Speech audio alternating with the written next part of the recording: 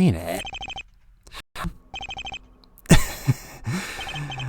How do you even explain something like this?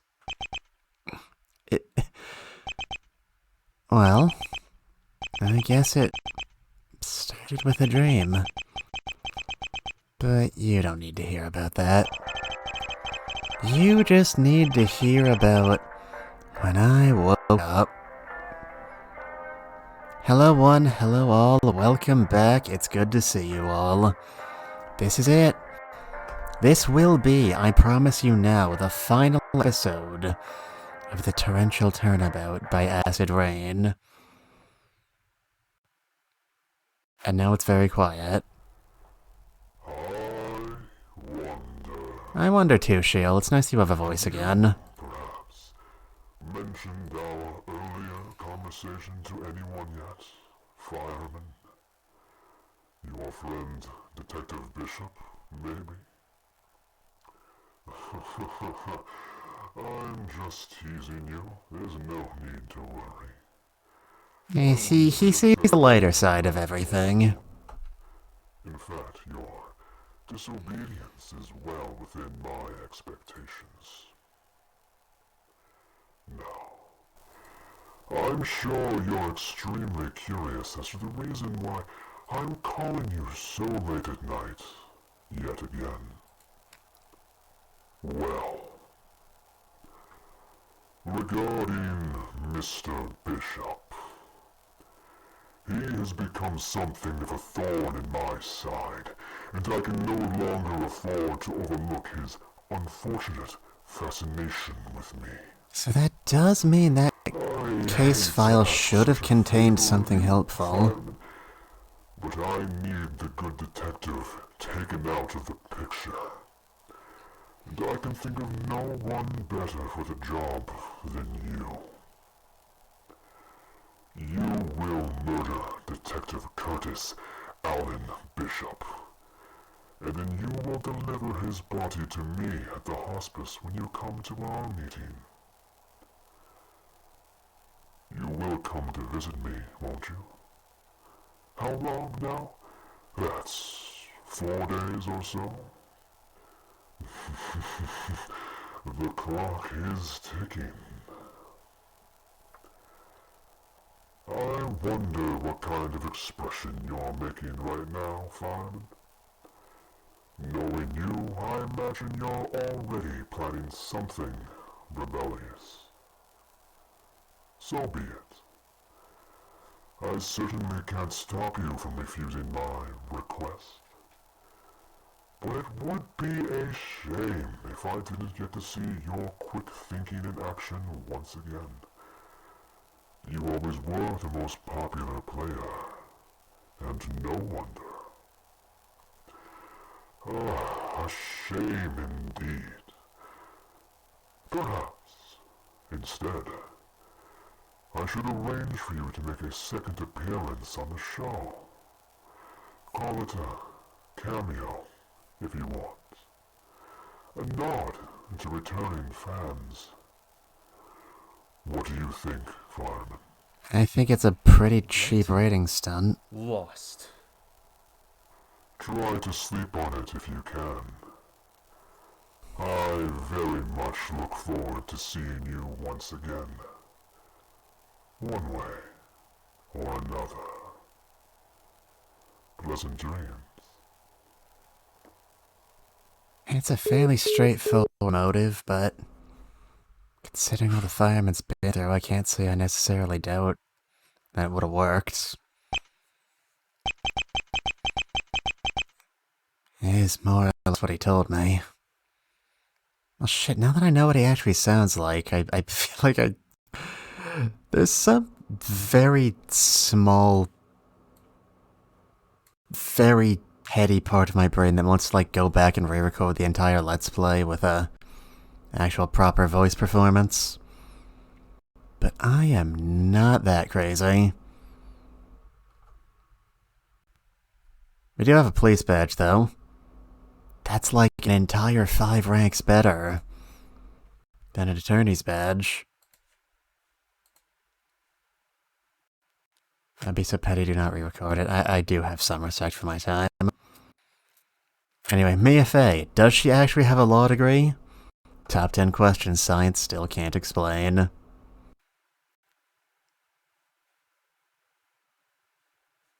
Attacked by graves on the night of the crime, we have proven that now. Doesn't look like anything else has super changed except for what we already know. An enigmatic individual who is holding those in the courtroom captive.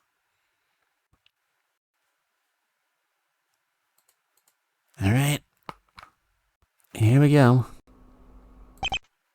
I had no intention of just doing what he told me to. Not until the moment I pulled the trigger, really. I thought things would work out. We had a plan to kill Sheol. It was a good one. The crossbows, the fishing line. I really thought it was going to work. And afterward, it obviously had to do with Sheol, so that meant Kurt and I would get the case. We could clean up loose ends, scrub the security footage. We could get away with it. And Sheol clearly didn't suspect anything, so we could still take him by surprise. And we got to that rooftop, and I looked at the patient wing through the crossbow's scope. I knew I'd screwed up. All I could see was someone lying still on the roof. No sign of Sheol. No hope for our plan. Or for me. I remember Kurt turned to me. He turned to me and said, "It appears we've missed our chance." I don't even remember pulling the trigger. It was like he just fell over. Stood there for a while. I remember hoping that I'd get struck by lightning or something. But at some point, I guess I dragged myself downstairs. Found the first floor flooded. Try saying that 3 times fast. And to be honest, I don't remember what I did after that. A lot of nothing, I think. I hadn't exactly delivered Kurt to Sheol, but who knew if Sheol had even been there that night? Maybe I'd be alright. Maybe he'd leave me alone. But it wouldn't matter. I'd still be going into a cage if the LAPD figured out what I'd done. Eventually, I came up with the idea of working Kurt's plane in reverse. Took me hours to think of it. And the rest is all pretty self-evident, I guess.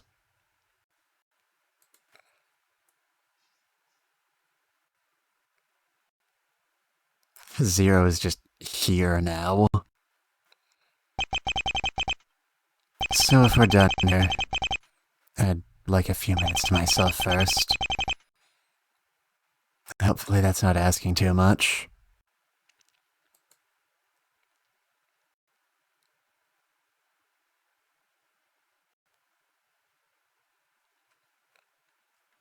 Guy.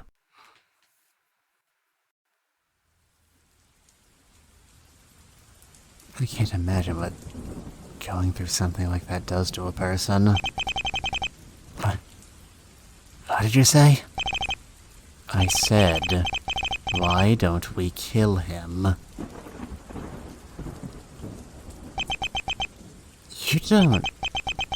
You're not talking about Sheol, are you? Of course I'm talking about Sheol. Are we not just discussing him? Or did I miss a cue again? No, you... Damn it, Kurt, what the hell are you talking about? I simply suggested that we kill him. Sheol, that is.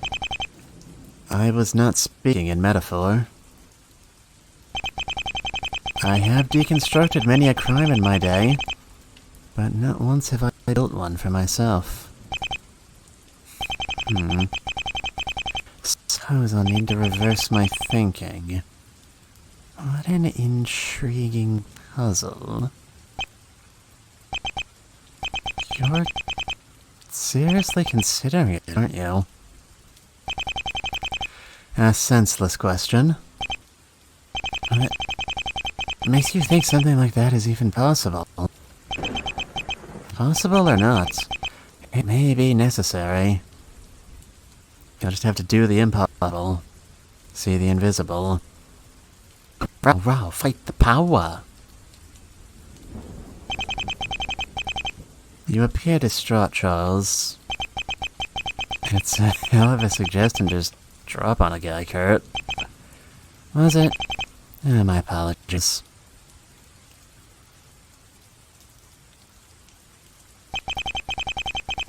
Do you know why I became a policeman, Charles? What's that got to do with anything? Well, you've wondered about it, I'm sure. The work doesn't suit me, does it? Can you imagine it? Me handing someone a speeding ticket, scolding jaywalkers, corralling protesters, arresting drunkards, or whatever other inane services our colleagues provide. It's hard to picture, yeah. I agree. And yet here I am. LAPD detective. Homicide. The difference between myself and those other men, Charles, is that, broadly speaking, I don't care. He don't give a fuck, he don't give a fuck. I don't care about law. I don't care about order. I don't care about the people or our community. To be frank, I don't really care about the paycheck either. No. My professional motivation comes from a simple desire to see everything put into its proper place. I mean, at least he's honest about it. Criminals should receive punishment for their misdeeds, as a matter of course. And yet, many do not. For me, this is a source of constant irritation. To that end, I uphold the law. It is a tool. Yeah, there's a lot of tools in this case, aren't there? I do not see a way to put Sheol in his proper place using law. Because as you and I well know, Charles, law is not equivalent. Evidence suggests Sheol is both wealthy and well-connected. In a way, most of the suspects we have in front of us thus far are not. I wonder... He will have the best lawyers. He will have monetary influence. He will have more than a fighting chance of getting away with everything. For my own entirely selfish reasons, I do not want to give him that chance. Such is my reasoning. And so I ask again. Why don't we kill him?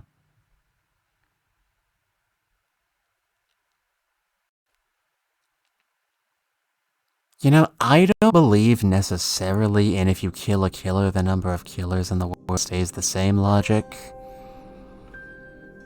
But the way he talked, I wouldn't be surprised if Detective Bishop did. I might be overthinking things, though. He certainly didn't seem all that bent out of shape over it. Sorry, Kurt. For everything. I roped you into this, and I stabbed in the back. And then I tried to run from it. Now it looks like the whole charade was for nothing. Sorry for being so weak. And I'm sorry I never told you about that second phone call. I thought my faith in you outweighed my fear of Sheol. Guess I thought wrong. Sorry. Is this it? Is it over? Am I finally getting what I deserve?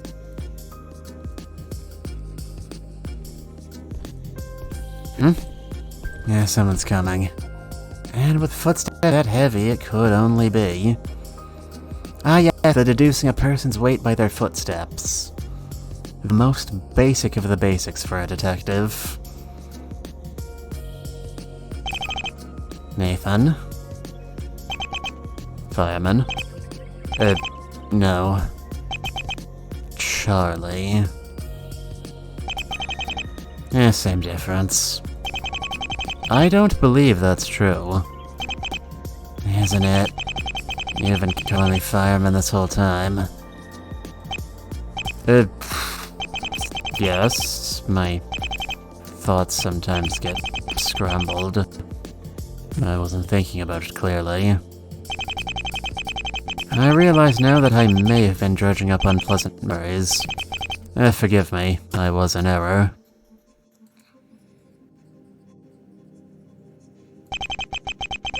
I'd like to be left alone for a while, if you don't mind. Of course, Charlie. My apologies for the disturbance. But there was something I wanted to tell you, and it wouldn't be appropriate to wait. I want to tell you that I'm sorry. I'm sorry I never noticed the weight on your shoulders, Charlie. I'm sorry I never realized you needed help. Or a friend. And I'm let me stop you right there. I never asked for help. I never wanted help. But I rather think you need— Says who? You? I barely even know you, Nathan. Everything was fine until Sheol stuck his nose in. Things were good.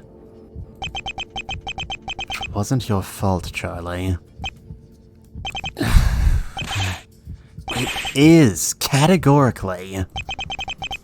And for fuck's sake, man, you live in 24-hour medical care. You have it worse than I ever did. I wonder, do you believe I am at fault for my own situation? What? No, come on, man. I'm not in the mood for this crap. Seriously. Too bad. I'm not letting you off that easily. Speak for myself. My condition is indeed my own fault. I was unable to withstand the guilt. But curiously, I truly believe the flame for your friend's death lies beyond you, Charlie. And I suspect you disagree on both accounts. Am I wrong? No. You're right. You and I adhere to the same contradictory double standards, don't we? Our situations aren't even remotely the same. They're exactly the same. We ruined our lives, you and I. Or so we both believe. At least you only hurt yourself. Is that what you think? I'm really not in the mood for this. Heh. What an adorable conversation you're having. Pardon the intrusion. Really not in the mood for this. You are also not the same. Like, we actually, like, agree on that, right? Right. Ah, puppets. It's been too long. Keeping well, I trust? What are you... I'm not here to commiserate if that's what you're about to ask. There's work to be done. We're still locked in here if you haven't noticed. Damara. Think about what he's been through in the past hour. We should give him a break. Give him a break? Do you realize the others are over there deciding what to do with him?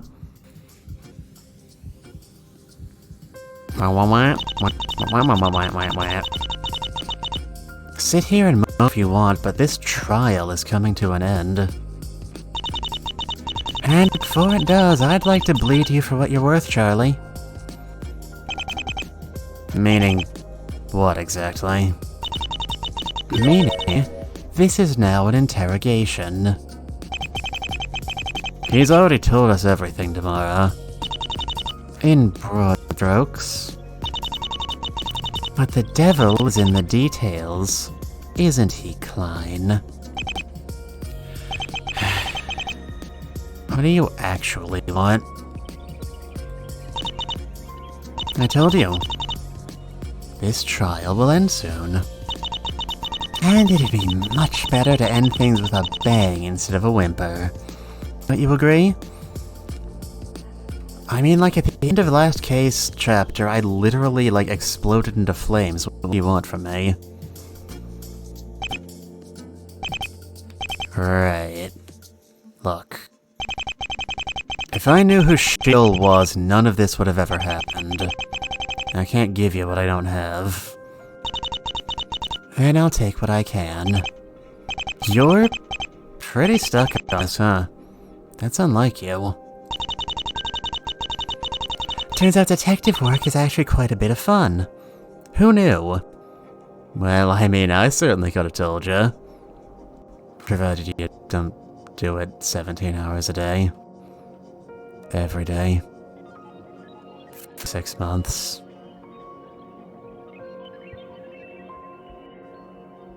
Anyway. Maybe I'll put my resume in at your office, Charlie. They are down 2 whole detectives after all. There's really no need to antagonize the man. Oh, shut up, Nathan. Honestly. Is empathy really warranted here? He's a murderer, you know. But does that pull at your heartstrings? Because if it does remind you that I tried to kill Donald that night, I may yet succeed, depending. So where's my sympathy? No pathos for your old partner? I do not believe the fireman is cruel at heart. Rather unlike yourself, I might add. Oh, I'm cruel now, am I? My, how nostalgic. It certainly has been a while since we've spoken together. Just the 3 of us, I mean. I suppose acquaintances tend to drift apart when there are no murders to plan. How sad. I take it back. Addiction's a good look on you, Damara. And I'm sure handcuffs will suit you just the same, fireman. Are you going to ask me any damn questions or what? Yes, I think this is an excellent opportunity to change the topic. Alright, let's segue into something plot relevant now that we're done with character building. The best of friends, we three. I asked to be left alone, and this is what I get. Guess that's karma. Shield called you a second time? That's what I said. What else did he say to you? Aside from what you've already told us, I mean. That was it. Kill Kurt or else.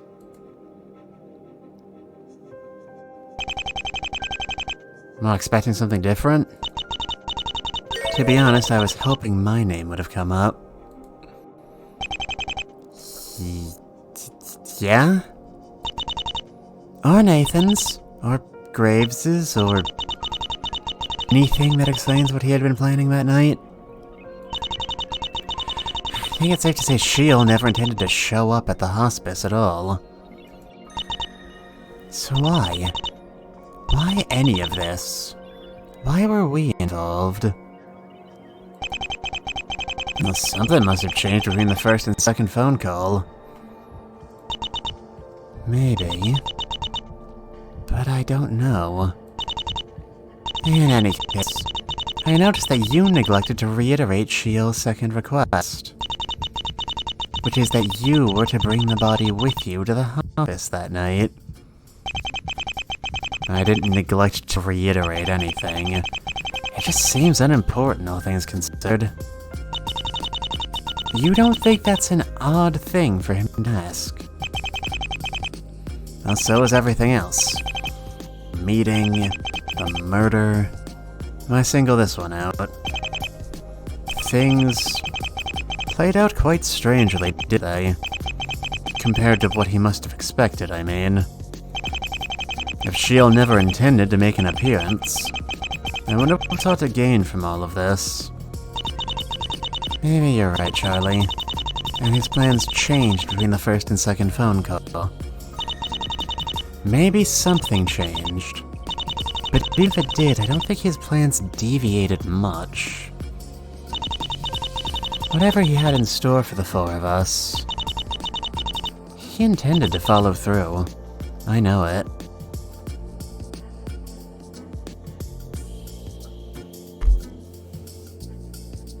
There's a lot here that isn't quite fitting together yet. Yeah, I can't help but feel the same.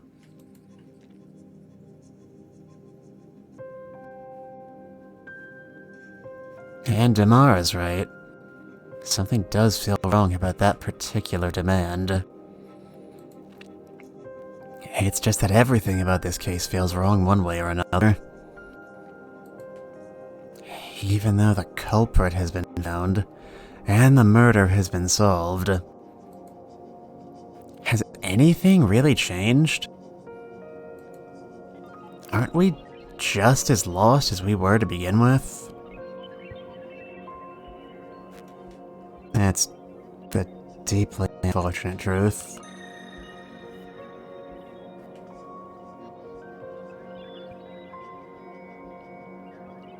We're over here.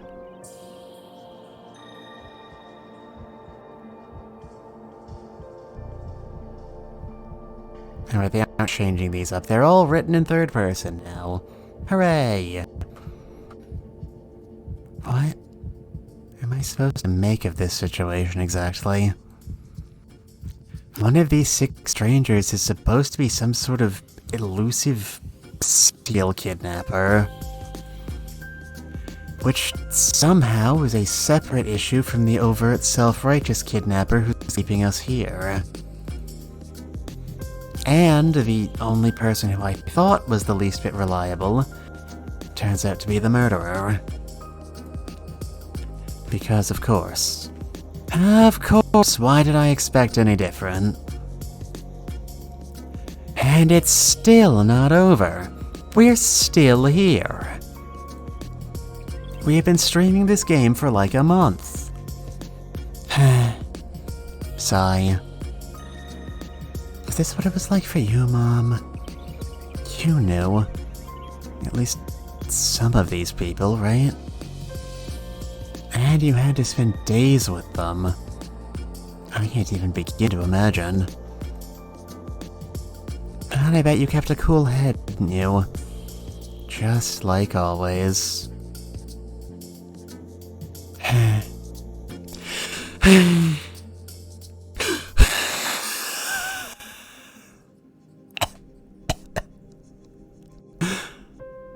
Wish I could say the same for me.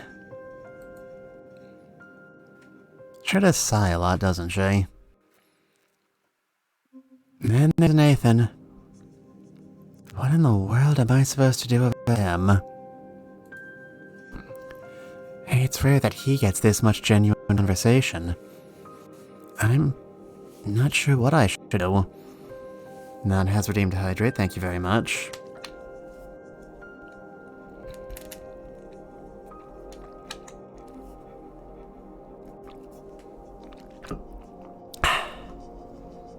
Ah, life-giving water. Nectar of the gods. He seems to want to talk to them. But should I go break up their conversation anyway? There's no chance that being around these people will have a positive effect on his mental state. But on the other hand, I don't think I've ever seen him this lucid for this long. Honestly, feels like he's dealing with this better than I am. And while those three are talking, everyone else is off having a tense strategy meeting or something. This is a very nice picture. I still have no idea what the story is with these three. Which, I guess, is why I'm standing here by myself, feeling weirdly left out. Or something. Best to write off that particular feeling is instinctual, I think. Practically speaking, the fact that none of these people need me around can only be a good thing. Ms. Winters. No.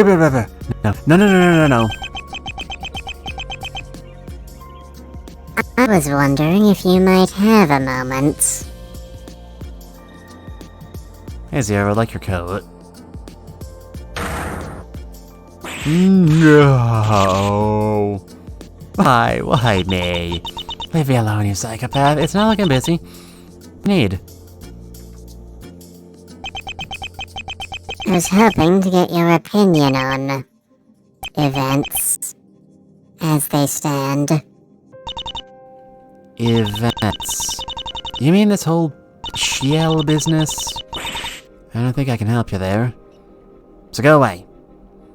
Go away, or I'll taunt you a second time. That is precisely why I've come to you. It's easy to become lost when you are in as deep as I am. Easy to forget which direction is up. I recognize that you are somewhat more distanced from things than the rest of us. Closer to the surface, let's say. I may be wrong, of course. Nevertheless, have I overlooked something obvious? Has anything caught your attention? In other words, you want a second opinion, since you've realized I have nothing to do with this. Right? I mean, I don't think you've said anything in your inner monologue that's all that suspicious. But I don't know if you said anything completely exculpatory either. More or less. Any chance you'll let me out of here then? No. Well, she tried. Oh, come on. I'll be your best friend. Pity please with sprinkles on top. No. Well, terrific.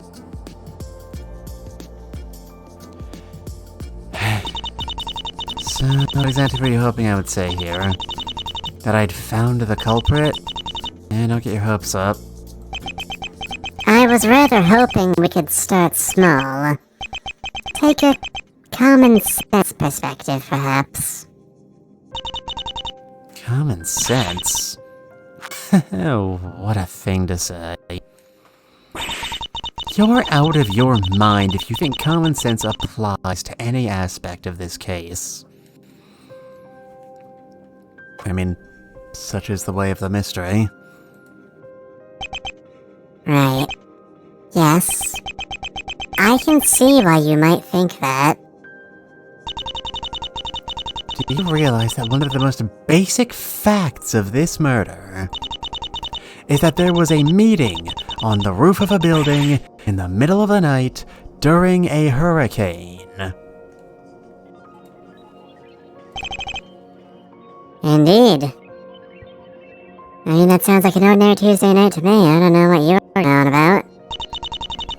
Just off the top of my head, I can think of 3 solid reasons why this makes absolutely no sense. Aside from the obvious. For one, the hospice is locked at night. There's no way in. 2, flooding aside, we have a security system. A pretty good one at that. Your point being that this meeting ought to have been impossible. I'd consider what you're doing to us right now impossible too, but here we are. Touché. This opportunity arose from a series of sincerely odd coincidences.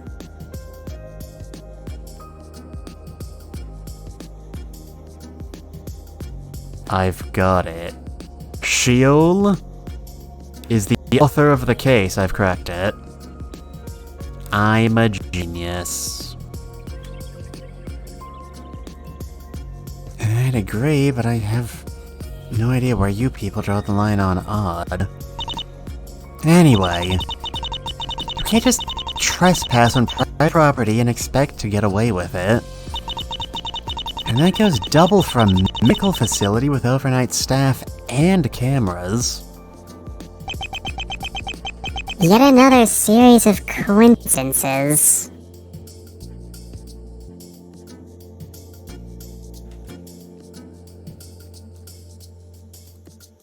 I mean, I was joking around earlier, but it really does seem like this case would have been impossible without that hurricane. It's nothing anyone can plan for, is it? I don't have the weather report and evidence. But they did say in that report that they were expecting Hurricane Seth to veer off and not hit until fairly soon before the murder. Sure, but can't all be coincidence. And your third point. Uh-huh. Right. It's just... now I'm supposed to believe that all this ridiculous nonsense was all part of a plot to murder some other guy who wasn't even invited to the meeting? Usually before a hurricane you get about a week maximum of notice, even then it's unpredictable where yeah. And we recall Sheol's first call came in 5 days before the murder. And the one where he said, hey, actually, I'm planning a murder. Now, hold on. The one where he said, hey, actually, I'm planning a murder. came in a day after that, so 4 days. I think that's good enough. Strange and unusual. Aren't there thousands of better ways to have organized this meeting? Aren't there a billion more practical ways to kill somebody? What even is this? At no point does this case ever intersect with common sense. They say Sheol is a madman, that ascribing reason to their actions is wasted efforts. With my experience, I'm inclined to agree. No, that's nonsense too. You people keep talking about this person like they're some sort of unknowable enigma. But that's ridiculous. They aren't made of dark matter, they're a human being with human motives. I've had this post in my, drafted tweets for, as long as I've been streaming. Where I just went on this big rant about death games. And how they're such an artificial construct.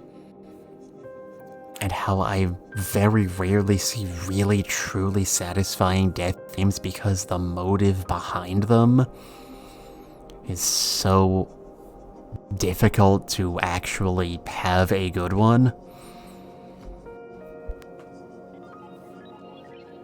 I know I've said in the past I like mysteries that really sit down and just embrace how artificial the entire genre is, but there is a limit. So I'm glad we're at least addressing this. The only thing more ridiculous in this case is assuming there was no reason for it. Sheol is as capricious as they are cruel.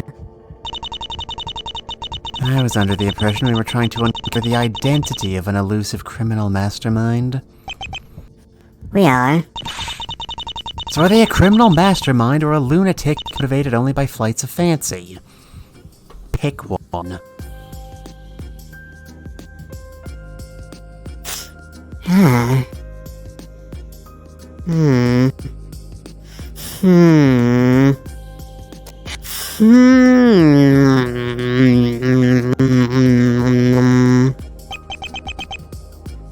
I suspected. I was right to come talk to you. Please don't make a habit of it.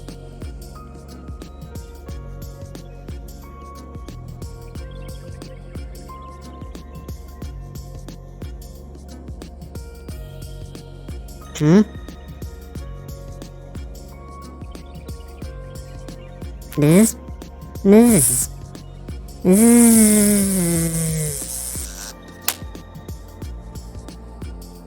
Okay, I got the B.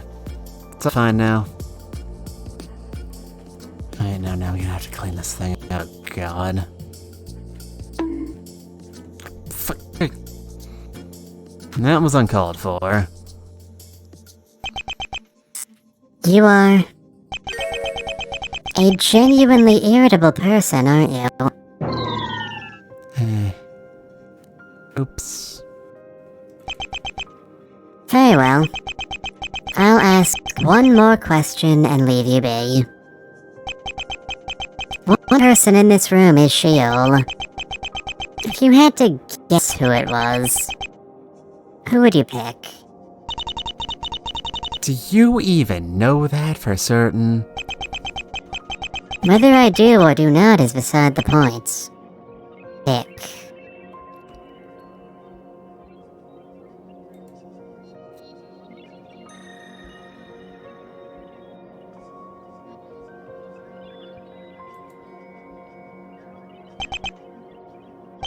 I see. May I ask why? Don't put words into my mouth. I didn't say anything. And yet, Your furtive glance tells me all I need to know. Oh, come off it. All I'll say is that those three have been through enough. A Graves guy too, by the sound of it. Yeah, we didn't see the inside of Shiel's room and board.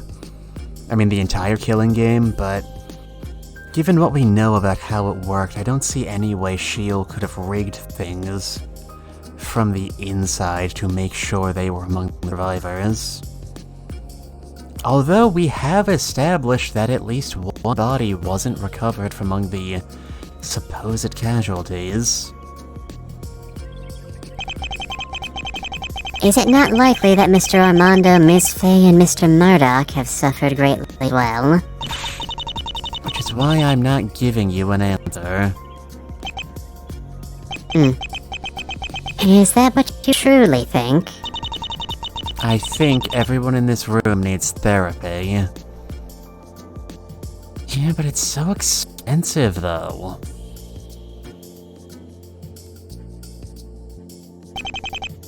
Huh.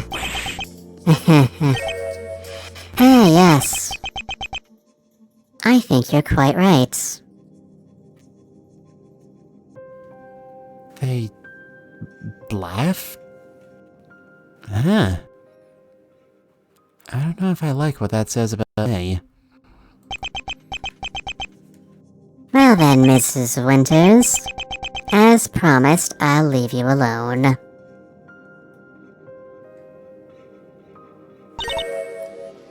Wait. Before you go... I've got a quick question for you. Is there a reason you've decided to stick around in person? Frankly, you're kind of distracting. You may consider my presence a reminder. Solving Kurt Bishop's murder has not lowered the stakes. Also, I mean, I'm here now, so I might as well stay. Oh, Zero's actually kind of cute when they're, not shooting people. I mean, maybe they're kind of cute when they are shooting people. I don't know, I haven't seen Under the Mask yet.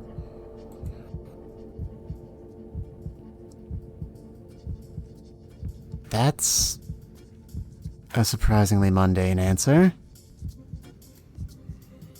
I guess just like that Shiel person, there's a human being hidden behind that gas mask. Alright, I'm fairly certain Winters is genuinely as uninvolved in all this as we've been led to believe. The fact that she doesn't know Shiel's name even in her own inner monologue is very telling. Who are you? That's what I should probably be wondering right about now. But it wouldn't make a difference, I bet. Even if you took that mask off, I probably still wouldn't know who you are. It's an interesting thing to say. Ahem. Ahem. Oh good, my other least favorite person. Prosecutor Murdoch. Finished with your discussion, are you? Need something? Well, I mean, you're kind of in my spot. Prosecutor's bench now, just, waiting for you to scoot. Wouldn't it be funny if Zero is like Winter's husband? See, I was thinking it might be Doc.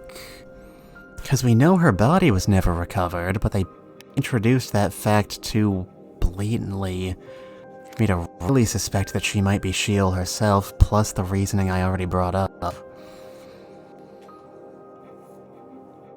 And she would have a very strong motive to want to get Shiel dealt with by any means necessary. Anyone else be really interested? Yeah. It is a fairly... I mean, from my perspective, that's a fairly obvious conclusion to draw. I don't know how long y'all have been in the business.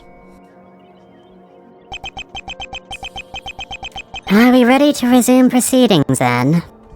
I can also explain why Zero is being more friendly to Winters. Yeah, like, as soon as they started, like, visibly defrosting around her, I was like, am I going somewhere with this?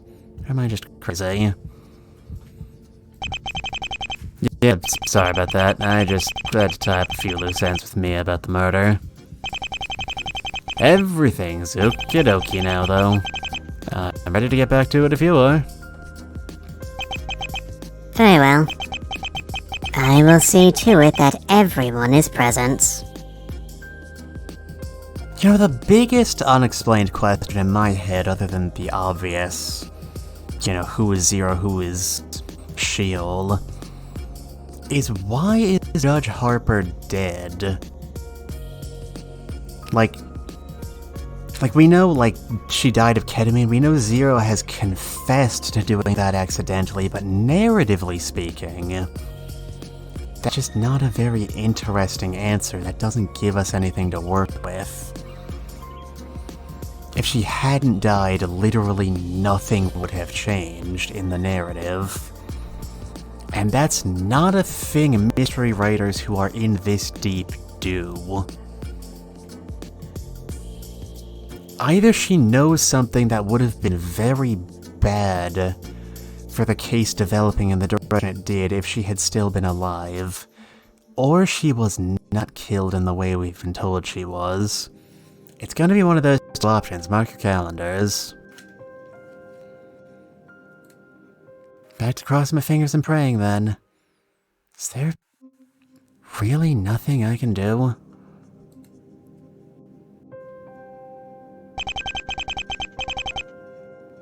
Now we're Diego. His attorney's badge is a hunk of foam I made in like 20 minutes. Much less sophisticated than the other one. He's a real piece of work, you know. No objections here. This feels weird to say, but I wasn't expecting him to be like he is. Guess I was anticipating some kind of stupid twist, you know? Like maybe he'd turn out to be a friggin' saint. Or CEO of some Fortune 500 capitalist web game. As like a side hustle to being a morally reprehensible scumbag, I mean. But nah, he's just an asshole. Go figure. Makes it easier for me, I guess. At the end of the day. Yeah, sure then. About Murdoch. What do you mean? Of course I'm sure. You aren't?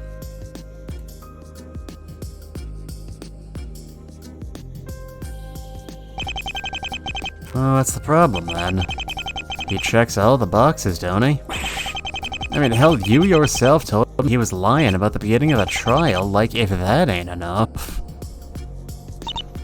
I know, I know, but... Well, I guess I don't know.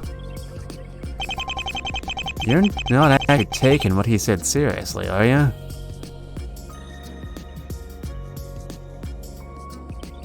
I mean, I'd like to know what he said. Feels like it'd be helpful. You know, that man has said to me on multiple occasions that he and I are alike. That's dog water, man. Don't tell me you're buying into that crap. You know, it's been a while since the last time I heard somebody accuse somebody else of being dog water. Yeah, I'm not. That was going to be my point, actually. Oh. Well, good. Continue.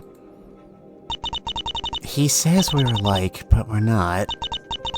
In fact, in certain respects, I don't think we could be more different. I mean, we're on opposite sides of the gender spectrum. He's a colossal asshole. He's wearing a very stupid wig. Sounds odd to say, but Seems he and I have different ideas on what constitutes truth. This conversation is gonna go way over my head, ain't it? To him, apparently, there is no single truth. Or at least not exactly. Truth is a matter of perception. He thinks it's subjective. Change how people look at it and you change what it means, he told me a little while ago. Whereas I have always tried to let the evidence do the talking for me. Truth is objective reality, after all. Charlie Klein didn't murder Kurt Bishop because we think he did. It's a demonstrable fact. I mean, that's... yeah. Oh, Diego, you have such a way with words. I think that's an irreconcilable difference. So we're nothing alike. At all. I do not like this Murdoch. Its smug aura mocks me. Of course. Well, I could've told you that. What's this got to do with anything, though?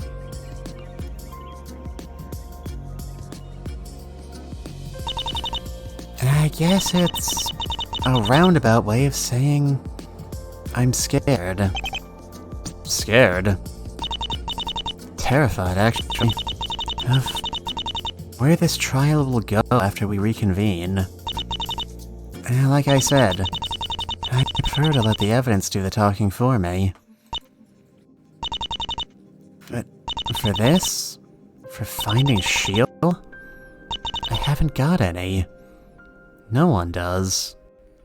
I mean, except that massive case file of evidence on S.H.I.E.L.D. that we have. But other than that, we have nothing. No one was expecting you to, Mia.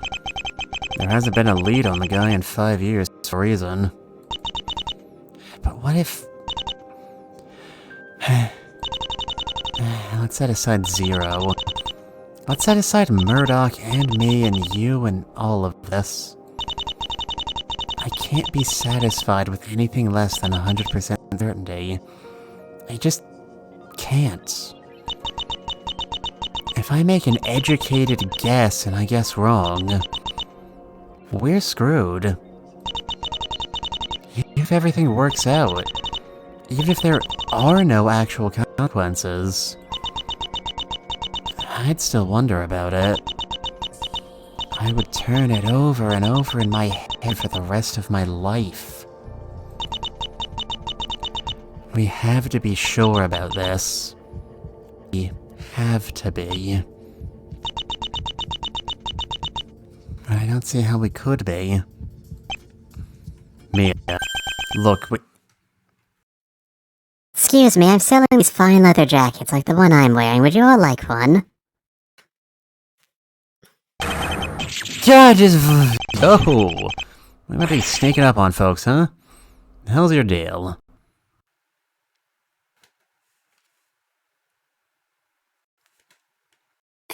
I just wanted to say hi.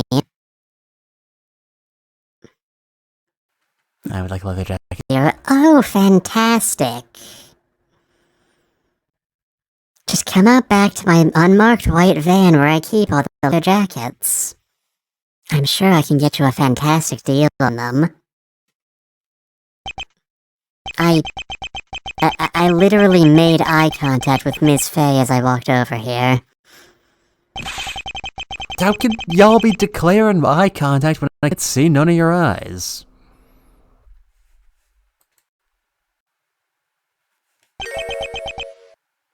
In any case, we will resume proceedings shortly. Please be prepared. I'm so sick of this flippin' courtroom.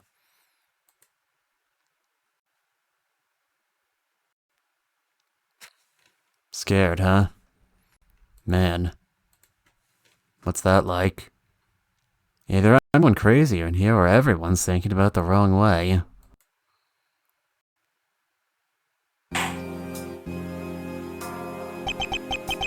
court is now in session.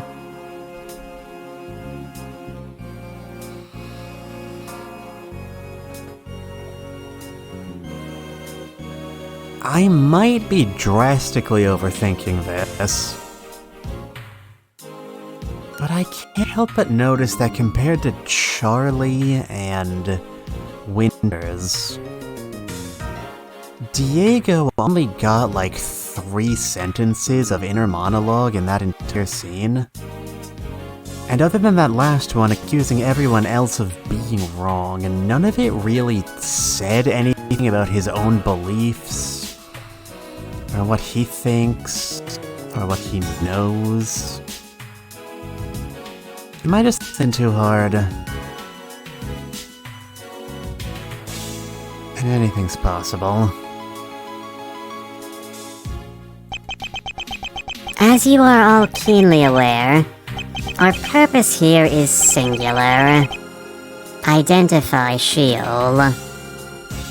Diego's a wild card, he has been this whole time. I mean, the whole case we've been operating under the assumption that he's our partner in whatever he's planning with Mia. I don't know for a fact what that is yet, that's still an unknown. That was so vague, I'm starting to wonder. Are you all prepared? He calls people kid and that automatically makes him suspicious. That's... do you mean... like... the high-tier indie VTuber Higiri is suspicious? Because I don't think Yukun is suspicious, I think Yukun is rather charming. Anyway, are you all prepared? We're as ready as we will ever be. What is this? Some kind of bit, I'm guessing.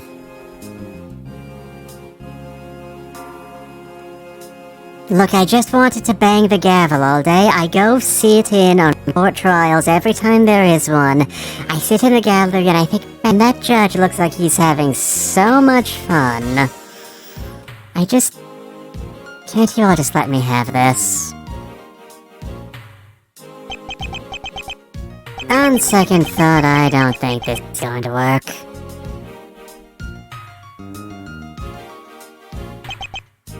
There. Better that we all see eye to eye during these proceedings. Do you all get it? I did a funny. It was a pun. Do you see? Cause I said eye to eye during proceedings when I got down to the level to make eye contact. Ha ha ha. We're all friends here, right? Now then. Are the defense and prosecution ready?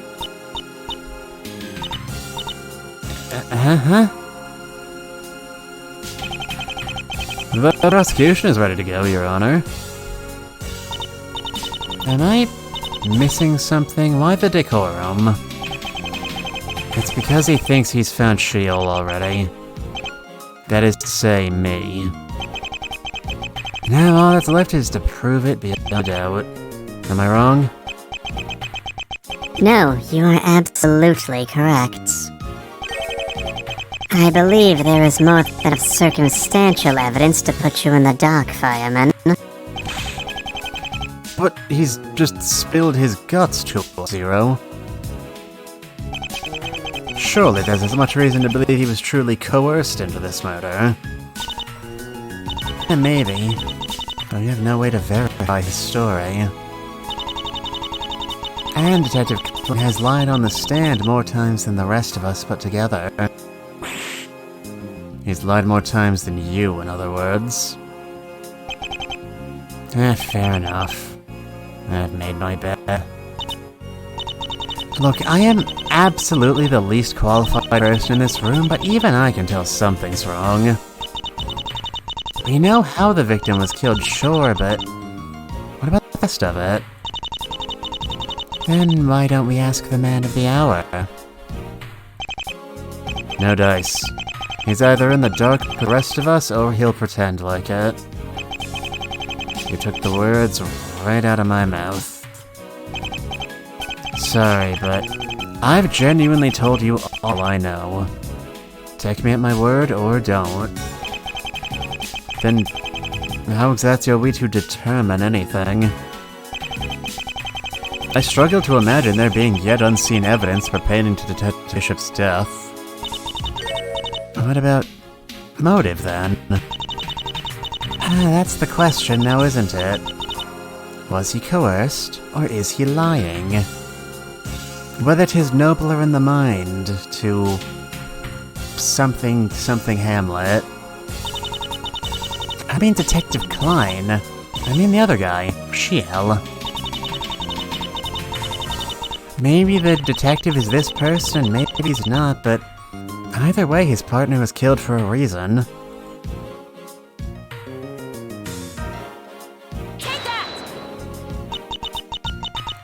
The reason Kurt Bishop was murdered... I can hazard a guess.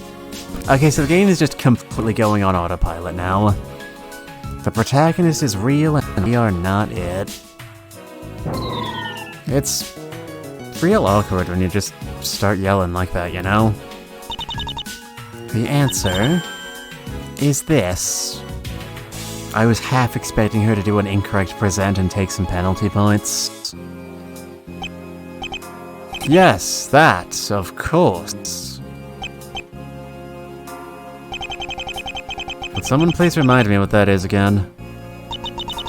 As we now know, Kurt Bishop was investigating Shiel. His files are the result of that investigation.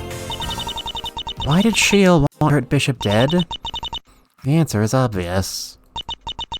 Kurt Bishop must have found Shiel. Or at least a particularly damning clue. Could that really be? Don't see why not. Bishop was supposed to be some kind of genius, wasn't he? He was. Definitely.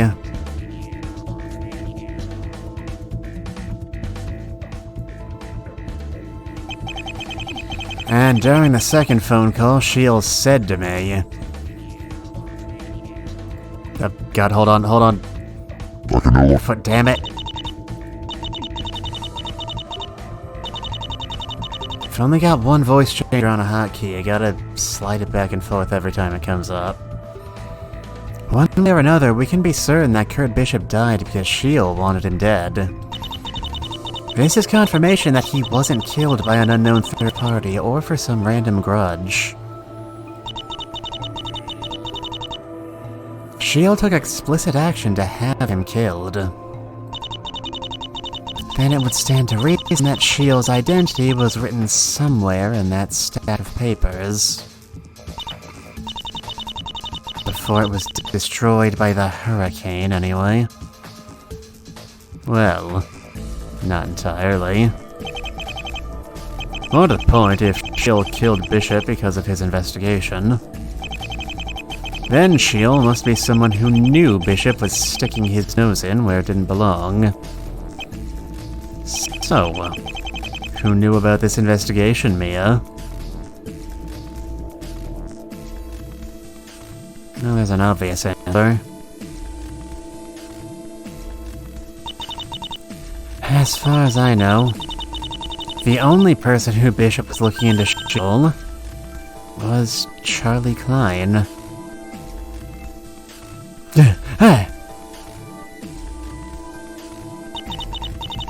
Is that true, Charlie? Honestly, I'd be surprised if Kurt had told anyone but me. Now, I'll take this opportunity to reiterate that I'm not Shield. You're certain there was no one else? Well, someone else had to know, surely. Or are we to assume he didn't talk to or interview anyone?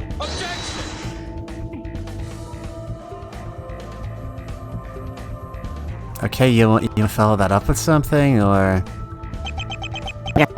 Something to add, prosecutor. Oh, no, sorry. Well, yes. Actually, no. Kind of.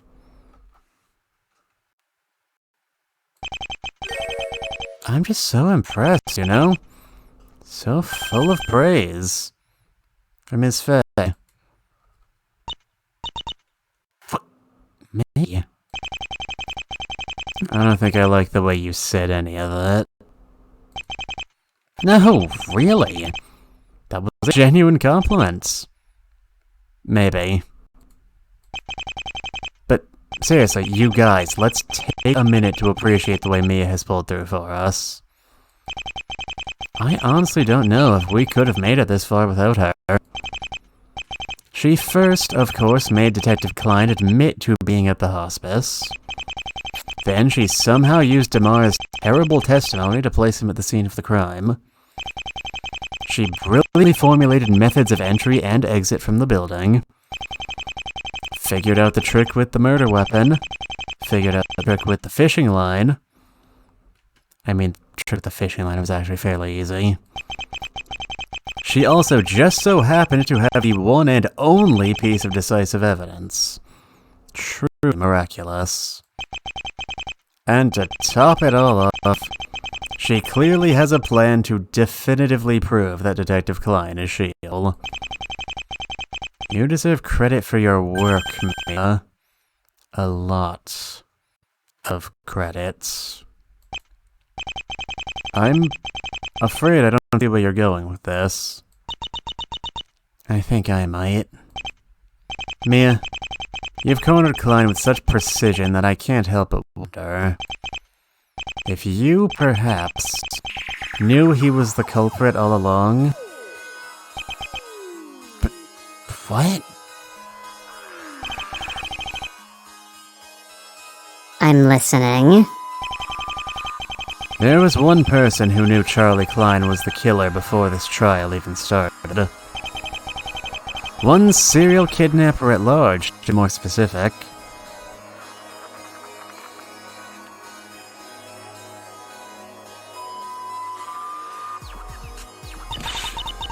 Alright, now hold on a minute here. This is a curse that has afflicted a surprising amount of great detectives over the years. And it almost never works, so I don't know why people keep clinging to it. Like you just said, Mia essentially solved Kurt Bishop's murder on her own. But isn't that the opposite of what Shiel would do in our situation? Well, normally it'd be right. However, our situation is far from normal. And wouldn't Charlie Klein make an excellent scapegoat? You knew from the beginning you had an easy out from Zero's trial, didn't you, Mia? You're familiar with the case. You knew who the killer was. All you had to do was work backwards.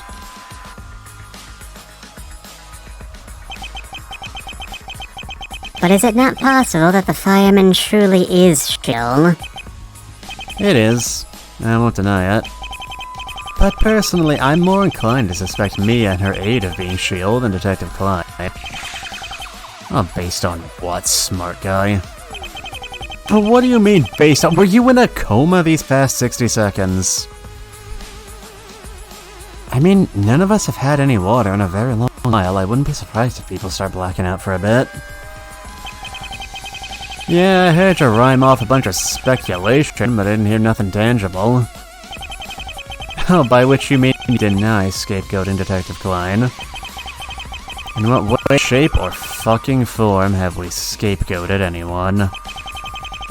Oh, you don't seriously expect us to believe Mia figured all of that out legitimately, do you? Wow, okay, rude. No, that ain't what I asked, Murdoch.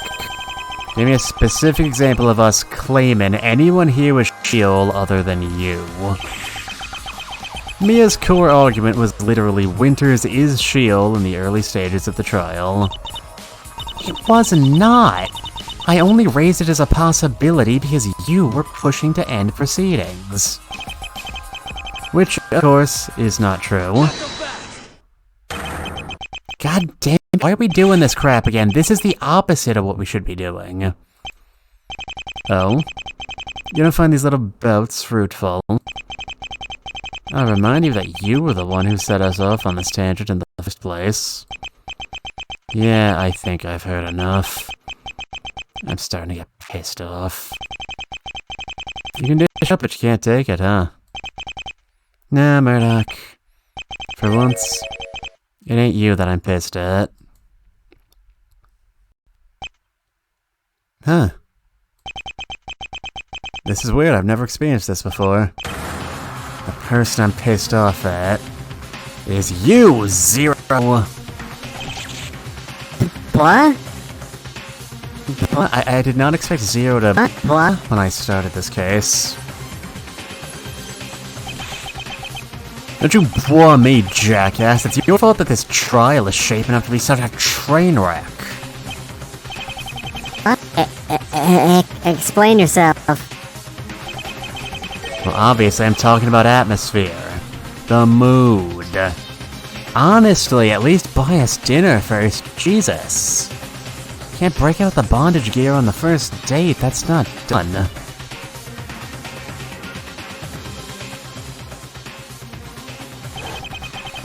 In the very beginning, then find the traitor or you all die. And let me tell ya, that ain't a mindset conductive to getting anything done at all.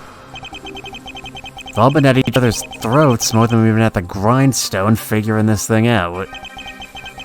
We came here to find Sheol, yeah? And we got every VIP gathered right here in this room. You know what that sounds like to me? A gift. This is a damn gift, and it's slipping through our fingers. Now at this point, you can probably guess where I'm going with this. Yeah, that's right. I'm a power of friendship the hell out of y'all. Now listen up. You all know what this is, right? Detective Bishop's notes. Right. Now who knows what the base for these notes is? It was that case file, wasn't it? This is everything the LAPD took up in the 10 days immediately following the room and board. Best I can tell, Bishop added maybe a dozen pages at the end. Most of this is the original case file. Is there a point to this? There is. If old Bishop really found something, he probably found it using the known facts of NX0. We can't be certain of that. There could be dozens of extra pages we don't have. Detective Bishop tried to send this very stack of paper to the LAPD as a dying message. Clearly, these notes contain the crux of Bishop's findings. Those pages don't contain anything but water. They're no use to us. You're still not following. If we're in the ballpark on this thing, chances are that Bishop made a deduction using this case file. And that deduction led him to a truth that's gone unnoticed for the past 5 years. And what we got right here, right now in the courtroom, are 3 of the 4 surviving players of Sheol's room and board. The federal prosecutor who headed the legal team tasked with criminally charging Sheol. And whatever the hell you want to call Zero and I. Also, Winters, sorry, you ain't ready for this. Oh, believe me, I'm flattered. Yeah, maybe Kurt Bishop's gone, and maybe he keeps Sheol's identity with him. But maybe we've got what it takes to replicate his findings. Bishop has passed on the torch. We can finish what he started. Yeah. No. What a brain-dead idea. Not to mention entirely hypothetical. As you say, I was privy to the FBI's original investigation. We threw absolutely everything we had at Sheol and the room and board, and found nothing. We're just a bunch of schmucks in a courtroom. You think we're gonna crack base? Didn't you say the same thing about Kurt Bishop's murder? No, see, that's exactly what I'm saying, though. We didn't overcome the odds to solve Bishop's murder. Mia cheated them. But I ain't asking Mia to solve everything for us. I'm asking everyone here. For what little good it's done, you lot know Shield's room and board better than anyone. But this is our chance to use that pain for something good. Something right. We should all be pushing in the same direction. There's a chance we could unravel it all right now. I know we can pull this off. Let's reopen the room and board investigation. Yeah! We're gonna kick your ass with the power of friendship. Also, this gun I found.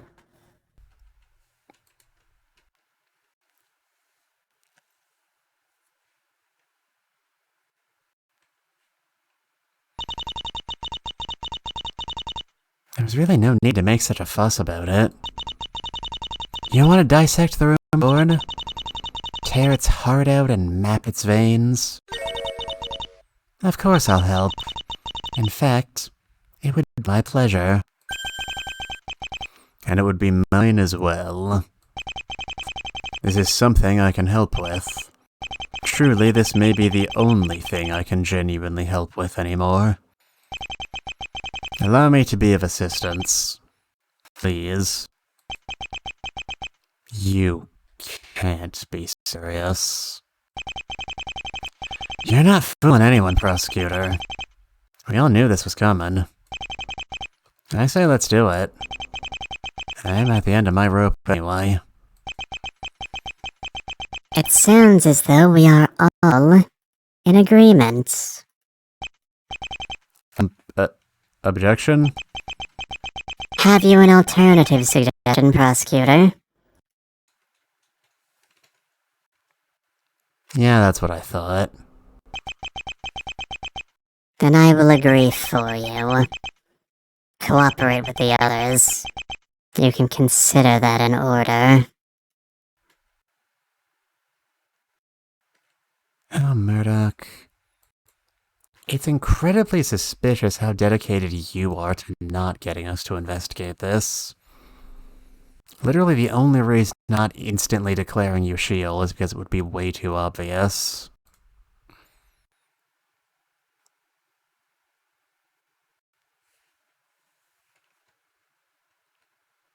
So is that wig just attached to your hat all the time, or what? So... what is the plan here, exactly?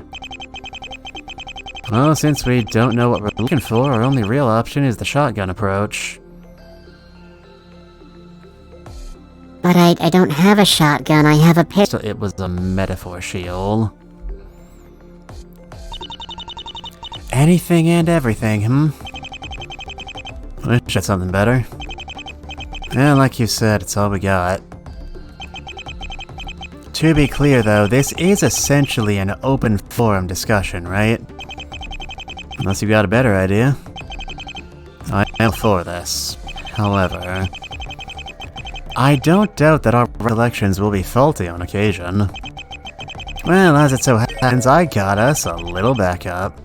Not much, but it's something. More files. Same files. This is what's left of that soggy stack of paper over there. Well, it's legible anyway. Don't know if they're gonna be any use, but why not, right? So, what are they? These are dossiers. 9 of them. They give some background info on each of the 9 players. Including you 3, of course. How much background are we talking about? Not as much as I'd like. There's really any new information in these things. Anyway, this page looks like a memo or something of Bishop's. Something Kurt wrote? Guess so. Unfortunately, he's too vague for us to really understand what we're talking about. But hey, You knew the guy better than I did. Maybe it'll speak more to you. Here.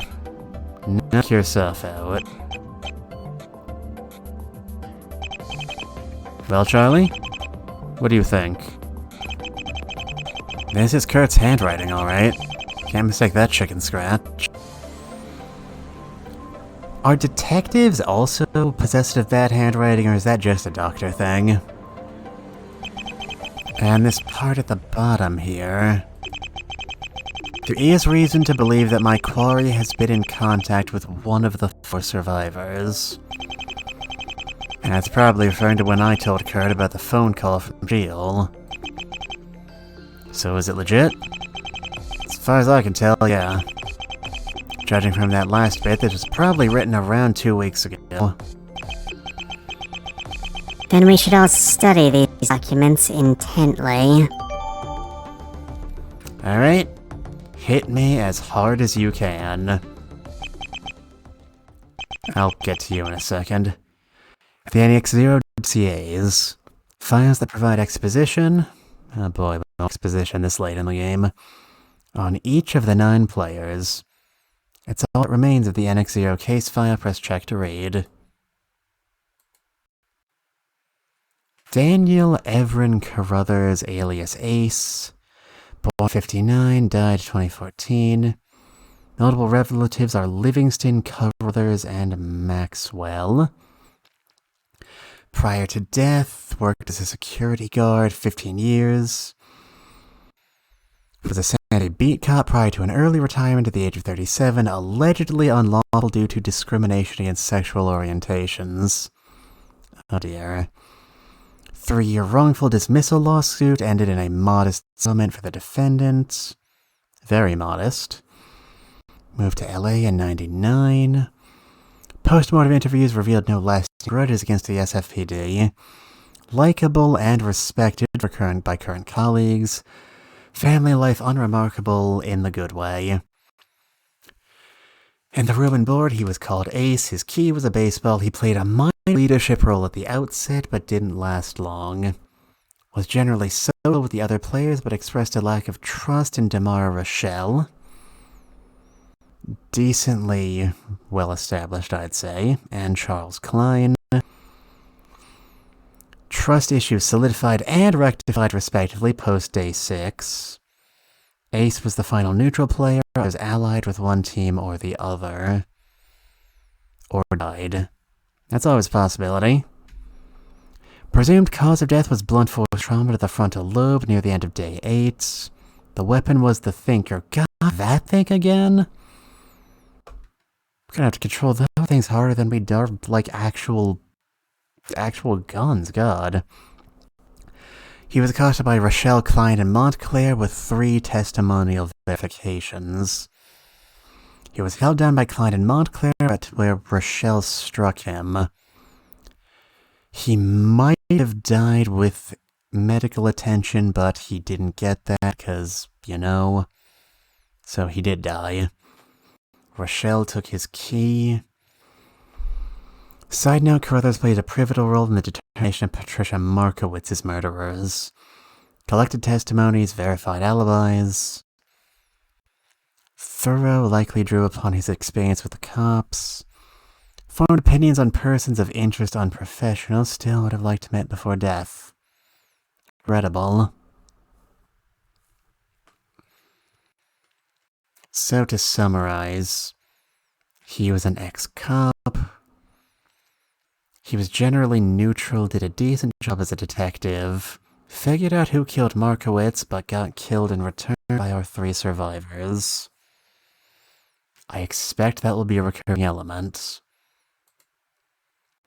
Erica Lynn Vandermeulen, alias Blue, born 93, presumed dead, 2014.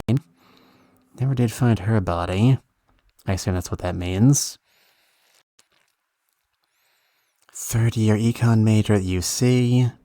Transcript shows 88.4% of tuition paid with scholarship money. Socially distant. Mother died 4 weeks prior to kidnapping of an oxycodone overdose. No indication of foul play, no other family involved. Struggle against poverty, a consistent theme. Neither Vandermeulen was given a funeral. Blue, key was a harmonica. Kept significant distance from other participants until partnership formed with Noah Colton. Partnership was perhaps informed by theft of harmonica. If Colton was Roland, then we do know that wasn't a theft. Guess even Bishop wasn't omniscient. Interacted regularly with Colton, Montclair Markowitz. Partnership joined by Graves on day 7. Rallied against the Klein-Montclair-Rochelle alliance despite and or because of significant material disadvantage. Largely unsuccessful. Only player to attempt hiding key. Logically appealing. Small physicality, fear of pedantry. Outcome unfortunate. Key discovered and stolen Charles Klein on day 4. Maybe that's what he was referring to. Had brief possession of the fire truck until it was stolen by Donald Graves on day 9. Knocked out via stun gun. Vandermeulen, one of 2 players to survive events of room and board but failed to escape. Murder by shield post-game highly probable. However, body was not found among charred remains of room and board bunker, therefore death not confirmed. Last known location, unconscious on kitchen floor, student ID known only photograph.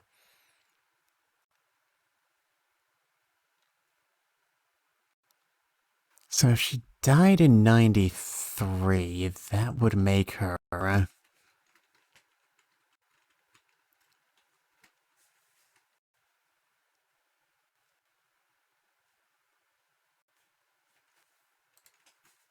That would make her 26 in the present. Only one known photograph and it's on police custody. She's about the right age to be Mia Fey. I'm presuming.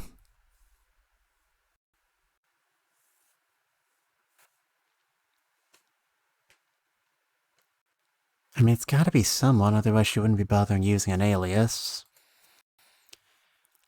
I said that before, did you? Did you say Blue specifically? I genuinely don't remember.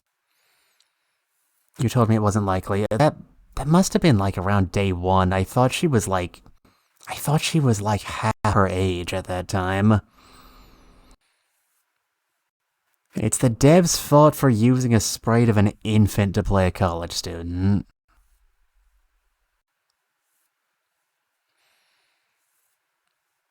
Alright, Chucky we already know, but we should go. Consistency.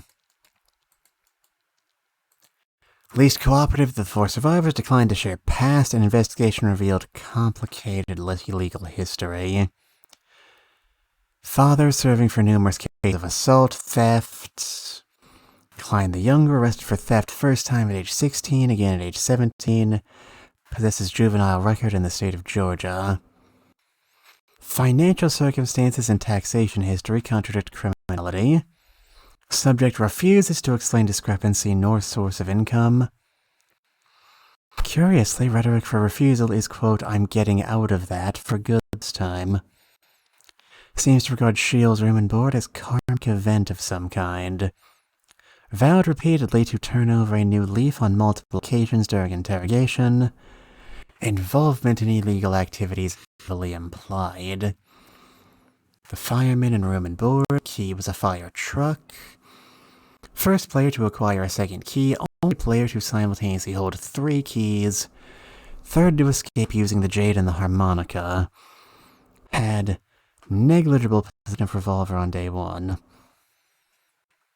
Arguably the most cerebral player, Klein identified Damara Rochelle and Nathaniel Montclair as Patricia Markowitz's murderers, with help from Daniel Carruthers. Remarkable piece of deductive reasoning judging witness testimony. Actions crystallized social structures, restored order when there was unrest. Highly trusted as consequence. Made decision to side with Rochelle and Montclair intriguing. Unknown if presently trustworthy. An interesting individual nonetheless.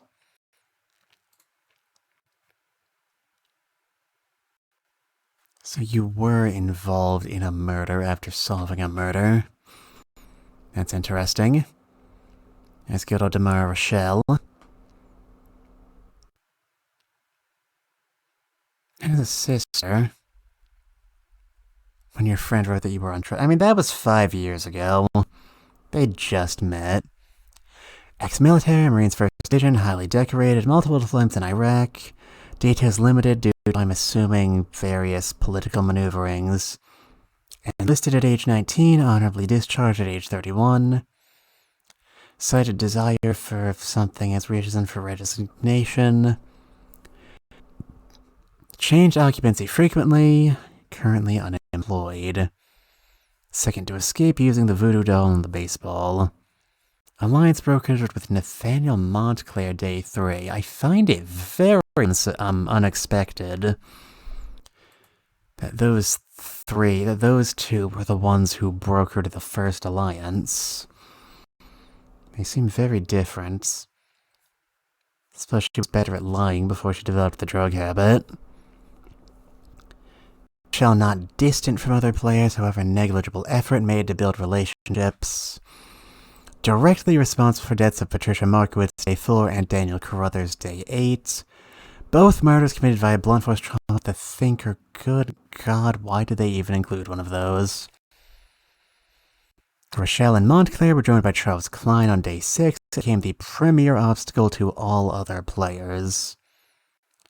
Highly paradoxical individual. Unquestionably the most driven, fierce player, seemingly unmotivated in personal life. Dissatisfaction, thrill-seeking, sadism, exact nature of behavior unknown. Regardless, calm demeanor masks destructive tendencies. Broke deputy's nose in altercation following escape from room and board.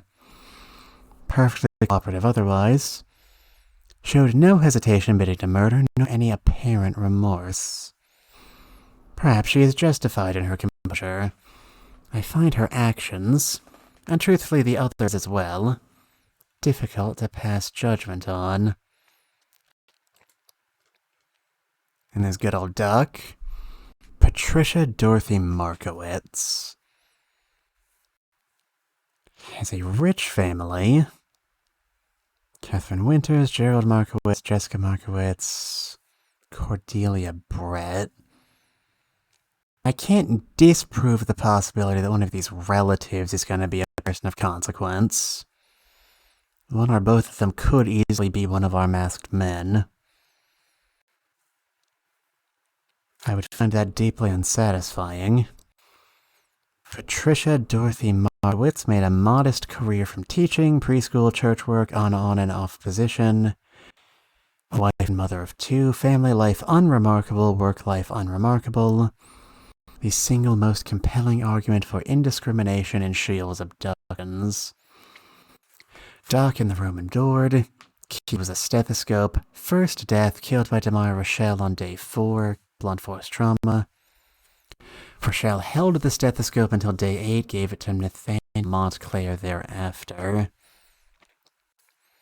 I'm very curious what the rationale behind that was. One key, as far as we heard from the rules on Day 1, works the same as another. So what was the point of trading within an alliance? Subsequent to her obtaining the Thinker via the 5th cupboard, Rochelle entered Markowitz's bedroom and bludgeoned her to death. Markowitz, chosen purely for environmental context, Doc's room was situated between Montclair's, Rochelle's ally, and the impregnable locked room. Quote Rochelle, she was by far the easiest target, so much that I almost felt obligated to go through with it. Markowitz's death regarded as high priority and central issue upon discovery, and 5. Incident noted by all 4 survivors to be the inciting force for nearly all subsequent conflicts. Doc was the most ubiquitously social player with no perceived enemies. Distrust was evidently no deterrent for conversation either. Testimony indicates her passing was the beginning of the heightened tensions and increased hostility That defined the room and board thereafter.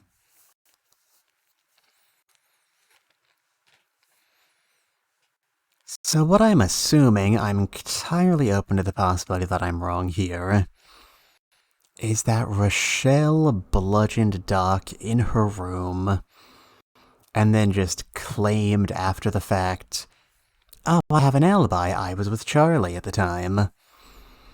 But by some unfortunate coincidence, or maybe intentional alibi making, intentional alliances, everyone else had an alibi, therefore it became an alibi puzzle. I mean, not Charlie, Montclair, and then Charlie and, what was Ace's name? Daniel. Figured out based on the location of the crime scene, as they said. It was good old Montclair's room.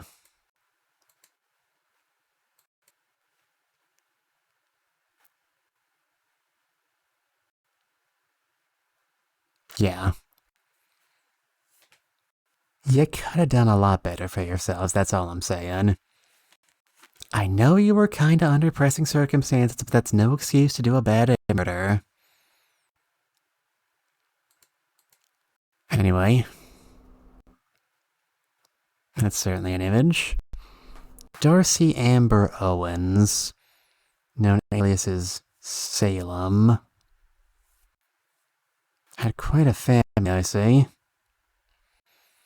Darcy Amber Owens, Dum de Plume Amber Owens, was an up-and-coming writer and illustrator of young adult fiction novels. In the course of my investigation, I read her debut, I Pulled a Five-Star Husband? Seeking insight. The book made little sense. Comedy of some kind, perhaps?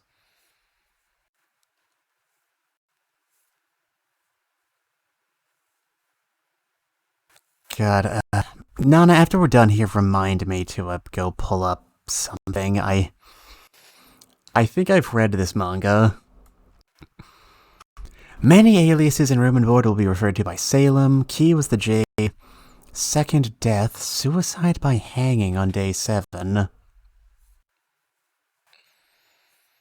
A weeb with bad taste, too. I'm still not over the fact that she prefers Full Metal Alchemist 07 to Brotherhood. I mean, honestly. Anyway. Is suicide even a thing? Do I trust this? I feel like we're gonna, find out that she was murdered when we start talking here. Used rope. There's no manga by that name, I just checked. I didn't literally mean that exact manga. Nana. That's not a real thing. We read about it in a work of fiction. Anyway, used rope found among murder mystery paraphernalia in second cupboard. Motive unknown, possibly anxiety stemming from loss of key. Unwillingness to take another's life, general sense of fear, or perhaps a combination. Salem was the first to lose a key, pickpocketed by Charles Klein on day 3. Tension and general distrust towards Salem had little to no impact on events from this point forward. Side note, by some unfortunate circumstance, I was given the responsibility of informing the Owens family of their daughter's death. This is not a task I am comfortable performing. However, the attached photo does not accurately reflect the Owens' everyday familial life, much to my relief. Testimony from her family reveals Salem to have been a typical 19-year-old girl, aside from her good fortune with her publication. Owens allegedly on her way to meet with friends when abducted, hence the costume.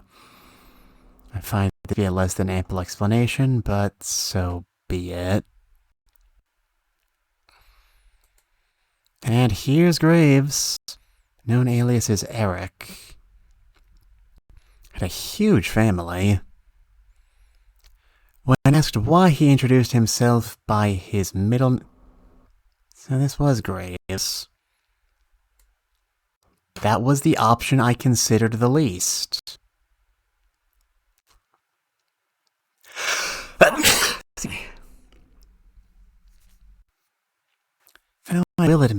I kind of forgot Eric existed halfway through there.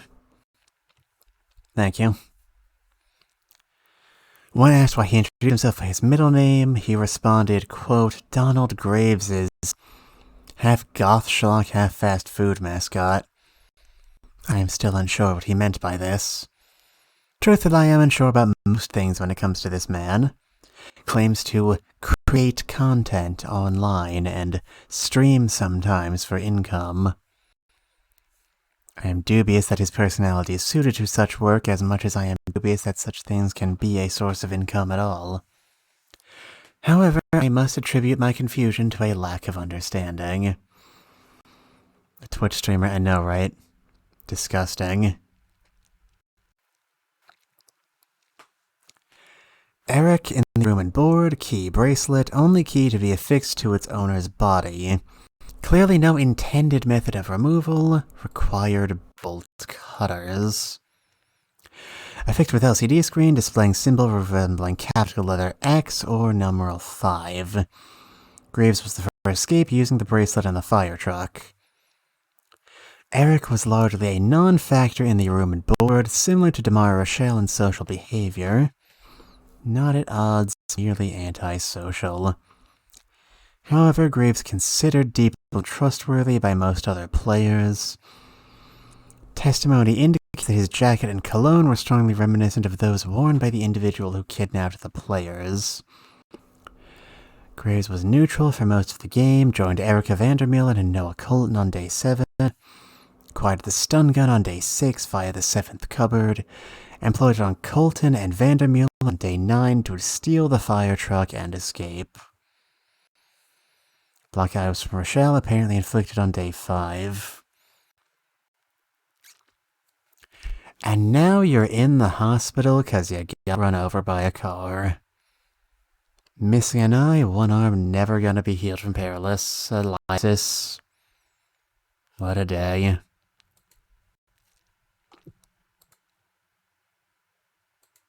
Two, 3, 4, 5, 6, 7, 8.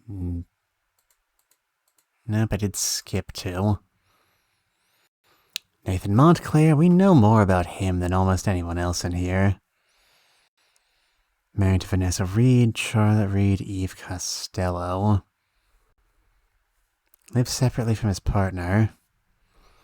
Most noteworthy player, objectively speaking. CEO, founder of Abzu Corporate Estates, a real estate firm valued at over $9.3 billion. The most compelling argument for specific intent in Shields' abduction. High-profile kidnapping, significantly risky, yet Montclair handled no differently. Illogical. Perhaps Shield involved him simply to boast. Simply to prove that he could. Teddy in room and board. Key bear, forced to escape, used the bear and the stethoscope. Entered into an alliance with Damara Rochelle on day 3 and Charles Klein on day 6. Accomplice to deaths of Patricia Markowitz on day 4 and Daniel Carruthers on day 8. Stethoscope gifted to him by Rochelle following death of Carruthers. Second only to Markowitz in sociality. Got on well with other players prior to day 5 when covering for Rochelle, and her murder of Markowitz was Rochelle. Defended himself by arguing he had no choice, still argues as such. Remarkably, this retained him a few cordial relationships, namely with Noah Colton and Eric Vandermeulen. Erika Vandermeulen, rather. There's an Eric and an Erica. That's not great. I don't appreciate that. Montclair is proof in the most emotionally distraught of the 4 survivors, lost paltry defensive actions but without conviction. Appears to have made an agreement with Colton, as it was Montclair who delivered his journal to the authorities. Cooperation halted following his contracting several high-profile attorneys. Noah Zachary Colton. Our Roland. Noah Zachary Colton was a new hire at an accounting firm in Burbank before his kidnapping. Moved from California to Washington State less than 2 weeks prior. allegedly averse to being photographed. Most recent available image from a fundraiser where he appears only in the background.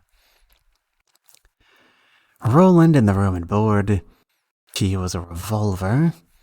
Appears to have been singled out given his intrinsically valuable key. Reason unknown. Existence of the revolver the source of much tension, responsible for Roland's position as an outcast. Revolver the only key not used to exit the room and board, never left Colton's possession. Had brief possession of the harmonica on days 1 and 2, allegedly returned it to Van der Meulen for emotional reasons. Colton markedly more proactive following murder of Patricia Markowitz. Held Charles Klein at gunpoint on day 6, stole the fire truck and gave it to Erica Van der Meulen, used a socket wrench via Van der Meulen day 7, constructed a defensive line of furniture. Line gave control to elevator to Colton Van der Meulen Graves alliance until broken by Graves' betrayal on day 9. Perhaps also worth noting that Graves solved the Born and puzzle on day 1. Colton, one of 2 players to survive events of room and board but failed to escape. Murdered by Shield post-game highly probable. Body not found. Hi, Truck. It's good to see ya. Hello and welcome all raiders. My name is Mitsuda. I am a forensic scientist from the world of mystery novels. And we are playing Ace Attorney Fangame Showcase. This is the Torrential Turnabout. And we're on our finale episode if everything goes according to plan, so there are very major spoilers happening right now. If you're interested in mystery games, I'd recommend checking this out on your own time. It's very good. But until then, hello Truck, hello Short, thank you for the follow. It's good to see the both of you. Anyway, we're looking at case records of death game. Because of course modern mystery games all involve death games. And Nana has redeemed a hydrate, thank you very much. Anyway, we're just kind of doing some very dry document readings, so welcome to my ASMR stream. Let me, is this picking up? Is this doing anything for you? I don't know, I'm gonna drink it now because I'm actually kind of thirsty.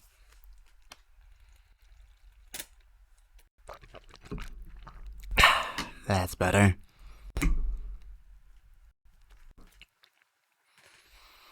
Anyway, murder by Shield House Game High Provo, neither body nor key found among the charred ruins of the room and board bunker, therefore death not confirmed. So Roland and Blue were the only 2 whose dates of death were not, well, they did say they didn't recover any of the bodies, but no, they just said they couldn't show Winters their bodies. That's not the same thing. According to these records, the only 2 who actually had their bodies unrecovered are Blue and Roland. And that seems like a pretty good array of suspects. We know that Roland is associated with the revolver, and we know Zero is currently carrying a revolver. And we know that Blue is about the right age. Maybe Blue is me and Zero is Roland. Yeah, that's what I'm thinking. I did say as soon as Zero tossed that smoke grenade that I thought there was a possibility the 2 were in cahoots. Or at the very least that Mia was planning around Zero's activities in some way. 'Cause if and you'll recall, when we started out, she said everything was still going according to plan. My apologies to all the raiders, by the way. A lot has happened, and I don't think I can really summarize what we've gone through thus far in any succinctness. You can see from my stream title, we are on Chapter 7 by this point. So let's get a little more on the structure of the killing game itself. August 28th, 2014. 9 automatic cupboards located in the living room. Representative of funding milestone. The VODs will all be posted to YouTube though, right? Right, yes. Everything before this point should already be up. Or if you type !game into the chat message, you can just follow the link and play the game for yourself. In case the raiders are interested in the story. Yeah, I recommend, just, if you're interested in mystery games at all. Just, I know this is not something I should be saying as someone with a monetized channel, but if you're at all interested in mystery games, feel free to screw off right now and go play this game for yourself, because it's been really good thus far. But for those of you who are sticking around, 9 automatic cupboards located in the living room. Representative of funding milestones. Viewers of the room and board asked to donate money in exchange for further chaos, as dictated by the contents of the cupboard. Men. People really do suck, don't they? Cupboard 1. 44 caliber bullets. Opened on day 2. Clearly intended to upset power structure via Colton's revolver. Only cupboard to contain spectacle. You will recall from Chapter 1 that the fireworks went off when it opened. Likely to foster interest in further donations. Cupboard number 2. Genre-specific paraphernalia. Open to day 2. Various items with potential murder mystery implementations. Includes a rope, dry ice, fireworks, duct tape, matches, a fishing line, and a small iron cage. Oh, the dry ice and the small iron cage. I see what you did. I see what you did there. Rope used by Owens in the Day 7 suicide. Fishing line, presumably unused, but I'd believe anything at that point. Cupboard 3. Various inebriates. Open to day 3. A collection of fine alcohols, cannabis, cocaine, and contraceptives. Alcohol and cannabis not poisoned, cocaine ignored. Did not ask about contraceptive use. Can you light on the cage and the dry ice? Kind of. There's a very famous mystery novel that has a cage full of dry ice involved in its solution. I will not tell you which one, because spoilers are illegal. And of course, rope, firecrackers. Duct tape is an Umineko reference, but matches and fishing line we've been over already. Anyway, cupboard 4 was on day 3, that's the circuit breaker panel. And for remote power control to specific areas of the bunker. Cupboard 5 was the Thinker statue, the infamous murder weapon. A heavy, blunt object, taken by Demar Rochelle, used in both murders. If it's small enough to be held in your hand and wielded as a weapon, isn't it more of a statuette than a statue? Cupboard 6 contains socket wrench, opened on day 5. Allowed the holder to unbolt and move furniture on the room and board. Taken by Vermeil on day 5. Used by Colton on day 7. Cupboard 7 contained our stun gun. Opened on day 6. Taken by Donald Graves, used on Colton and Vermeil on day 9. Cupboard 8 contained various poisons, which were immediately destroyed. And cupboard 9 was not opened. The final cupboard did not open. Investigators later found it empty. Oh, that's too bad. It looks... Oh, too bad, guys. It looks like we weren't able to achieve our funding goal. Oh well, I still appreciate all of you coming in today. Thank you all for watching. We had good times tonight, didn't we, folks? What if it turns out that Sheol was just a Twitch streamer doing a really elaborate donathon? Anyway, there's a lot to keep track in there. Expect us to go back there frequently. The other thing we have is, of course, our memo. An errant page from Bishop's investigation notes. What did it mean? What does it mean? It is miraculously still readable. Pretty sure killing games are banned on Twitch, but then again, who knows? I mean, it really depends on how much money you're making, doesn't it? Heavy workload at the office these days. It's a bit much, but thankfully. Heavy workload at the office these past few months. Few opportunities to continue investigating, fewer opportunities to update this log. But as of this week, circumstances have changed. I will list matters chronologically. After some delay, I was granted permission to re-examine material evidence from the room board. Of particular interest to me was the tooth. However, specimen is too damaged to reliably confirm or deny my theory.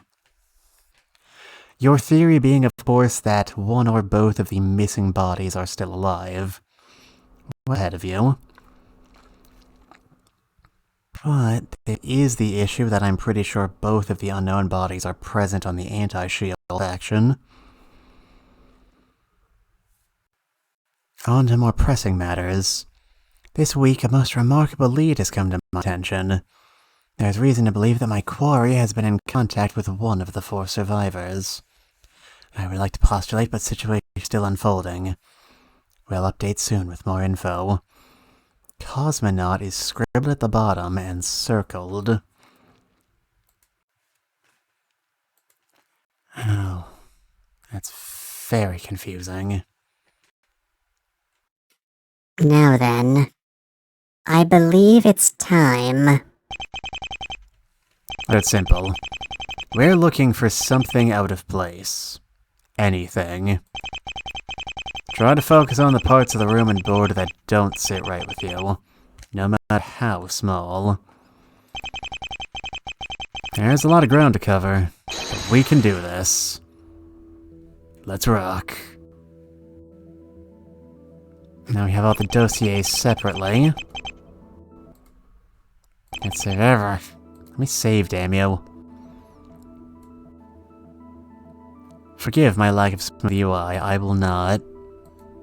I will do nothing of the sort.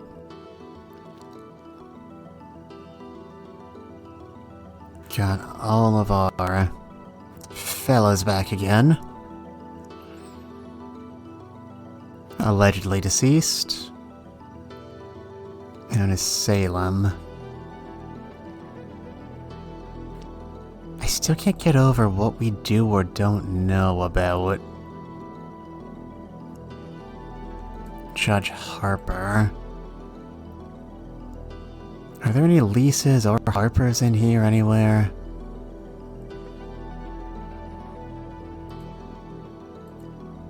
And I didn't make my theory go in some direction, at least.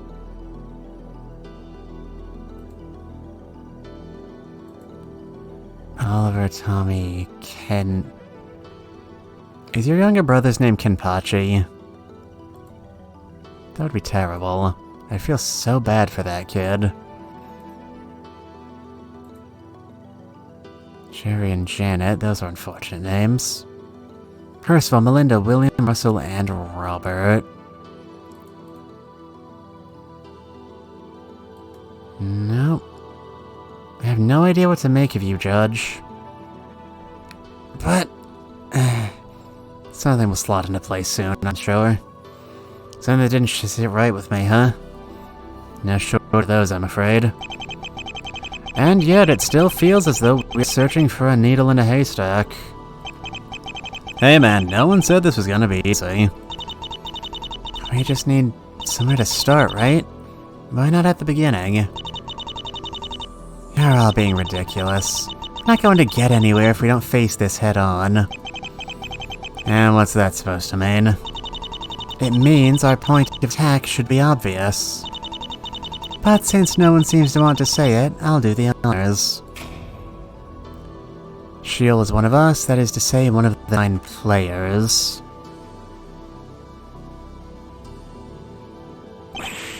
Shield?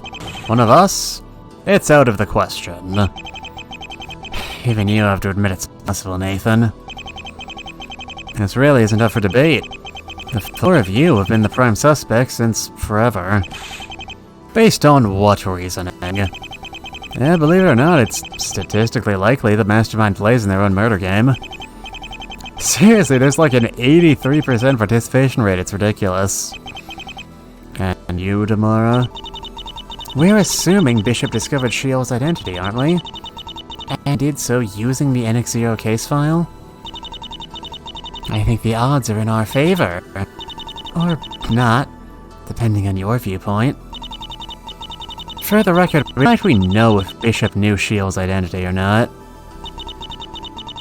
At this stage, it's probably better for us to say he found something bad for Shield. Yeah, semantics. He was allegedly killed over this information, so what does it matter? I still refuse to believe it. Shield was not one of us. For, reasons. Gee, I don't see how we can argue with that logic. Yes, indeed. There are reasons why Shield cannot be one of us. Many reasons. Such as... Well... Oh, what about... Yes, the PA system. If you'll recall, Shield spoke to us on a number of occasions. And on some of those occasions, we were all gathered together. I wish to suggest that Shield could be in 2 places at once. They were pre-recorded messages. I was under the impression those were recordings. They couldn't all be recorded ahead of time. He would react to the specifics of the game. Then maybe they were recorded in the room and board? I should think not. We searched the room and board from top to bottom and found no recording equipment anywhere. I could make an argument against this, but I'd like to see everything you have to say first. I mean, you could do all that with just a smartphone, couldn't you? Maybe Shield has an accomplice? It's not impossible, but I'm not sure what specifically we should accuse them of at this point. And I would like to keep accomplices out of the way if at all possible. They're very unsatisfying. I mean, you could do all that with just a smartphone, couldn't you? It's not like we body searched anyone. Anything could have been smuggled into the room and board. I do, broadly speaking, agree with that.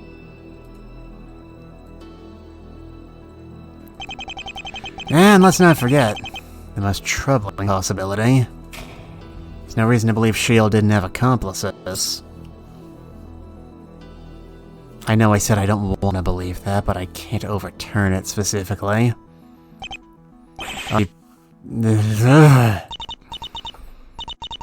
Nathan, it's okay, take a breath.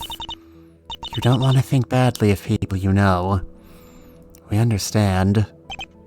I just... There's no comfortable reality when it comes to the room and board. It's the price of admission. If this is going to be distressing to you, Mr. Montclair, you don't have to participate.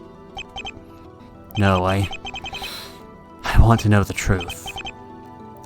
I do, but... Truth can be a betrayal. No. There are some things I just know I believe. I'm sorry. Let's continue. Well, hey. You're half right, at least. I mean, it'd be ridiculous to suggest that Shield died in their own game. Can we be certain of that? Well, like I said, it was genuinely Shield who called on us 2 weeks ago. I'd stake my life on it. And have.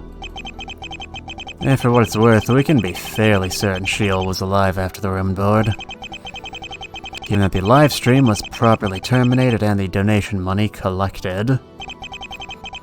That doesn't bode well for us four, but I'm glad we can spare the 5 we lost from suspicion at least. Not quite. I agree that Doc, Salem, and Ace likely aren't Shield, but the other two are a different story. Blue's and Roland's deaths were never confirmed. Either of them could easily be Shield. We could probably disprove that, but not with anything we have in the court record. I mean, if I'm right. What do you mean their deaths were never confirmed? Only 4 people could escape the room and board. That meant 5 got left behind. 3 of those 5 people never made it to the final day, but Blue and Roland did. After we left, though, no one ever saw them again. Which is to say that Shield probably killed them. Or rather, Roland probably killed Blue and then made his escape. Oh, is that an accusation I hear? You think Roland is Shield? Poor Roland is probably sweating like a hog under that mask. Well, there's plenty of reason to suspect him. His key, for instance. The revolver. Roland had a powerful advantage. Could that not have been a tactic to ensure Shield's own safety? But that advantage only made us suspect him more. And yet, that gun never left Roland's possession. Not once. In fact, the revolver was the only key not used to escape. It was still in his possession when we left. They did say that in plain English on his file, didn't they? Felton was responsible for documenting the events of their own board. Never left Cullen's possession, right there. I never left Cullen's possession, had brief possession of harmonica on days 1 and 2, legendary. Yep, that checks out. Pariah or not, his gambit worked, didn't it? Well, that's hard proof. Maybe not. There's one more thing strange about him. His behavior. In what way? He was a pretty average guy from what I remember. That's just it. He was always reasonable, wasn't he? No threats, no demands. Not behavior you'd expect from the only person with a gun in a life-threatening situation. Which can be easily explained when you consider the man's personality. I've got to agree. Did you jump to conclusions, Tamara? No, I'm not. Power imbalances in extremely high-stress situations overrule morality. Curious what you claim to know about morality. The hell does that mean? I don't know. But I've seen it happen. Firsthand. In Iraq. The human mind wasn't built to withstand other people's fear. Or something, I'm no psychologist. But I've seen good men and women do terrible things. Yes, well, you had a rather biased sample selection, didn't you? People change when they have a weapon in their hands. Roland didn't. I think I made my points.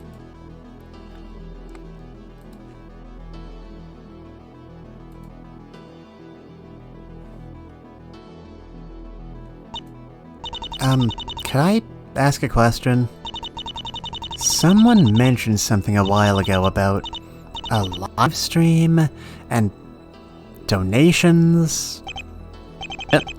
Shield's room and board was live streamed to an online audience.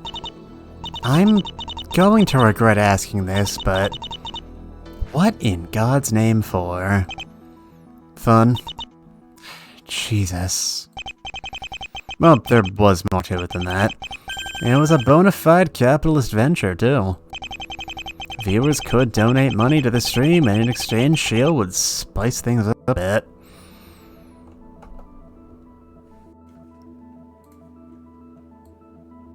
Yeah, oh, thank you for the high redeem, Conan Fan 783. Man, I've been, working up quite a sweat managing this killing game. I appreciate that very much.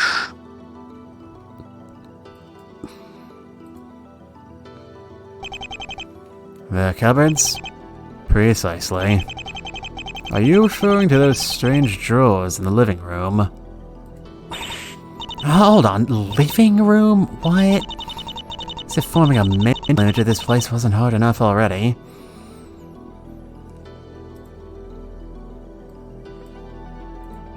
Nana, thank you for the— I'm sorry.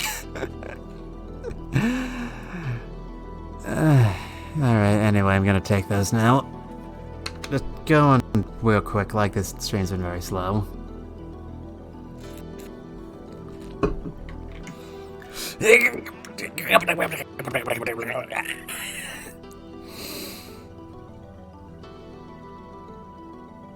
Further. Alright, there we are. Yeah, there was a living room, and a rec room, and a kitchen, and a bunch of bedrooms. Cupboards were all in the living room, though. 9 of them. And what did they have to do with the live stream, exactly? You can think of them like donation incentives. Oh, actually, that's exactly what they were. When funding met certain milestones, Shield would open a cupboard. I'm not sure I understand. What was inside these cupboards? Lots of different things. None of them good. The cupboard contained stuff like weapons and booze. Things that could be turned into an advantage.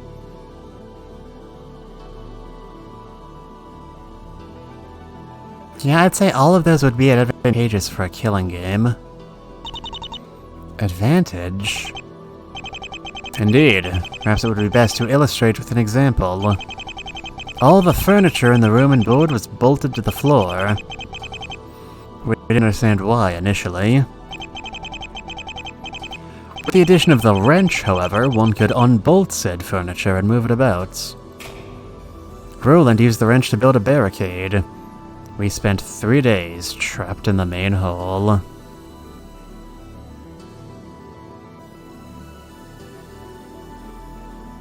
Day 7. I think that we don't have an advantage in killing as the contraceptives, so we're gonna ignore that. Dog, I've seen weirder. I've seen so much weirder. Anyway. Day 7. Am I going insane, or...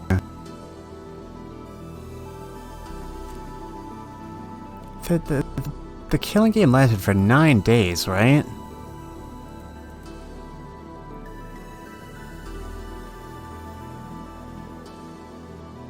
I could sort of defensive line out of furniture.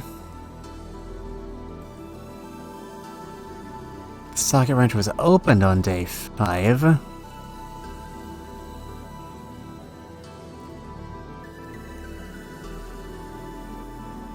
But he got him Vandermeal into day 7. Lion gave control of elevator to the colon Vandermeal into do.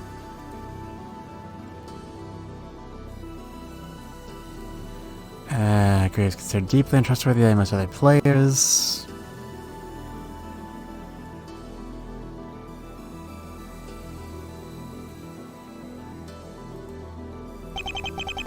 And when combined with cupboard 4's breaker panel, those last days were very dark indeed. Literally, we spent more than a full day in utter darkness. That was the worst of it by far. The light we had was a box of matches. Even some of the investigators were complaining how creepy the place was. Hey, wait. Speaking of the investigation, we ain't heard a thing about what the feds found in the room and board. Why is that, Murdoch? You really found a way to bring this around to me, huh?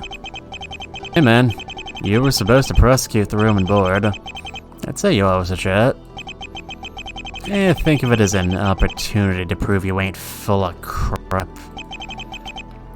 How generous of you. You understand I never actually got to prosecute anyone, right? And why was that? Because we never caught Shield, obviously.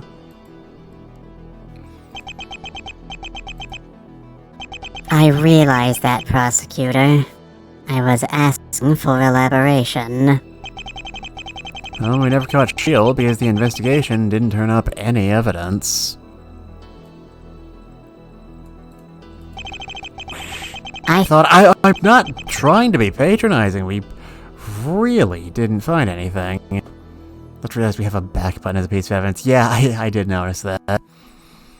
I will not forgive your lack of smooth UI acid. Do better next time. Elaborate anyway. Fine. Well, for starters, Shield picked a good location. Room and board took place in an abandoned nuclear shelter in the middle of the woods. I would be astonished if there was any way we could overturn that. The elderly landowner never noticed a thing. Didn't even know the bunker existed. There was a very large plot of land. And forget those woods. We all got lost immediately after escaping. I'll speak for yourself. I navigated my way out just fine. The point is, no one saw anyone going in or out of those woods. And on the topic of witnesses, we also have to consider the live stream. Unfortunately, we haven't been able to track down any of the viewers. The whole operation is untraceable. How did they collect the money? Like, you can trace money.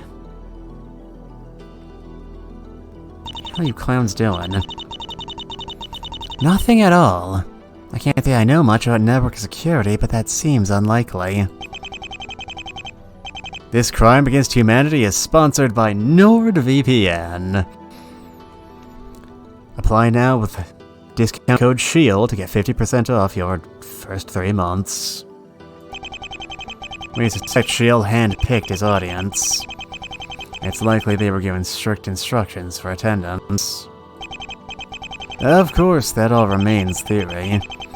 No communications from SHIELD have been uncovered either. Did none of those people reach out to law enforcement? Did none of them regret anything? Some did, actually. 2, I believe. In fact, they're the only reason we know the livestream existed at all. But I've basically already told you everything they told us. And naturally, discretion was the agreed upon price of their cooperation, so... yeah. What about the room and board itself? It was even worse. Absolutely no physical evidence was recovered from the room and board whatsoever. I mean, you did find 1 tooth. That's something. How is that even possible? Fire. Fire! Fire, fire, fire! A gas dispersal mechanism was installed in the bunker's ventilation system. Remote controlled. With the push of a button, the entire bunker could be filled with carbon monoxide gas. We suspect the purpose of this system was twofold. 1, it could be used to remotely kill everyone in the nuclear shelter. It's likely served as both a panic switch and a way to end the game. It's likely how Blue and Roland died. How horrible. And 2, carbon monoxide is a highly flammable gas. If an open flame were introduced into the bunker after it had filled with carbon monoxide... Well, we definitely didn't find any stray hairs, let's put it that way. But wait, shouldn't there have been evidence left that didn't burn? What about the bodies? Yeah. There's an explanation for that. Shield removed the bodies and the unused key beforehand. Everything else was accounted for, though. Not everything disintegrated, but frick! God. Nia, is that you? Glad to see your personality is as developed as ever. Good to know. Not everything disintegrated, of course. We found glass and metal and charred bits of furniture. The one and only, yep, you are one of a kind, Nia. None of that proved useful. All the important evidence was snatched away. You say Shield removed evidence? Does that mean? Yes, it does. Shield entered the room and board immediately following the game's conclusion. He did? In all likelihood. But didn't you just tell us the room and board was probably filled with carbon monoxide? Oh my, I seem to have stumbled into a contradiction. Heavens, I thought there was some way to mask one's face against gas. Any thoughts, Zero? Very humorous. Forget about that! Murdoch, are you seriously telling me that if we had just waited outside the bunker that day, you probably would have run into Shield, yes? He probably would have killed you all. Anywho, that's all I've got. There's never been a concrete lead on Shield for a good reason. Well, several reasons, actually. Which only goes to show why I think this discussion is a colossal waste of time. To quote the greatest prosecutor who ever lived. Well, you can leave that statement off the record if you'd like.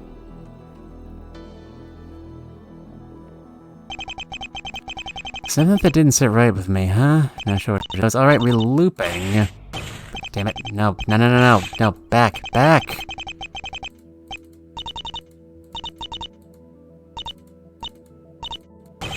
Alright.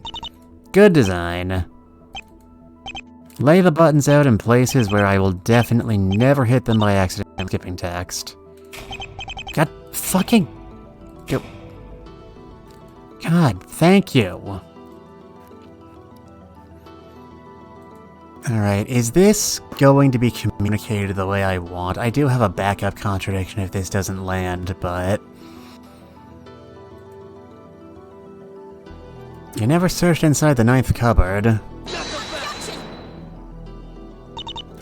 Wait. Yo, did we just object at the same time? Yeah, we totally did. What are the odds? That's so weird. Totally weird. Anyway. No, you were first. No, you're way better. I insist. No, okay. Okay, alright. Look, if you both think there's a problem here, there's definitely not a problem here. Enough messing around, let's get back to this discussion. I mean, that was objectively a contradiction. You can't argue it wasn't. Alright. The Fallen Doll. Hello, Fall. Hello, one, hello, all. Why is this getting me so many raids when it's the most spoilery thing I'm doing? Anyway, hello, and welcome all raiders. My name is Mitsuda. I am a forensic scientist from the world of mysteries. And we are on the final episode of Ace Attorney Fangame stream. So, beware of spoilers. And also beware of not understanding what in God's name is going on, because we're very deep in. Anyway, welcome Fall, welcome MarchGap3DC, welcome Spooky Peppers, and welcome NeoSweep Gaming, and welcome Maybe VT. It's good to see all of you. Welcome to the stream. Have boobs and a coffee. Alright, thank you, Clara. And Neosweep Gaming, thank you for following. And Claire Dearborn, thank you for following. I'm certainly suspicious enough to warrant it. Welcome to the stream. We're just digging around in the depths of this massive Danganronpa-esque multiple. Wake up! Hey, yes, I'm awake, thank you. Anyway, multiple testimonies, there was a killing game, it's in the past, a lot of people died. We're trying to figure out who, that's where we stand right now. I'm kind of stalling a bit, because I want to give people who are concerned about spoilers a chance to leave. Because this game is very good, and I would recommend y'all check it out on your own time. Gotta get food, I feel kind of sick of you. And okay, you feel better, doll. Please consume nutrients. They're very important. The revolver was still in. Here's the link. Yeah, it's right there in the title of the stream. But if you don't want to play it, I would recommend it. But that's enough stalling. You say you spent 3 days trapped in the main hall. But according to Roland's document, he built it. Nope. Shut up! God, I hate this. I changed my mind. This case is... I don't want to be, like, needy, but this case has a lot of big ideas, but for something that's been in development for about as long as I've been a mystery fan, it is incredibly unpolished in a lot of places. Finish loading, you stupid whore. This is why your parents never loved you. There.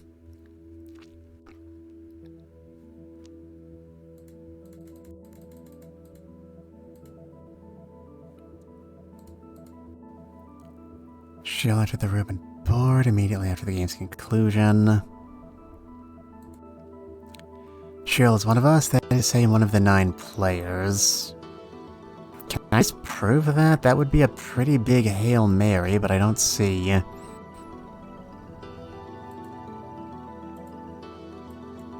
Alright. Either of them could easily be Shield. The cupboards contain stuff that could be used for advantage. Absolutely no physical evidence was recovered. Then how do you explain the tooth? And also all the other material evidence he was allowed to interfere with. There, thank you. Wait just a damn minute here. No physical evidence at all was recovered. Nice try, asshole, but that's a lie. But... what? Oh, this ought to be good. A lie, you say? Also, our host is just kind of here in the room now. Everybody say hi to Zero. A lie, you say? On what grounds do you accuse the prosecutor of lying? Check it. This is the memo Bishop left behind. It's right here at the top of the second paragraph. I was granted permission to re-examine material evidence from the room and board. Of particular interest to me was the tooth. Wait, what? Tooth? They found someone's tooth in the room and board? Reads bloody good to me. Well, Murdoch, still want to pretend you don't know nothing? Come on, spill it. There's nothing to spill. I have no idea what you're talking about. You're really playing dumb. Bro, this is the most straightforward contradiction we've had all case. Like I said, no physical evidence was recovered from the room and board. Whatsoever. I shouldn't need to specify this, but that applies to teeth, too. You deny that a tooth was found. Yeah. Because no tooth was found. And how do you explain this? I don't know. All I know is that there was no tooth. Sorry to interrupt, but doesn't that tooth have to exist? I mean, just read the paragraph. Detective Bishop makes it sound like he really went and looked at this tooth. Quite true. It even says he went through the proper channels. See what I mean? This tooth can't not be a thing, you feel me, Murdoch?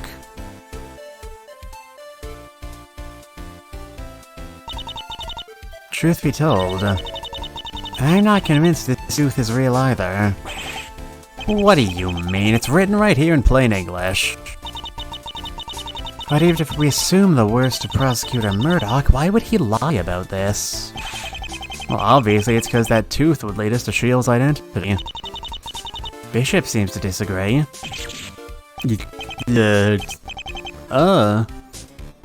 Well, that's... Thank you, Miss Rochelle, for being the voice of reason. For once. Can dental records be checked against a single tooth?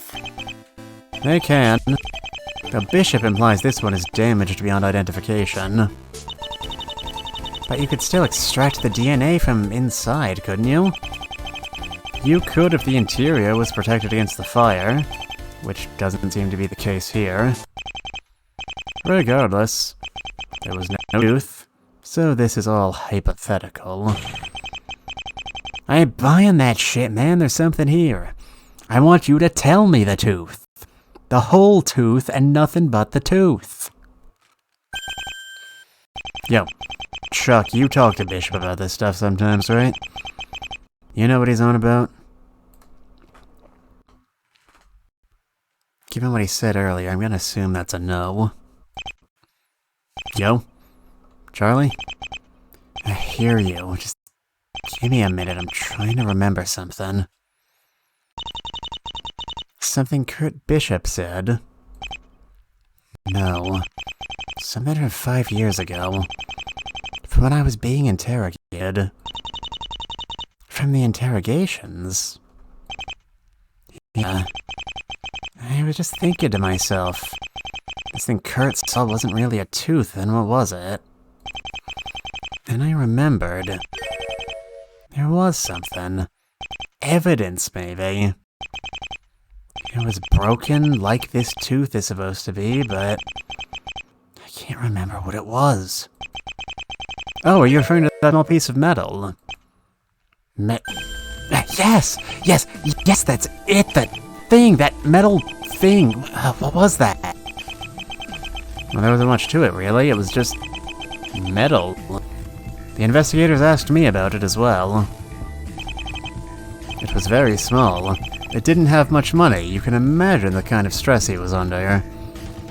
It couldn't have been much larger than my fingernail. One side was very sharp, I believe. The other was blunt, as if it had been broken off of something else. Mr. Montclair, can you remember what the investigators wanted to find out about it? The feeling it could have been a filling, you're right. Maybe. I mean, Bishop is certainly smart enough that I wouldn't want to accuse him of making an outright mistake like that. I'm not sure what a filling could tell us either. If I recall, they simply asked if I recognized it. But I didn't, and that was that. How about it, Murdoch? You gonna play dumb about this one too?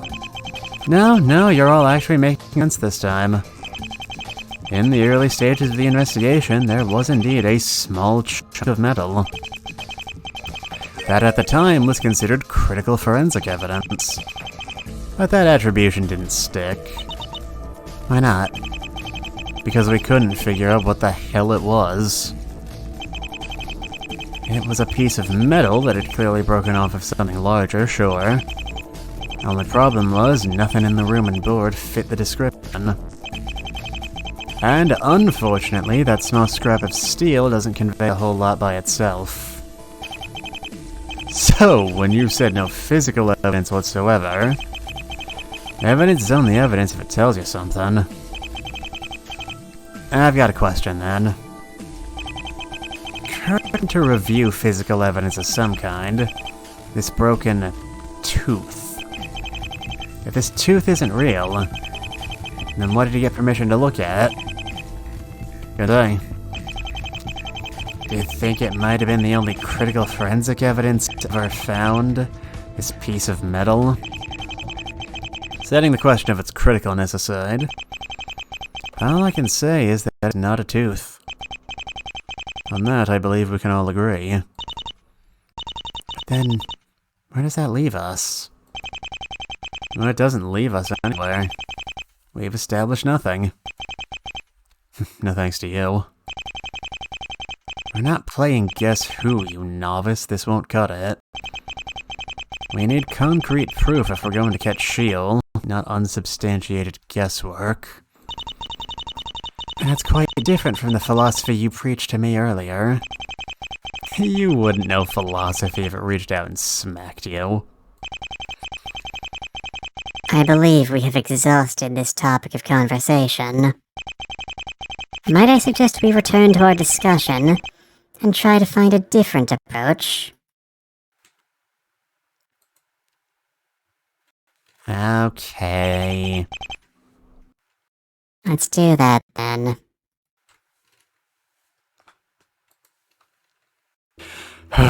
Yes, Dad. Alright, back here again. Sheol's one of us, that is to say one of the 9 players. We searched the report from top to bottom, found no recording equipment or anything. It's not like we body searched anyone. Anything's been smuggled into the room and board.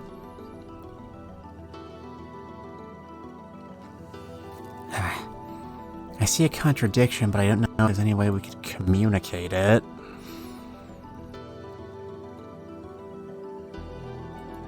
There's no reason to believe Sheol didn't have accomplices. Blue's and Roland's deaths were never confirmed, but either of them could be Sheol.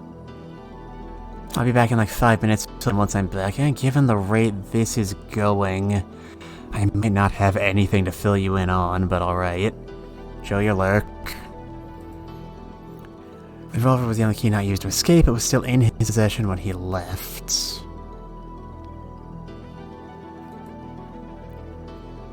Things that could be turned into an advantage. Is this in, like, a contradiction? That, like, stuff we never opened the last cupboard and it was empty? Nope. I didn't expect that to work. I need to wrench about the barricade. We spent more than a full day in darkness. Some contradiction there.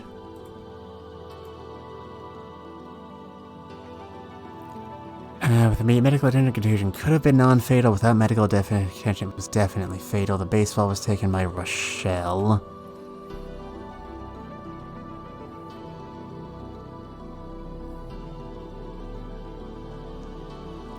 Ace was the final neutral player.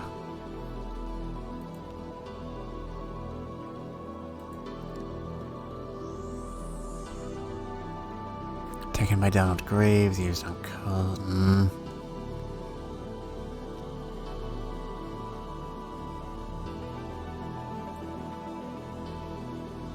And I remember it's funding milestones. There's enough gaps in our day record. We've been over this already. The gas dispersal mechanism was installed in the vents. It was remote controlled. Sheol removed the body's unused key beforehand. Everything else was accounted for, though.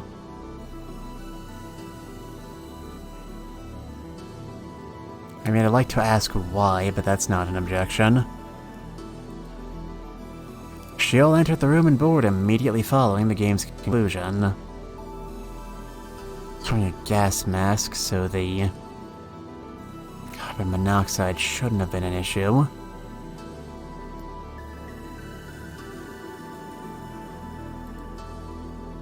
Sheol is one of us, one of the 9 players.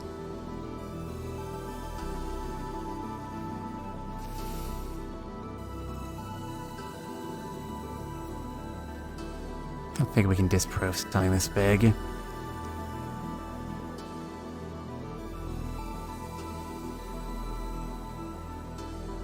We searched the ruin board top to bottom. There was a locked room that y'all couldn't enter.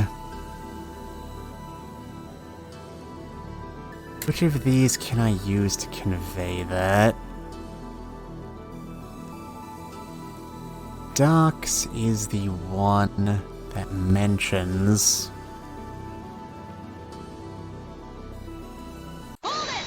There we go.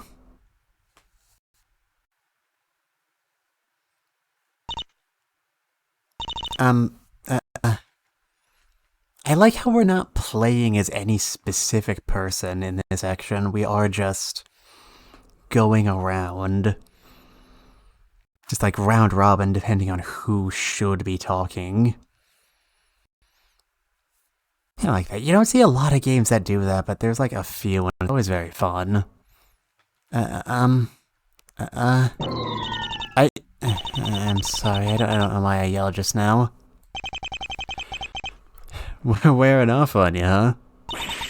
Don't say things like that. What a horrifying prospect. Never get involved in murder mysteries, kids. It'll stunt your growth. Emotionally, if not physically. If you don't have good enough plot armor, it might stunt your growth emotionally too, on account of getting decapitated. You have something to add, Nurse Winters? I don't know, maybe? I mean, isn't Nathan's claim wrong? Maybe? But, pardon? Yo, did Winters just find a contradiction? Just showing y'all up, man. And you. Don't make this into a big thing. This doesn't need to be a thing. Turn that off! Sorry. Couldn't resist. The song was on Mr. Armando's phone for some reason.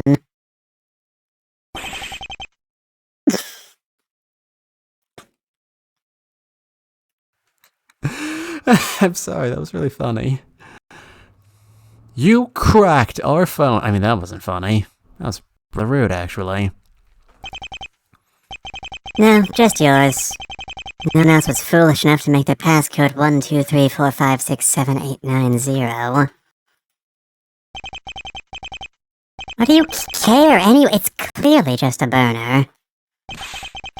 It's the spirit of the thing.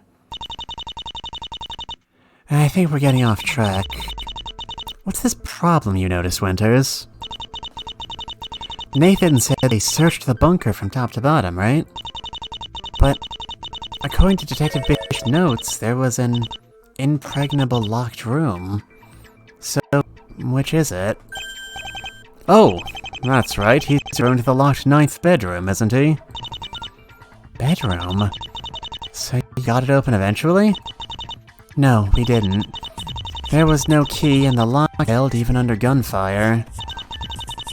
But it was obviously a bedroom. There were 8 other doors just like it in the main hall.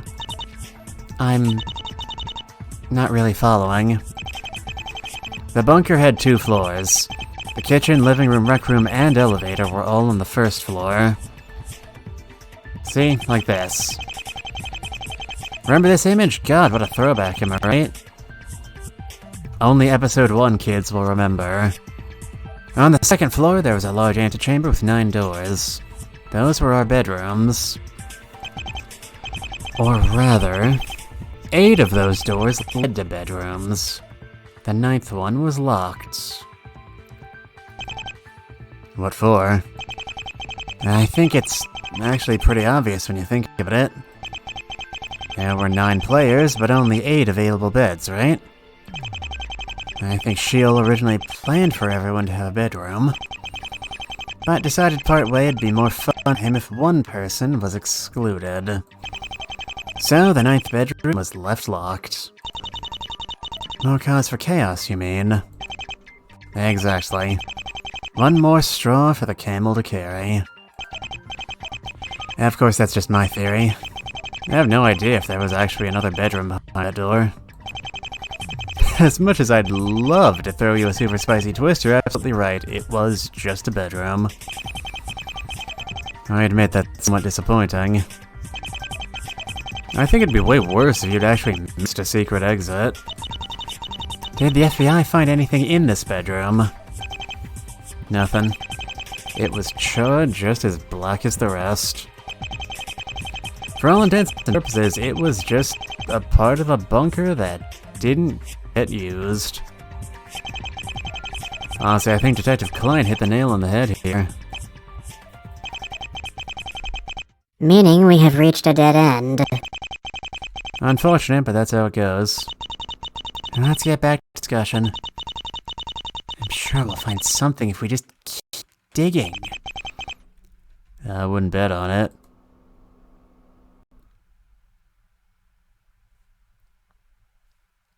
That's it then, I guess. Looks like pointing out this minor contradiction was all I could do. Sorry, Mom. I hope it's enough.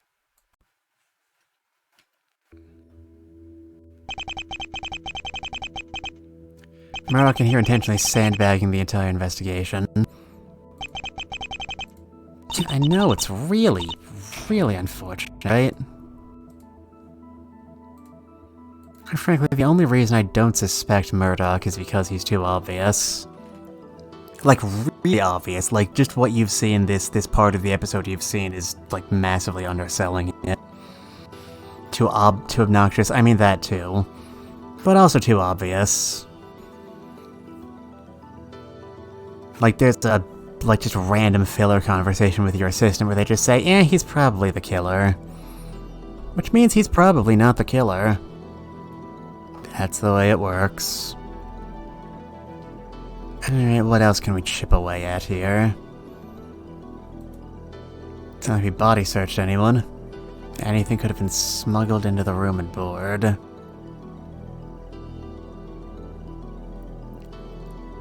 Didn't body search anyone. Anything could have been smuggled in from outside.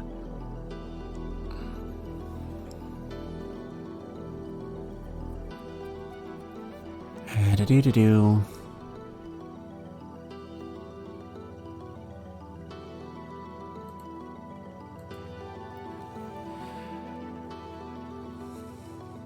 I mean, I don't think you would lie about this, but...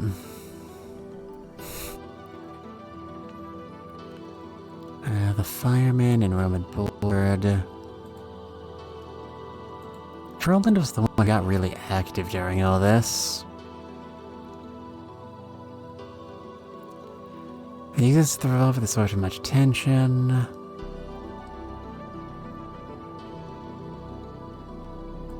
Yeah, it seems safe. There's no reason to believe S.H.I.E.L.D. didn't have accomplices. Though Roland's deaths were never confirmed, either of them could easily be S.H.I.E.L.D. And Roland had a powerful advantage, could that have been a tactic to ensure S.H.I.E.L.D.'s own safety? Is the fact that he let himself get tased an argument against that?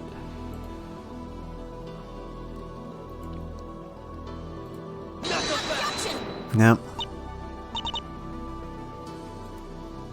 Just in case. Alright.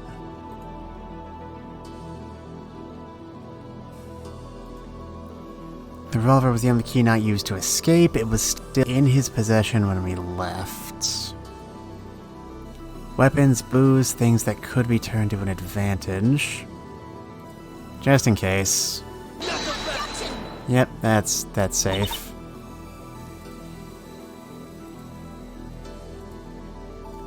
Roland used the wrench to build a barricade. We spent 3 days trapped in the main hall. Alright, so on day 7, Colton, Vandermeulen, and Graves were all together from days 7 through 10.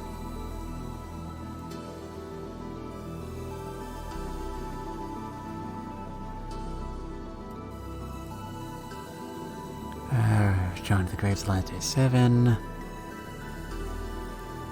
Small physicality, fear of banditry, outcome unfortunate. Key discovered and stolen by Charles Klein on day 4. Had brief possession of fire truck, stolen by Donald Graves on day 9, knocked out by a stun gun. Murder by shield, post-game highly probable. However, body not found among charred remains of a board bunker, therefore death not confirmed.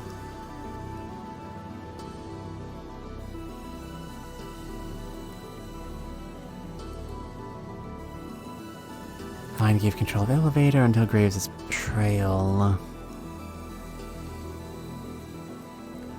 Conscious beneath cupboard 4.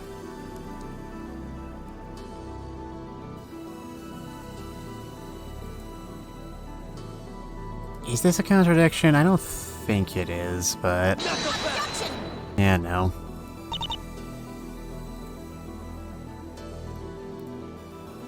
His last days were very dark indeed. Literally, we spent more than a full day in utter darkness.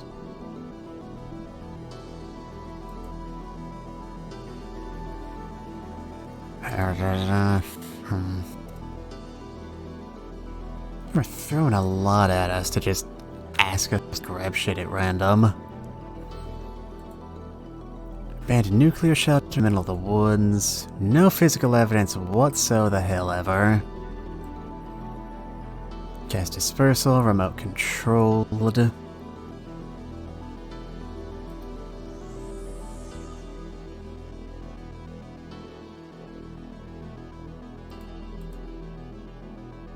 don't know why you would have lied about that. Shield removed the bodies of the unused key beforehand. Everything else was accounted for, though.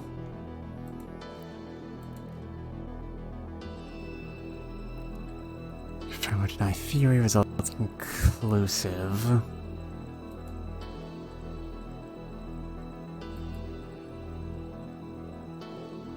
Everything else was accounted for.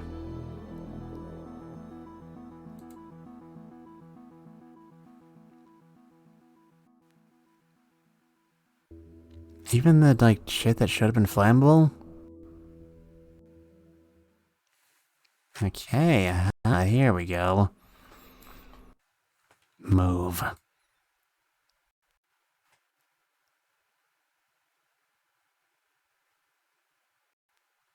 Move. Everything's been still for so long. The direction didn't matter. Move!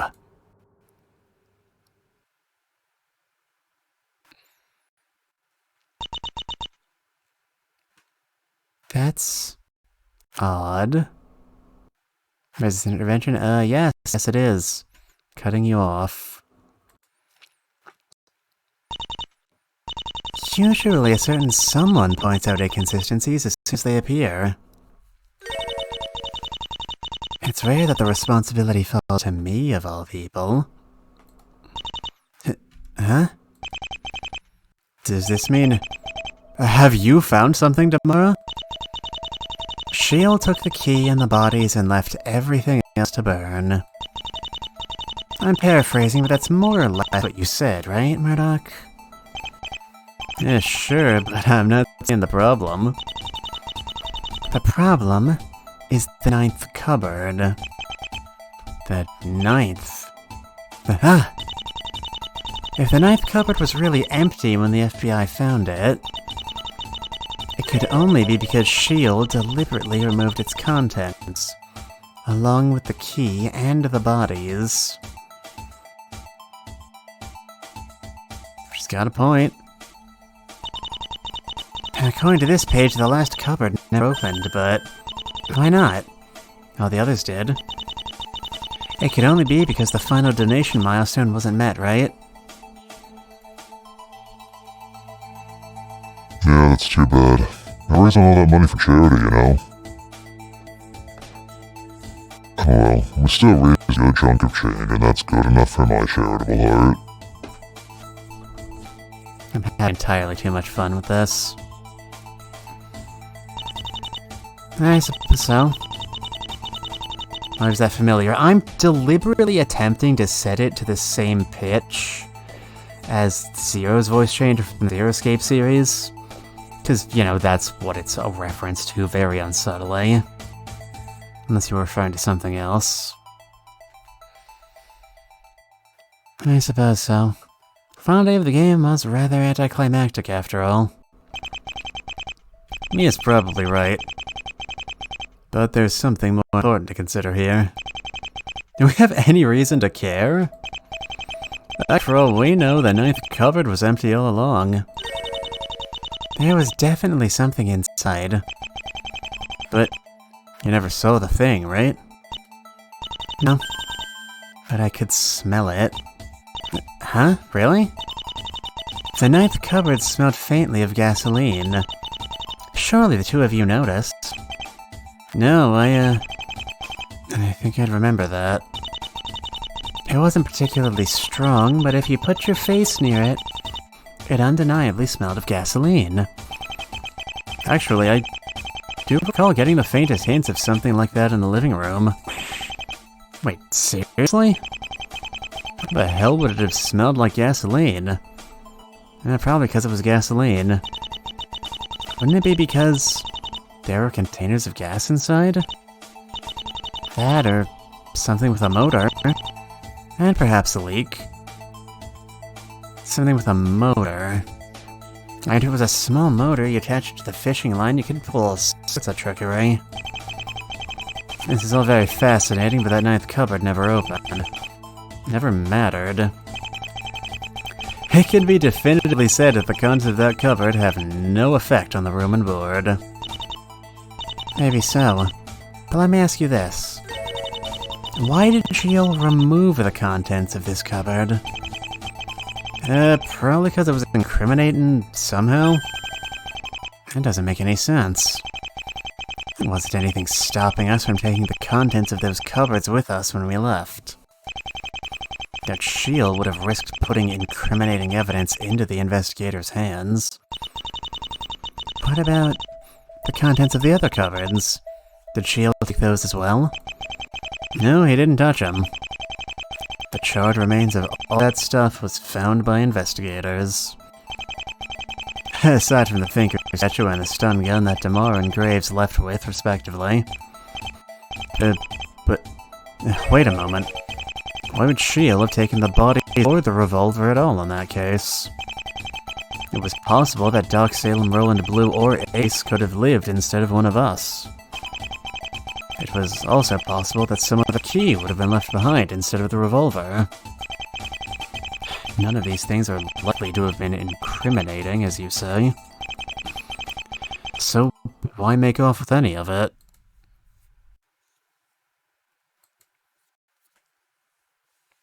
Curiouser and curiouser. It appears we have failed to understand even Shield's basic motivations. I'll reiterate that our chance of catching Shield like this are basically nil. Nevertheless, we must try. Oh. I realized I forgot something. There. How was that?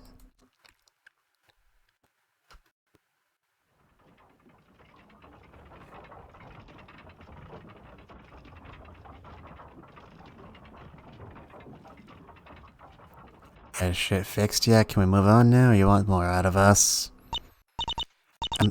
Sorry, I know we have more important things to do, but I have another question.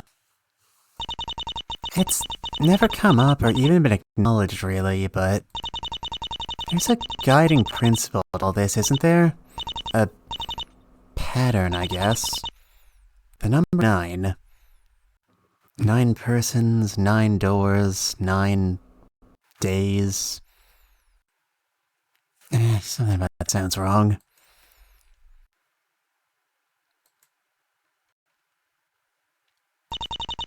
And I'm getting the impression that you all know what I'm talking about and you all know what it means. But, well, I don't. I don't get it. So could somebody fill me in? Hard to miss, isn't it? The prominent theme of the room and board was the number 9. 9 days, 9 players, 9 keys. 1, 2, 3, 4, 5, 6, 7, 8, 9. Okay, yep, that checks out. Just wanted to be certain. Okay. Why? Good question. Any thoughts? 0? I think I know the answer to this, actually. It was a glorified reference, wasn't it? To a video game. 9... something. Oh, you were being serious. I didn't think you'd actually put that one together. And I think it was hard to find. It took me maybe 10 minutes of Google searching. But... yeah, it's a game. Almost a decade old, I think. A group of people get kidnapped, and the number 9 is thematically important somehow. Basically, it hit a little too close to home, so I didn't play much of it. Guess Shiel's a fan, though. This was all inspired by a video game?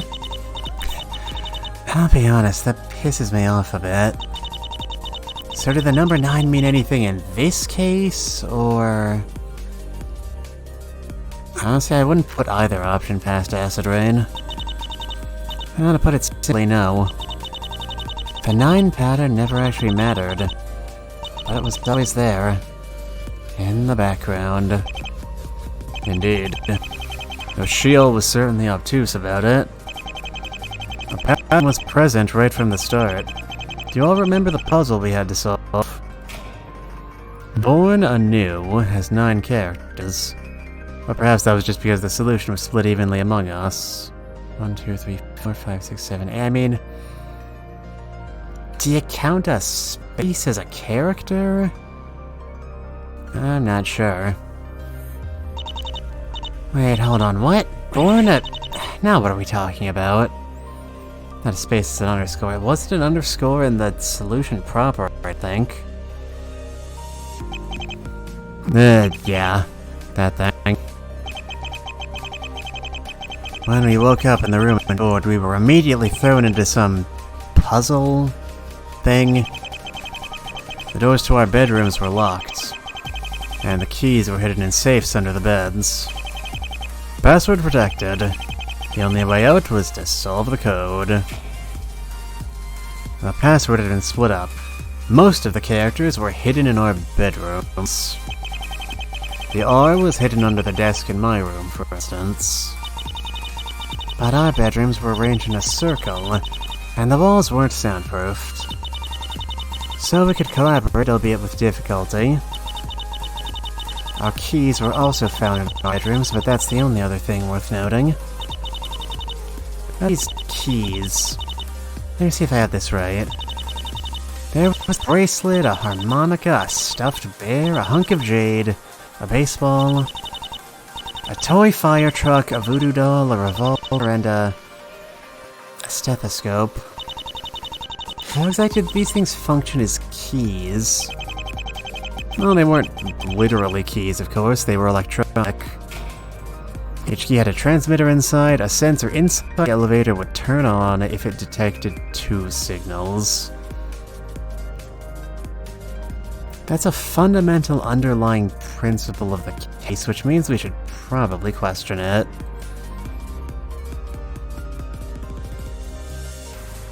Use the jade and the harmonica.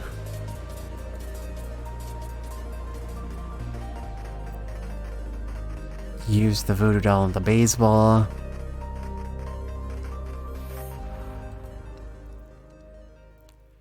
Used the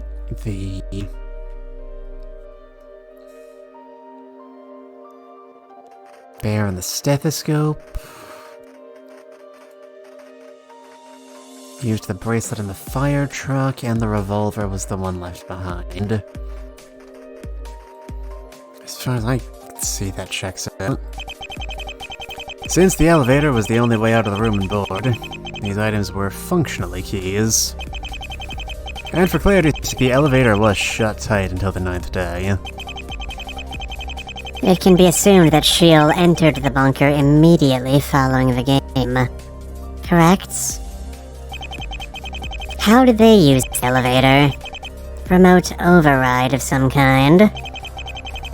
Actually, there was very little Shield could do to remotely influence the room and board. There was the gas dispersal system I brought up before. That was just about it. To use the elevator, Shield likely had 2 spare sensors with them. Or 2 keys. Hold up. What about the cupboards and stuff? Yeah, the cupboards were all automatic. And if by stuff you were talking about the surveillance system, Shield had complete control over the live stream, the microphones, and the cameras. But those things couldn't really influence the game, though. So there were cameras. I suppose that only makes sense. I'm guessing they were hidden, or else you would have just smashed them all. Yeah, we couldn't, actually. Shield made sure our hands were tied. The room and board was lawless, but there was one house rule, as he called it. In a nutshell, we weren't allowed to tamper with anything. The cameras, the keys, the elevators, etc. And did Roland barricading the elevator arena not violate that? To dampen the idea of rebellion, I suspect. That's probably part of it, yeah. But it wasn't like Shield could pause the game to come down and fix something if we damaged it. If we had somehow broke the elevator, the game would have been over. And that would have been bad for everyone, including his paying viewers. We couldn't do anything we wanted as long as we did. We could do anything we wanted as long as we didn't interfere with the entertainment value. And yet you turned out the lights. Curious. Entertainment value? I would have seen Shield's face when he realized his game was about to end with a whimper. We've danced around the events of the final day for a while. But what actually happened? How did the game end? From the perspective of those watching the live stream, it must have been rather disappointing. There was no great confrontation on that final day. There wasn't even any blood spilled. Well, not on camera, I presume. You possibly presume correctly. Of our 2 whistleblowers that we believed, Blue's and Roland's deaths were not shown on the live stream. And that was that. The game just ended. There was barely even a climax. But how could that be? After 8 days, the tension must have been unimaginable. We have Eric to thank for that. The whole situation was pretty complicated, though. At the end, there were 2 teams. Graves, Blue, and Roland, and Damar, Nathan, and myself. A few days prior, the other team picked up that socket wrench. They put it to good use. It's already been mentioned, but the 3 of us spent most of the final 2 days trapped in the main hall. And that's not to mention the constant darkness. We could get out, but not quietly. And whenever we tried, Roland was always there to push us back. At gunpoint. Essentially, we were on a timer. Our team had 6 of the 9 keys, but we had to go through Roland to reach the elevator.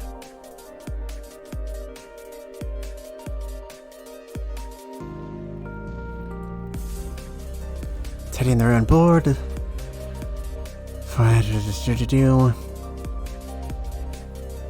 Set this up, gift for Shell. Alliance brokered with Nathaniel Montclair on day 3. Controlled Charles Klein, day 6. Became Premier Officer with all the players. We could presume it was 2 for each, but... Financial center. Only player to simultaneously hold 3 keys. You know, I would really appreciate just having, like, a singular unified timeline here.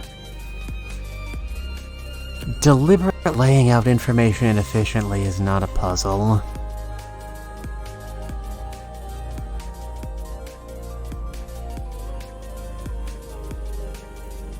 Makes decision aside with Rochelle and Montclair intriguing.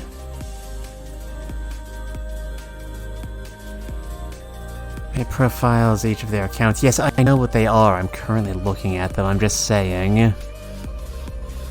It's really inefficient for stuff like this where we gotta just cross-check what everyone was doing on a specific day. Like, there's no, like, record of who had what keys when. Because, like, 6 of the 9 keys, that doesn't really make sense. Do you know how to use Excel? I'm not going to actually go and write this down outside. If I have to do that, that's a failure of the game, and I am not giving it the satisfaction. Key discovered and stolen by Charles Klein on day 4. Had brief possession of the fire truck and it was stolen by Donald Graves on day 9. Not gonna read through all this.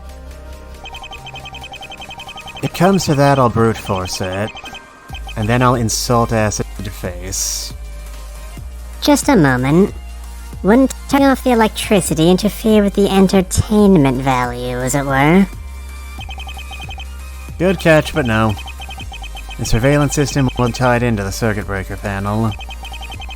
And the cameras could be rapidly switched over to night vision.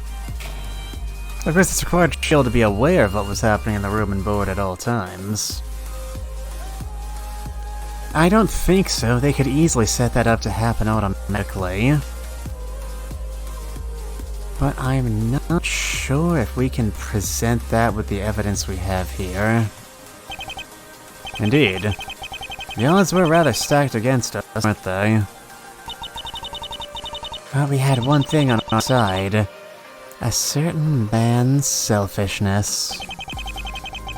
I still can't believe he found a flippin' taser of all things. But lo and behold. Honestly, with the bracelet and no bedroom and just his demeanor in general. A Deus Ex Machina to seal the deal is just the cherry on top. So how'd Graves pull it off? Oh my god, I'm finally back. I was gone so long, what have I missed? We found 2 contradictions. One of them... God, I actually don't clearly remember them. One of them was the fact that when Teddy said, oh, we searched the entire building for recording equipment and found nothing, they weren't able to search the inside of the locked 9th bedroom. And the other was... Fuck, what was the other one? They said it was nothing and they wrote it off, so I stopped thinking about it. Anyway, that whatever it was enough for us to get the second testimony, as it were.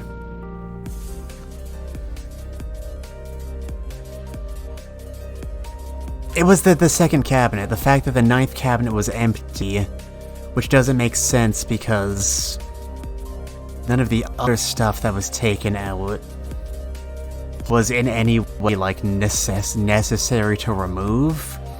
So why would Shield have given the risk that, you know, anything would have betrayed them?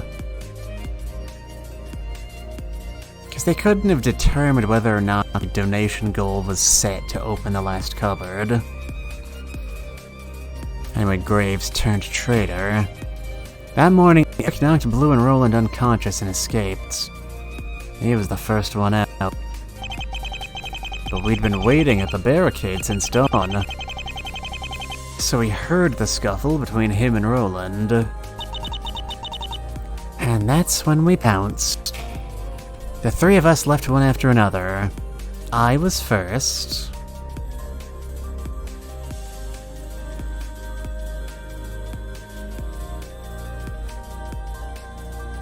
Then Charlie.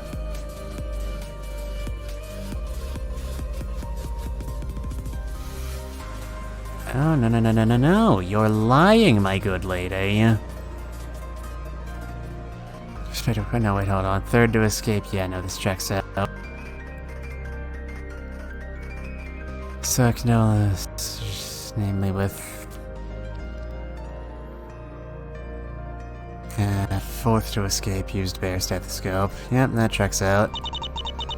And just like that, it was over. Actually, that reminds me. I offered to go last, but you declined for some reason. Didn't you, Nathan? Ah, yes, I remember. It was quite the brave offer, considering the circumstances. And yet you refused. I did. There was something I had to do before I left. Roland and I had made a deal, you see. I had promised him that if he should be rendered unable, I would take his journal to the authorities. And so I did. He was out cold, but the journal was in his jacket pocket where he always kept it. Since you were the last person to lay eyes on the ruin board, I have to ask. Did you note anything unusual? Was anything out of place? To be clear, my attention was elsewhere. After 8 days, freedom was nearly at hand. I admit that I was hesitant to fulfill my promise at all. Nevertheless, I didn't notice anything out of the ordinary?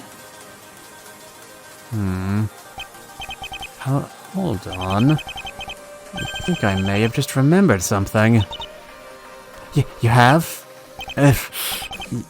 Yes? Perhaps give me just a moment, please. You remember, I had just taken the journal from Roland. I was waiting for the elevator to return. No, the elevator had come back down, and I had just stepped inside. And just as I was about to press the button to leave, everything went black. I don't know if the elevator had malfunctioned or if I had simply lost myself for a moment, but whatever the reason, I was completely blind for about 4 or 5 seconds, I think. And all of a sudden, the world came back and I could see again. Are you certain about this, Mr. Montclair? Truth, my memory is not what it once was. But I vividly recall that when I pushed the button, I was terrified that my freedom had been stripped from me at the very last moments. What does this mean, then? I have not the slightest idea, I'm afraid. I mean, there has to be an explanation for this, right? Anyone got anything? Fainting is a common occurrence in high-stress situations. But he didn't faint when he recovered, still on his feet. And you had more than enough reason to be stressed, I think. Perhaps. What about after, though? Did it happen again? No. The elevator took me to the surface, but I put the entire occurrence out of my mind. Did either of you have a similar experience? Now that I remember. I was fine. Great, even. Perhaps the elevator truly did malfunction. It's possible. The thing was originally installed in the 70s. It got a tune-up, of course, but I somehow doubt Shield is a certified elevator mechanic. Hey, not to put this topic on ice or anything, but what happened after all this? After the game? Does that have anything to do with our current objective? Montclair wasn't the last person to use the elevator, right? It was Shield retrieving the bodies. And that only happened after the game. So, yeah. Look, man, I don't know, I'm mostly just curious, alright? What do you do in that situation? I can't speak for myself, but when I reached the surface, no one was around, so I picked a direction and set off into the woods.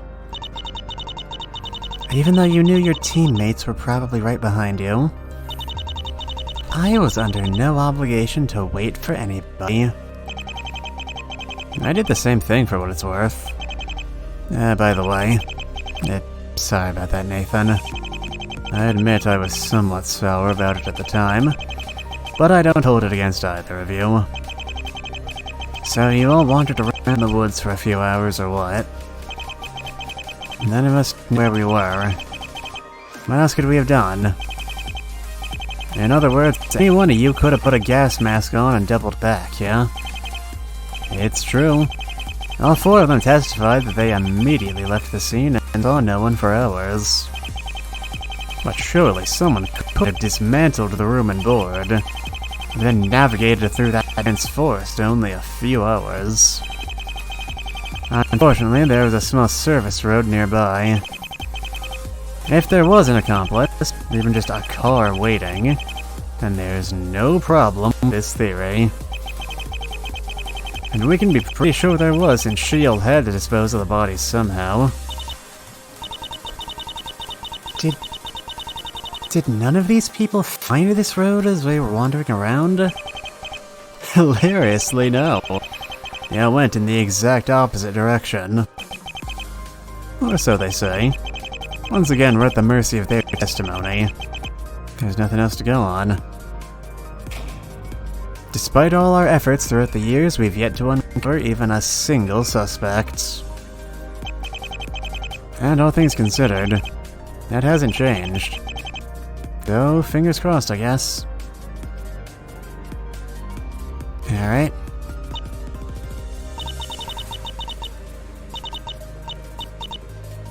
Alright, yep. There's the 9. Born Anew has 9 characters, the password didn't split up, transmitter. We need to fear the entertainment value, there was no great confrontation on that final day, there wasn't even any blood spilled. Not shown on the live stream. Our team had 6 to 9 keys. Jill had to be aware of what was happening in the room and board at all times. Can I present this as a contradiction, or... Nope. This evidence contradicts the testimony. No, I don't think it does. Oh dear, what an unfortunate turn of events. Guess I'll take a penalty. Let's hope I have better luck next time. God, you're obnoxious. Good morning, Eric knocked below unconscious and escaped. He was the first one out. 3 of us left one after. Me, Charlie, then Nathan. This isn't a contradiction, but can I point it out anyway? I'm on the right track. This power outage likely has something to do with the cupboard 4's breaker panel. But how could that circuit breaker have been tripped?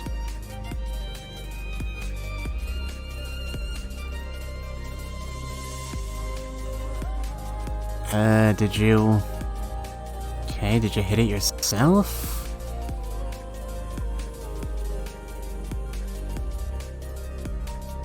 Couldn't have hit it yourself or else you wouldn't have testified to this. Did Roland hit it? There we go. Actually, I'm not sure this elevator malfunction thing is the mystery we're making it out to be. Well, if you have an explanation, Charlie, I'd be delighted to hear it. I don't see how we could, given our abject dearth of deets. My good sir, you are far too old to be talking about deets. Frickin' boomer. There's a broken pipe earlier, but it's gone. That was just because it was being held by Poppet. That's that thing they do to communicate who is. Like, see, we have a police ID now because we're playing as Charlie. It doesn't mean anything. Think no further on it.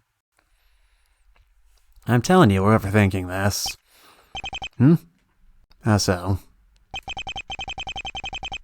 The elevator malfunctioned suddenly. As if the power got cut, right?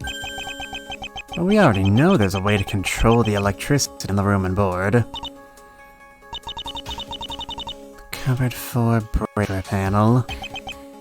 Exactly. After 3 successful runs, the elevator mysteriously loses power with no apparent cause. Isn't it pretty likely that this happened when somebody flipped the circuit breaker? But who could have done such a thing? Who?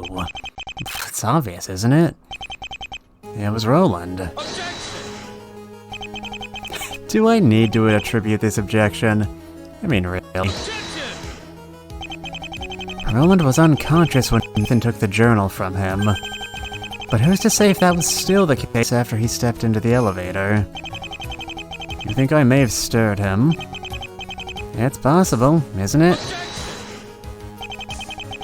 Crying devil's proof won't cut it, I'm afraid. For example, it was completely reasonable for Roland to have flipped the breaker. However, it was completely reasonable for Roland to have flipped the breaker. Back on, too.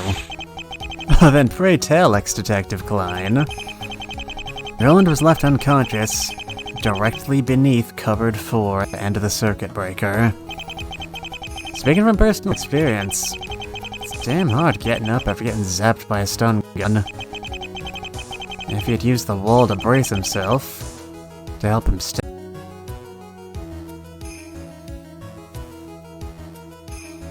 And if he had accidentally turned off the power to the living room as well,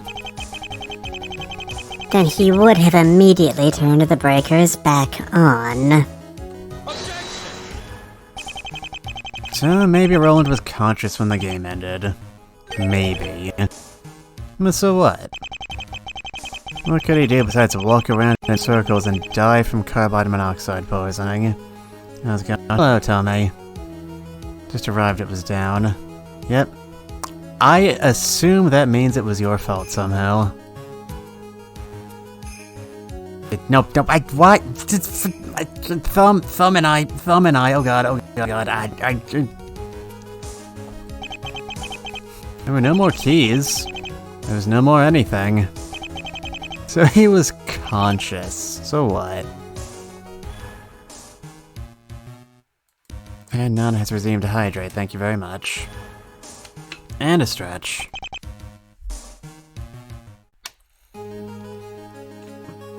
No idea.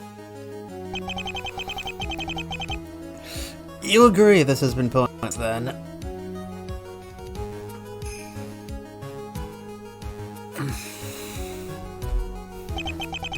I don't know if I'd go that far, Murdoch. I don't know if I care. Alright, we're wrapped up here. Let's get back to the discussion, or whatever.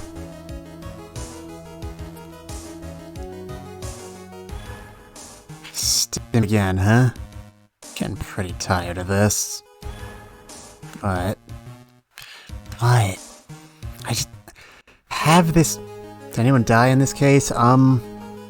Like 7 people?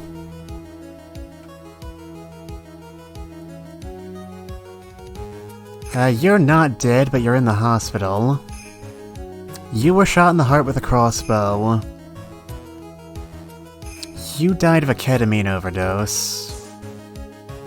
1, 2, 3, 4, 5. And these 5 people all died as part of a killing game.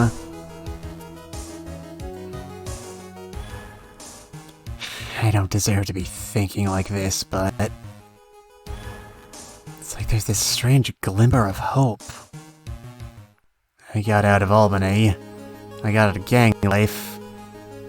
Got out of the room and board. He's listing his accomplishments in decreasing order of impressiveness. I can get out of this too, can't I? All I have to do is catch Shield. Easy, right? You wanted to see quick thinking again? fine. Don't blink.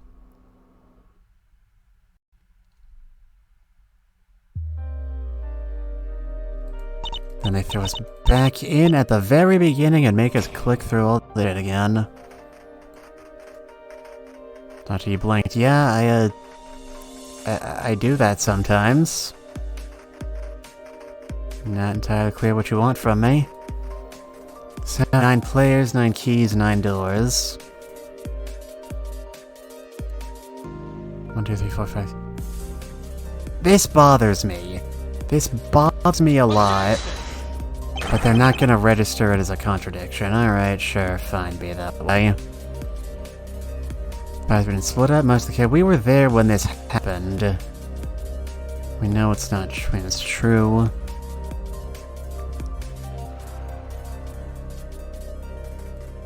Does this count as tampering? Nope. There's a lot of ambiguity in this. These contradictions. That's the exact opposite of what we want.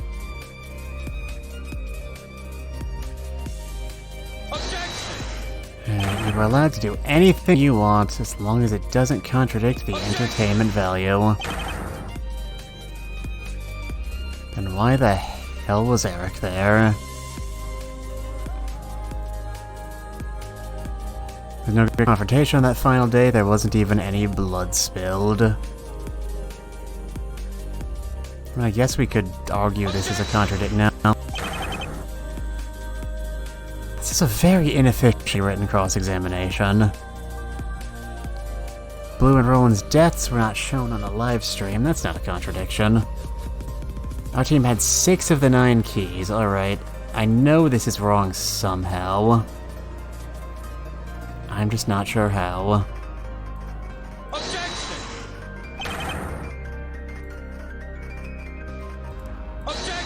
It's gonna go through one by one. That number just doesn't line up.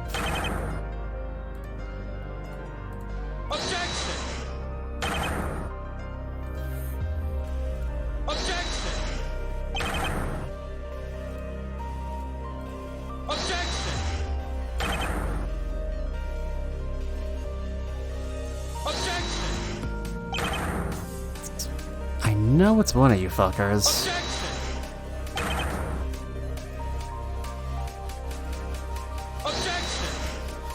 Seriously?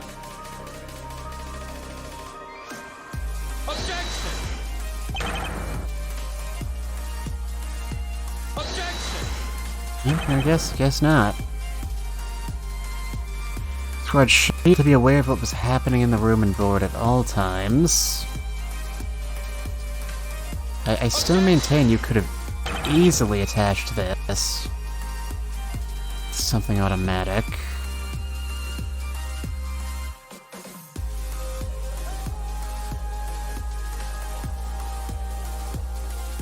And more pressing matter this week, I must remark the lead has come to my attention.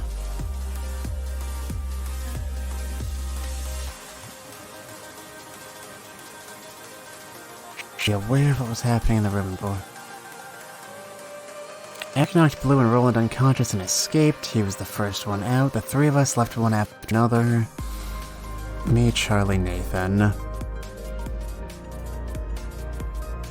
No one was around, so I picked a direction and set off into the woods.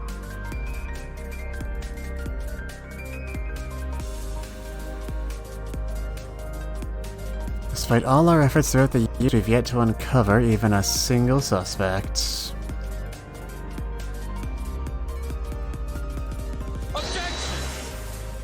Nope. Got my spine.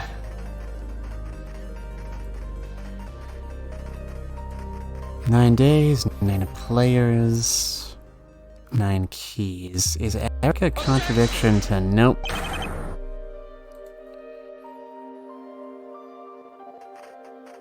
This isn't a contradiction, but it is connected. Nope. Born Anew has 9 characters, perhaps because the solution was split evenly among us. Now that's not true. Eric wasn't involved in this one. Objection! Wait, hold on just a moment. Still got the, Still got that teddy bear. Except that he doesn't. How sad. Hold on just a moment. This testimony contradicts the evidence. That's your own testimony, man. Oh, so it is. Nevertheless, it contradicts the evidence. Alright, this is a new one. What seems to be your problem, you, Mr. Montclair? Well, how long do you have? To unlock the safes and escape to our bedrooms, we first had to solve the password, yes? Born anew. 9 characters long, and each of us had been given one. But this is incorrect. Though there may be 1 character per player, Eric did not participate. Yeah, I remember Roland complaining about something along those lines. I'm missing space. Quite. Of the 9 characters required, Shield only gave us 8. Okay, sure, but it was the space, yeah? Being short a space is a lot different than being short a letter. I mean, we solved the thing in the end, didn't we? I don't think I'm following this conversation. Let me make it easy then. The solution to the puzzle was born anew. Ace had the B, Roland had the O, Montclair had the R, Blue had the first of the 2 N's. Miss Rochelle had the A, Dot had the second N, Salem had the E, Detective Klein had the W. Graves had nothing, and no one was given space in the middle. Evidently, Graves was not included in this exercise. No defeating to be since the puzzle was solved without him or the missing character. Objection! But that's just it. Eric was given a letter just like the rest of us. Do you recall his bracelets? It was right there, emblazoned in the LScreen scene. The letter S. Or possibly a 5. Man, wasn't that a 5? Bro, it's an LCD, that's a damn thing. Regardless, if we had talked to Eric through the bedroom doors and asked him to fill a letter, he certainly would have said S. And if he had indeed done so, what would have happened? Why, we'd have had all 9 characters of a 9-character password, and we'd be wrong. There's no B's in Cosmonaut, so that doesn't help any. Ergo, the puzzle would have been impossible to solve. Alright, wait just a second here. I hate to be that guy, but does this actually mean anything? For all we know, Shield's just bad at making puzzles. We don't know it means nothing. Mia, I don't not know that it isn't not maybe unmeaningless, alright? That's not my point. My point is that unless we can follow through on this, it may as well be meaningless. So, if Graves had participated in the Born Anew puzzle, it would have rendered it unsolvable. What the hell just came out of Murdoch's mouth? A reason why you should simplify your fractions, dog. Does anyone have an explanation for this? And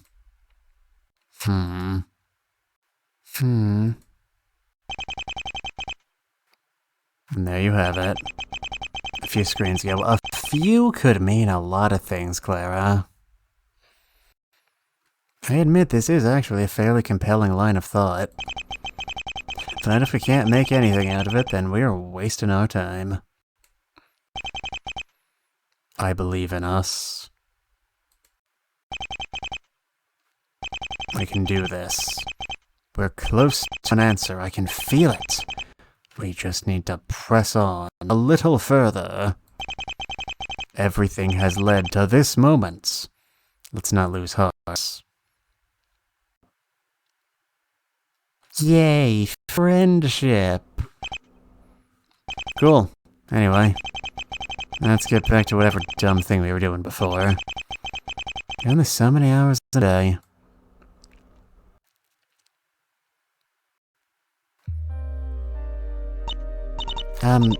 Sorry, I know we have more important things to do, but I have another question. Alright. Should one more if the pattern holds. Not to tamper with anything, the camera keys, the elevator, etc.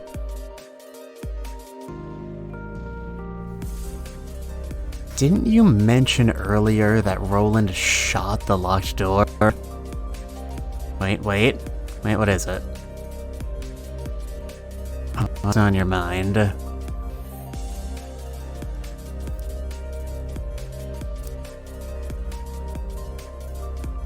It's really bothered. Roland also messed with the elevator,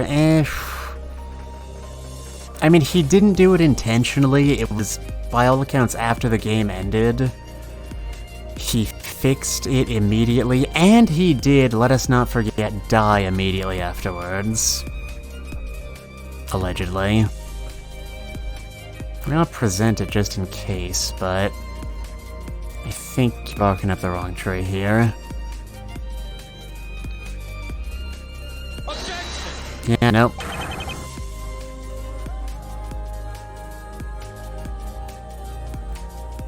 Confrontation. Blue's and Roland's deaths were not shown on the live stream. Shield had to be aware of what was happening at all times.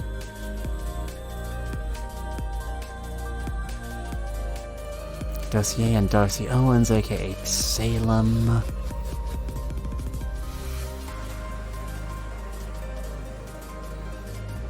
What am I not seeing here?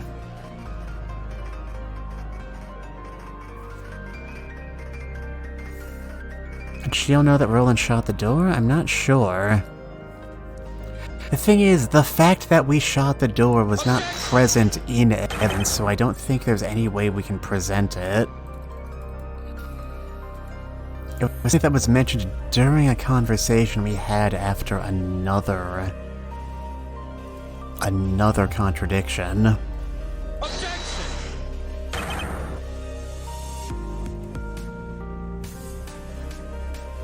So I don't really know what we could pull out of it. Knocked Blue and Roland unconscious and escaped. He was the first one out, and he did it using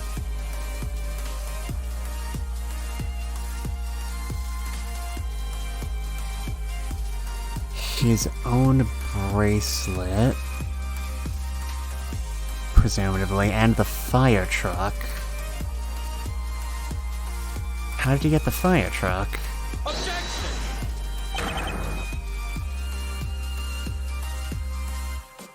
Why did you get the fire truck, I should say?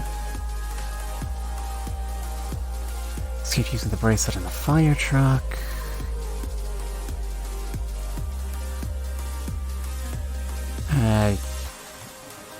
Got the fire truck from presumably either had repossession of the fire truck and it was stolen. That checks out.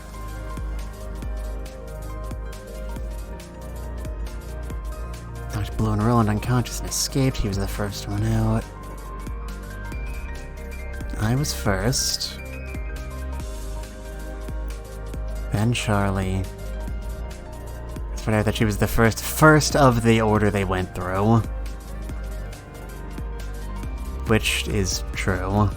I already pressed this.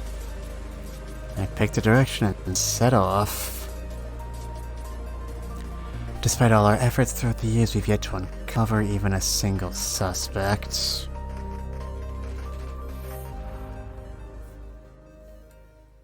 Not even Roland, the guy with the gun who you never found the body of? Nope.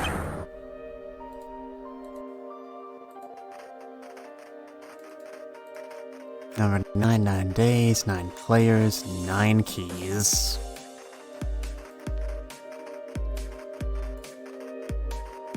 password hadn't split up, most of the characters were hidden in our bedrooms. Were they suspicious of Eric? I mean, everyone was suspicious of Eric, but I don't think they really thought much of anything of him compared to the rest of them.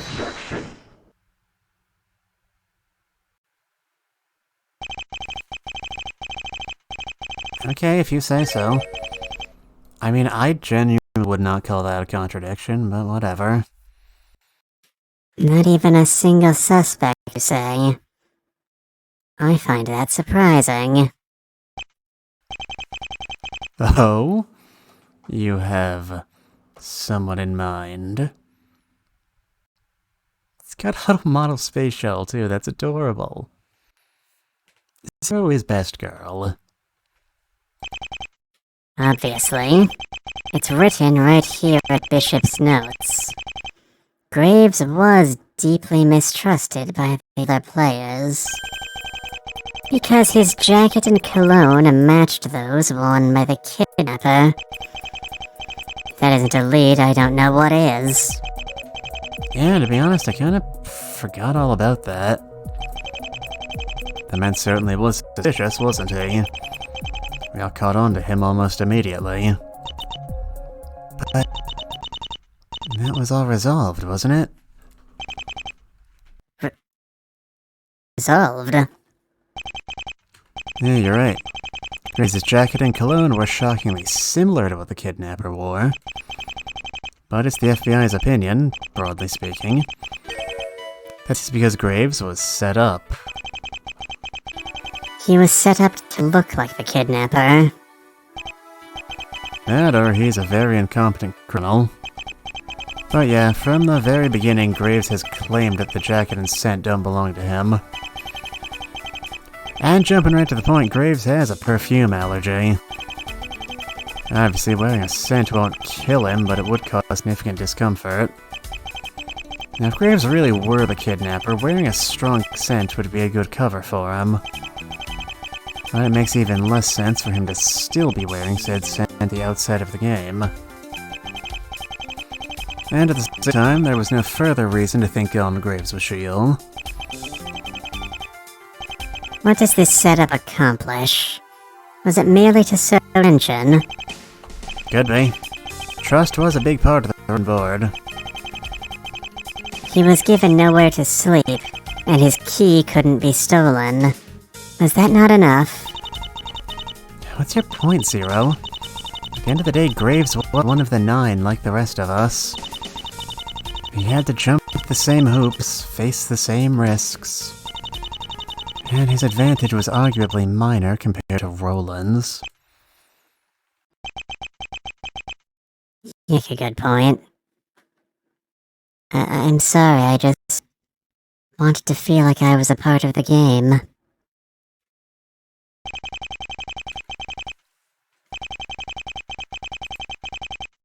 I apologize for getting us off track. I was aware that this issue had been resolved. Aw, chin up, buddy. You're doing better than me, at least. Hey! I can see this tangent is going nowhere. Let us return to our discussion.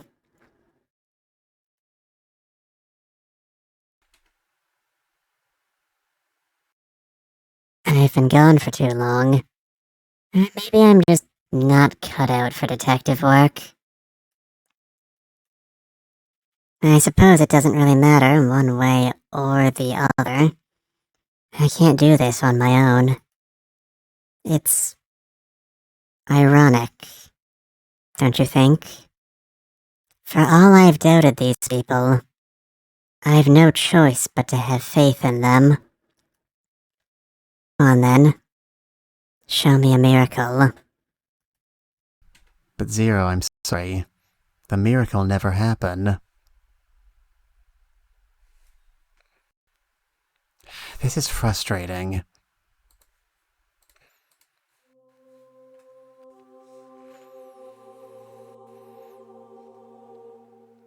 This is frustrating. How many times do we need to almost find a lead before we actually get somewhere?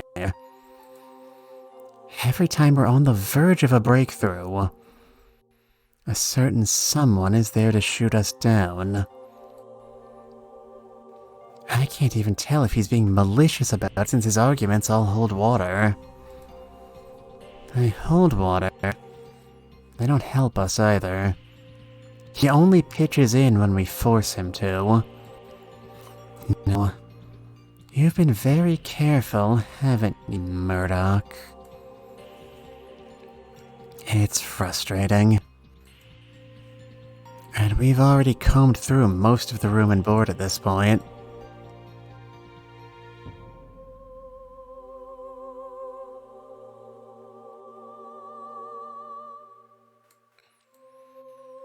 You know, I was just thinking... Murdoch is the only person in this game we have not followed the thoughts of at any point, excepting, you know, the dead people. And the thought to be dead people. Again, they're setting him up so obviously. Murdoch isn't the killer, but he may be an accomplice. I mean, he might very well be the killer, for all we know. It wouldn't be the first mystery story I've read that tried to pull a double bluff like that. The same issues that plagued the original investigation are starting to close in on ours as well. We're running out of air. Oh, no, God, please not again. Please, please, no, no, no, no, no, no, no, no, no, no, no, no. What can I do? There has to be something I can do. Think. Come on, give us a brain blast. Our original hypothesis was that Kurt Bishop had found a clue to Shiel's identity. And did so by making a deduction using the known facts of the room and board. Maybe that's why we haven't found our silver thread yet. We've been so focused on finding all the pieces of the puzzle that we've barely begun putting them together. Okay, let's think deeper then. Let's extrapolate. If you throw more time limits at me, I will cry. First things first. What are the most pressing questions we've yet to answer? What is the room and board trying to convey to us? First thing that comes to mind is... why did Shield remove the bodies and the revolver after the game's completion? Dun dun dun dun dun dun dun dun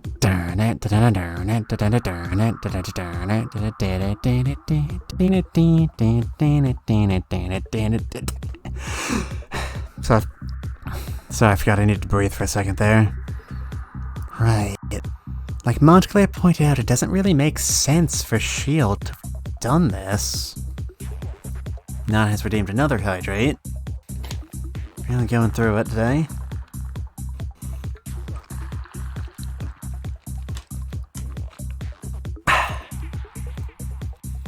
I can't imagine there was any incriminating evidence on the gun or the 5 bodies.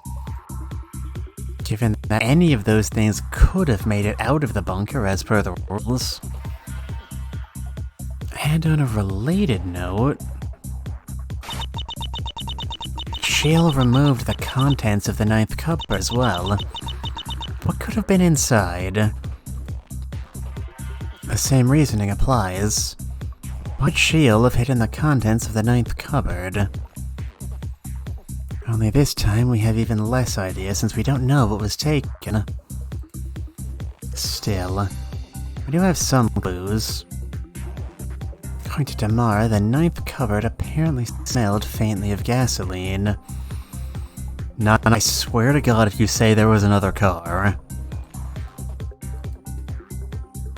Also, given Shield's penchant for the dramatic, I'd bet anything that the final twist to his game was something extremely exciting.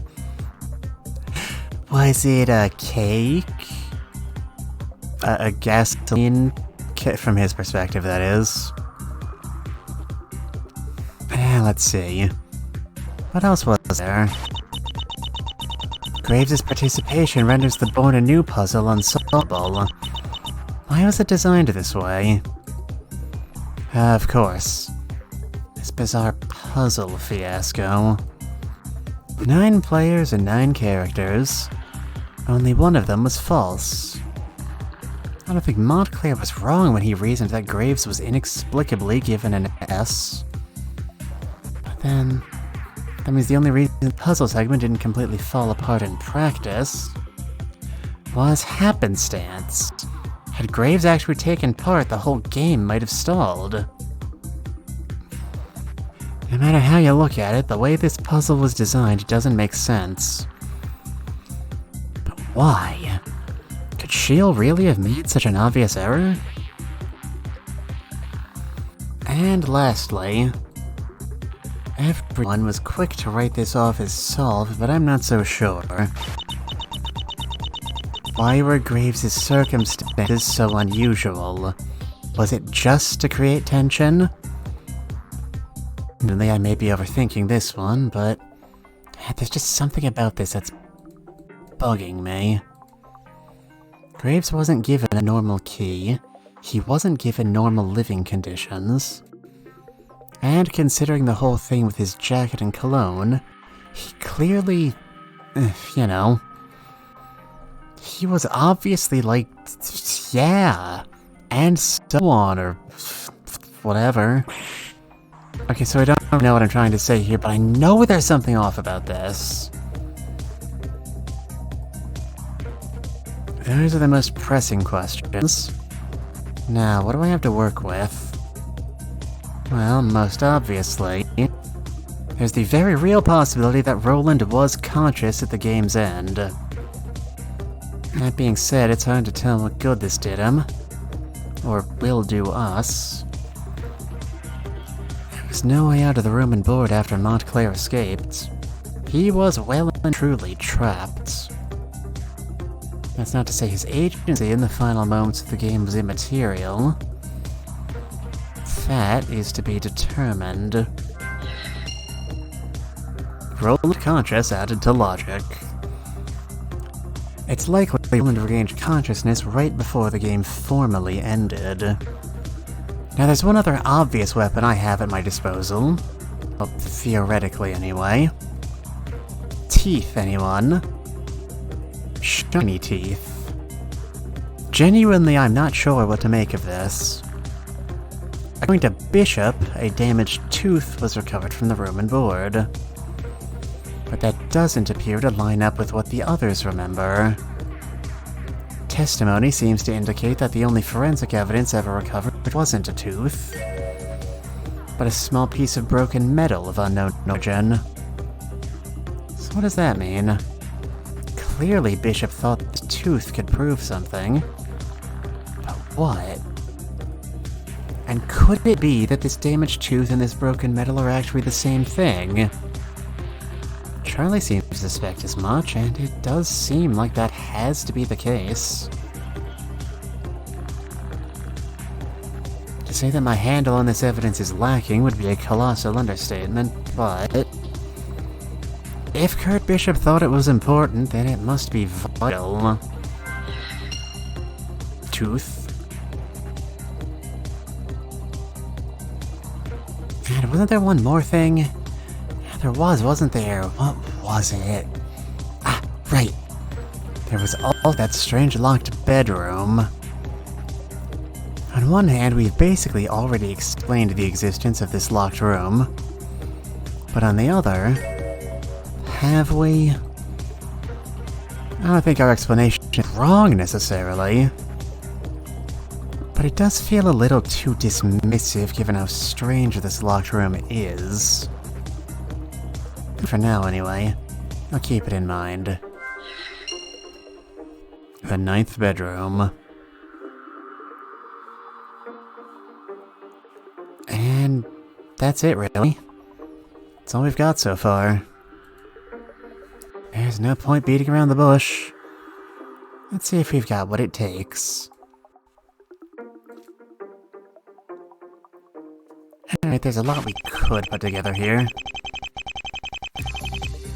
Let Shield remove the bodies and the revolver after the game's completion. It's entirely possible that Shield took the evidence just to hamper the investigation. But I have to wonder if that was worth the risk of having 5 bodies to dispose of. Not to mention the risk of having to personally detour to the bunker to retrieve them. Because as we said, there shouldn't have been anything incriminating among those things. Does this really not make sense? Or are we missing something? Shield removed the contents of the 9th cupboard as well. What could have been inside? Unfortunately, we can really only guess at the contents. Though according to Damara, the cupboard smelled faintly of gasoline. And things that are powered by gasoline usually are made of metal. It's the only connection to anything I've noticed thus far. Ergo, the contents must have included either gas itself or something that uses it. Also, and this is purely speculation, but I bet Shield wanted something truly impactful as a reward for the last donation milestone. But what could have been? Grace's participation renders the Born Anew puzzle unsolvable. Why was it designed this way? We could connect that to the locked bedroom. That would be a connection, if not a contradiction. If Graves had noticed what was happening on the 2nd floor and tried to help, they would have ended up with Born Anews instead of Born Space Anew. And we know definitively that the correct password for safe was Born Anew. So what the heck is going on here? Why were Graves' circumstances so unusual? Was it just to create tension? And maybe it was. I don't know. But what I do know is that Graves' circumstances bother me for some reason. I just wish I could, put that reason into words. Graves' key was attached to his body and couldn't be removed. Unlike the other players, he wasn't provided with a place to sleep. And he was set up to look like the kidnapper. Basically, Graves broke every convention of the room and board just by existing. Well, every convention other than the quintessential 9 pattern, of course. But it's almost like there weren't 9 players, but 8 + 1 players. Which, as we all surely agree, is the same dang thing. Right? Alright. Let's take our swings and see what comes up. It's not the same thing. I agree wholeheartedly. Alright. So this tooth, right? Or rather, a piece of metal. A metal tooth? Whatever. Whatever this thing is, it's unclear where it came from, which is odd. The ruined board was a sealed box. We should know everything that was contained within it. That we don't know the origin of this piece of broken tooth metal challenges that assumption. With one exception. The 9th cupboard. Is it possible that this metal tooth is actually part of the final donation incentive? Of course, the reality is that I can only guess, but at the very least I have some decent clues. The contents of the final cupboard has to be something that A. smells like gasoline, B. would be satisfying and rewarding those viewers who paid for the final milestone, and C. has teeth made of metal. Possibly. Can I think of anything that fits that description?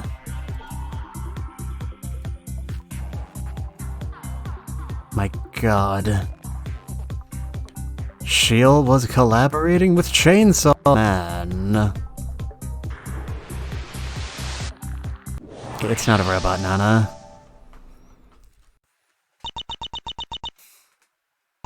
hypothetically, what would you think if I said the 9th cupboard contained a chainsaw? Chainsaw, you say? Certainly not out of the question, I would argue. A chainsaw definitely feels right. But this is more than just a hypothetical, isn't it? You have a reason for bringing this up. It is hypothetical, but it would explain why the cupboard smelled of gasoline.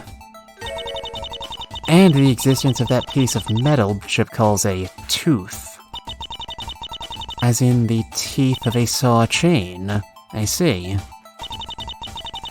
The contents of those cupboards got more and more dangerous as the game went on. Remember, kids, drugs are more dangerous than bullets. So personally, I like the idea. Chainsaws are fun. Yeah, that's some serious thriller shit right there. Bet he was looking forward to watching you poor SOBs carve each other up. However, hypothetical vicarious dismemberment isn't the same as actual vicarious dismemberment. Realistically, we don't know if there was a chainsaw in the cupboard or if there wasn't. So it's, at this point, still Schrodinger's vicarious dismemberment. I hate to say it, but he's right. Again, I have no proof the chainsaw existed. But it's comparatively likely, and heck, I'll take that. And it's not that there isn't any proof the chainsaw exists. It's that I don't have proof that it exists yet. Again, this is a comparatively likely solution. I definitely don't write it off without further exploration. It's not only possible, but feasible there was a chainsaw in the 9th cupboard. And let's see what I can squeeze out of this possibility. Tooth updated to chainsaw. Man, these Pokemon evolutions just keep getting weirder and weirder.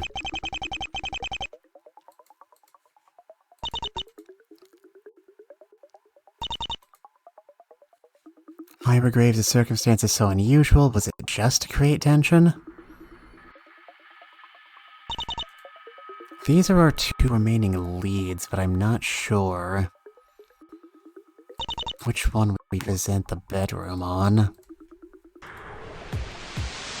You know, I guess that's probably right. Nope. Asshole.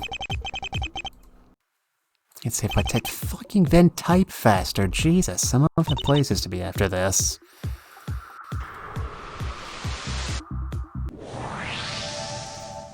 I still say that should have worked. Hey, so about this Born Anew Graves S thing, I've been thinking, isn't it kinda weird? Another brilliant deduction. No, you know that's not my entire point, you dick. I've learned to set the bar low. Man, what asshole. Why don't we hear Miss Gray out? She hasn't steered us wrong yet. I mean, I have several times, but you know. Don't listen to him, hit us with it. We were confused because it looks like the puzzle was designed to be unsolvable, right? Due to the S. But was that really the intended design? Intended design? Does it matter? We've already told you the actual design. Let's not write this up just yet. Consider the mysteriously locked 9th bedroom for a moment. 9 bedrooms were arranged in a circle, and there are 9 characters in Born Anew. But only 8 bedrooms were used, and only 8 characters of the password were provided. The fact that they keep calling the space a character bothers me so much. Doesn't it seem like it was originally planned for the 9th character to be found in the 9th bedroom? And by extension, it feels like the 9th player was originally intended to occupy the 9th room. We know the puzzle was supposed to be solved by passing letters through the walls to one another. Slotting the ninth player into the ninth room only makes sense. I can agree with that.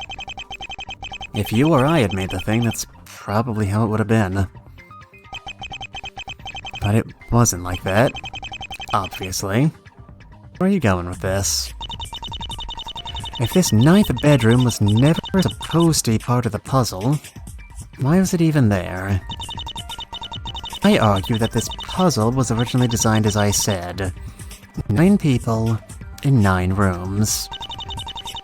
But the ninth player wasn't found in the ninth room, and they didn't have the ninth character either. So I think Shield's plans changed at some point. They changed? Why? That? I don't know. All I can say is that he must have had a very compelling reason. Since the altercations he made basically obliterated his puzzle's logic. Interesting. Very interesting. No, not interesting, dumb, and bad. The original design, what the heck are you even talking about? You're just guessing. I have no factual base on which to infer that Shield's design changed. If we're gonna let Mia make up the facts, we might as well just brand me Shield and get it over with.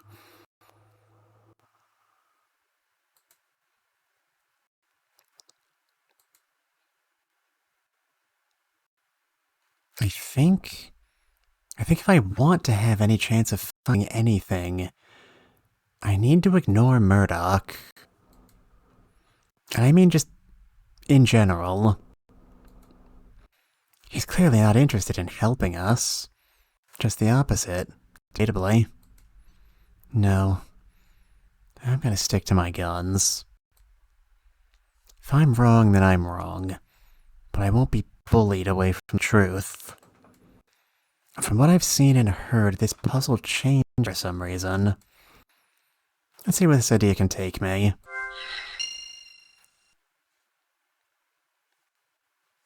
Alright, now from there...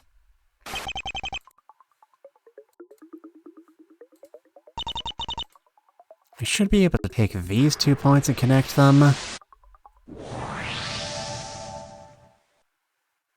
Roland Conscious. That's a funny sort of name, what is that? German or something? Hey, you're kidding.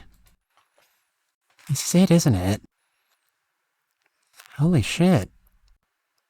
But at the same time, it's just so... obvious. It really took me until just now to figure this out? The most basic, obligatory twist there is? How did I not see it before? Of course there weren't just 9 people. There's never just 9 people. Wait. What did I just say? Just a moment ago we were discussing the Born Anew puzzle, and its flaws. The 9th player was clearly intended to occupy the 9th bedroom, but they didn't. I argued that this indicates a shift in Shield's intentions regarding the puzzle. I was wrong. In fact, I was wrong about the puzzle being flawed too. In reality, there was nothing wrong with it. Murdoch, something you would like to share with the class? But surely the stray S would have upended the entire process. No, it wouldn't have. At least, not beyond repair. This whole conundrum exists because the 9th player should have been in that room, but wasn't. But what if they were? What does that mean? You're saying Graves really started the game in that 9th room? No, that's not what I'm getting at. Erica Vandermeulen, Darcy Owens, Patricia Markowitz, Noah Colton, Daniel Carruthers, Nathaniel Montclair, Charles Klein, Damara Rochelle, Donald Graves. These are the names of the people who were locked away in Shiel's room and board. I argue that this list is incomplete. Because I argue that there was one more person. A 10th player. Whoa. What? But That...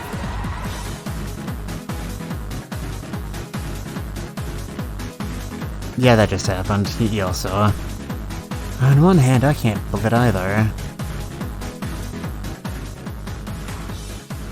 I mean, like, yep, that sure is what it is, alright.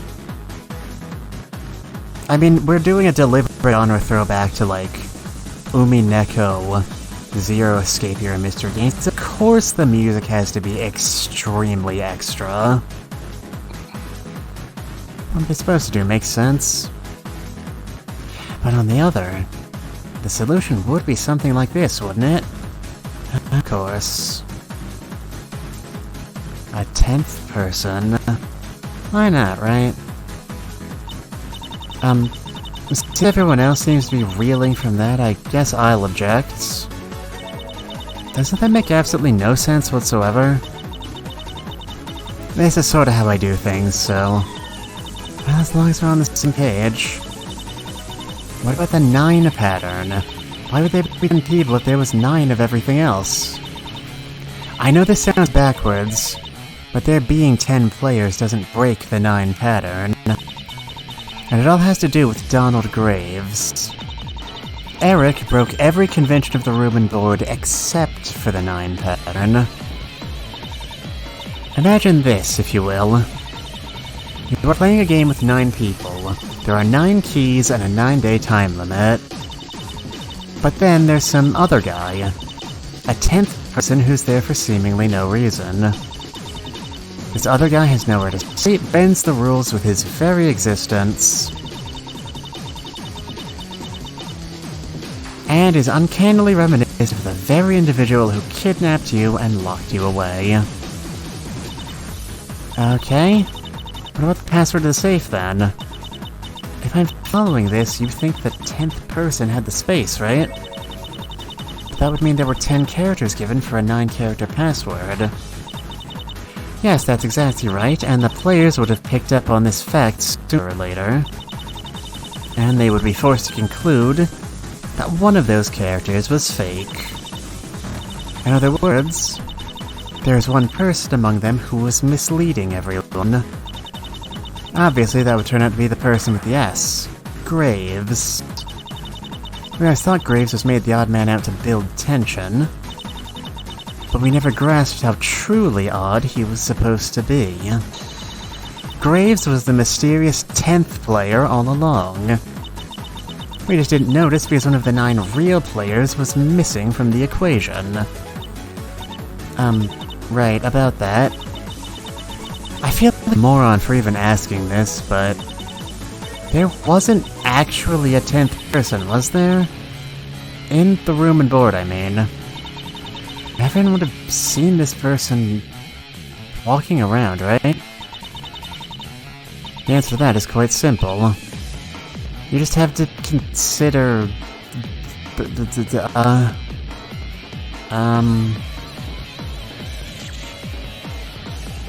Wait, do I seriously not have an answer to this? Well, they were just walking around, of course. That would be, you know, dumb. An entire person would be rather difficult to miss, I should think. And for 8 days straight... but that bedroom was locked the whole time. There was a person inside. We'd never know. Yes, that's it. The 10th person was just hiding in that room. Now for 9 days, they would have starved to death. And if there was food in that room with them... going by Mia's logic, this person wasn't special. They were a player. Just like us. They didn't receive preferential treatment, so we have to assume this 10th player didn't either. Well, then maybe they did starve. There was actually someone starving in that room that they answered when we knocked. Or when we, tried to break the door down. Or when we tried to shoot it down. So then what's going on? Was there a 10th person, or wasn't there? It could be. Obviously not. Charlie's right, it doesn't make sense for there to have been someone inside that room.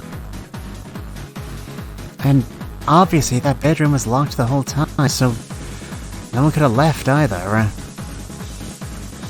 Logically, if there was a 10th player, they would have done something, right? Wait, I have an explanation for this. I just need to find... Where did I put that stuff? Here it is. Evidence returned to the court record. It was here, somewhere in all this old evidence I've been looking around. This piece of evidence can explain how the 10th player hid in that room for so long. Casualty report, hospice lamp, weather report, autopsy report, letter to the victim, shield, since the cause for the steel pipe attack. The dossiers?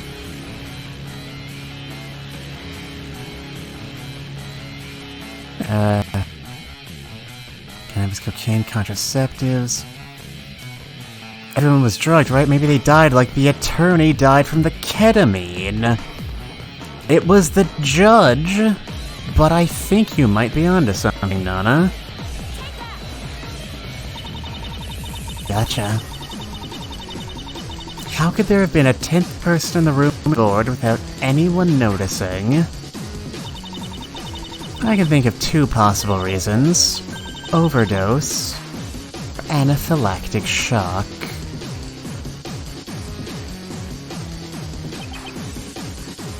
What? Maybe these two situations are more alike than we thought.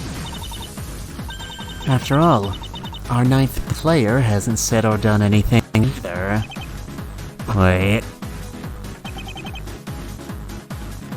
You don't mean... I love how the CEO has just turned into a totally normal player at this point, reacting along with everyone else, despite never moving their arms. Maybe this 10th person didn't have any effect on the game because they didn't have a chance to. Maybe this 10th player died before the game even began, just like Judge Harper. You know what I'm going to say here, right? And if not, here's a hint. It rhymes with schmevidence. My theory completely explains the otherwise bizarre contradiction in the Born Anew puzzle. And by that same logic, chemtrails completely explain the existence of rainbows. Your theory is just that, a theory. Without any evidence, it has no grounding in objective reality. And that truth isn't something you can shape with words. Right, Mia? We're not perfectly objective observers, unfortunately. Of course not. That's why I'm putting my faith in the evidence. Doesn't really matter what you think if you can't prove it beyond a doubt. Hey, that's the thing we said to him earlier. I don't think it's possible to prove this beyond a doubt, but... Is it true I have no evidence at all? I wonder. No response? That's alright. I already know you don't have any schmevidence. I wouldn't be so sure about that. We reopened the room and board investigation because we believed Bishop had unraveled it himself. And because he got so close to the truth, Shield had him killed. We don't need to prove anything. We just need to figure out what Bishop's theory was. Do we have enough material to work backwards from? It's true we don't have much to go on, but there is something. A question that's gone unanswered since the very beginning of this trial. Is there anything that suggests a 10th player was part of Bishop's findings? I mean, the only thing related to him we have is the memo. Cosmonaut. Cosmo who now? Cosmonaut? That was the code to Bishop's briefcase. Yeah, it was. He listed it here at the bottom of the letter found in the desk. That word is also found in the memo he left. Here. Circled at the bottom with a question mark. Nana? I am so proud of you today. Alright, let's extrapolate. Zero has something that belonged to Cosmonaut. But how did it get out of the courtroom? Well, that door was made out of wood. Our logic has led us to the conclusion that there was a chainsaw present inside. And there was one person who was still conscious. I think we're onto something. Clearly, Cosmonaut wasn't just a password. It meant something. Now, here's a question for the court. What is a cosmonaut? It's just another term for an astronaut, isn't it? And in a broad sense, what is an astronaut? Someone who explores space, right? But weren't we talking about someone related to space just a minute ago? You can't be serious. I am. I think the truth was right in front of us all along. Just like Poppet or Teddy, I think Cosmonaut was the name Bishop gave to the 10th player. Please tell me you're kidding. I refuse to accept that Detective Bishop had an SRAB OC. Can you deny the possibility, Murdoch? Well, completely? No. We can't deny the possibility of there being lizard people in office either, can we? However, yes, I admit that it is technically possible. Then we should... Not impossible, Mia. But also not important. Let's assume there really was a corpse locked behind that door. Emphasis on assume. The corpse sat from dawn on the first day until Shield retrieved it after the game. In this scenario, one very important question comes to mind. Who the heck even cares? And let's go to the judges for scores. We have a 10 from England, a 10 from France, a 10 from Russia. Oh my goodness, but only a 9 from Germany. He was this close. Anyway, Clara, in fact, lapping us again. Literally, what difference does it make if the corpse was there or not?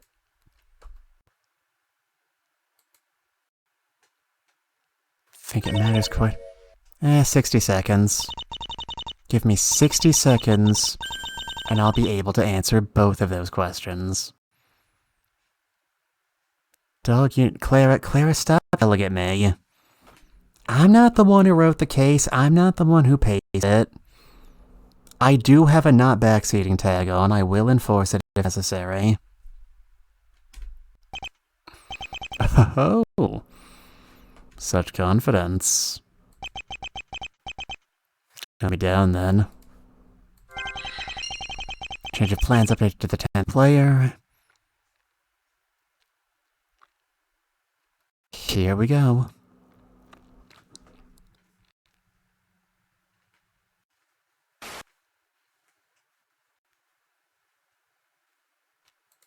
Roland, a chainsaw, a 10th player, and one final mystery.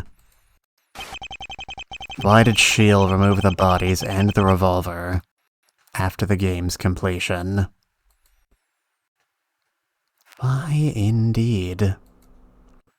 There was a reason Shield stole these things away. And I think that reason is coming into view.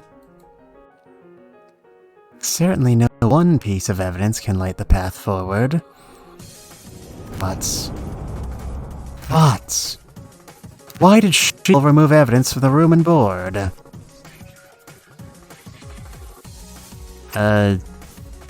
Because... Alright, you just do all three of them. I mean, it's not the worst super objection I've ever had to play through.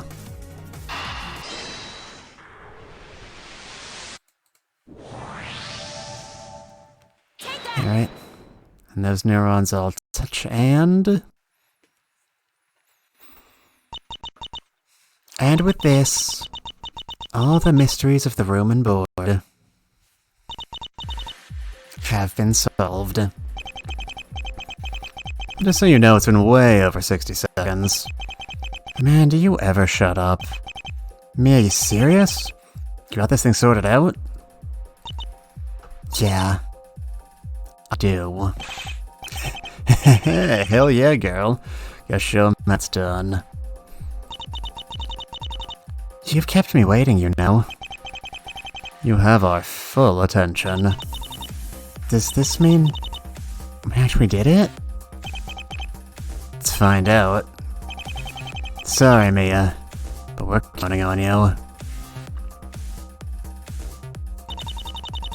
Why did Shield remove the bodies and the revolver from the bunker after the game? The answer to this question is the answer to everything. That's right. Once we unravel this one final thread, we'll have arrived at the truth. The complete truth.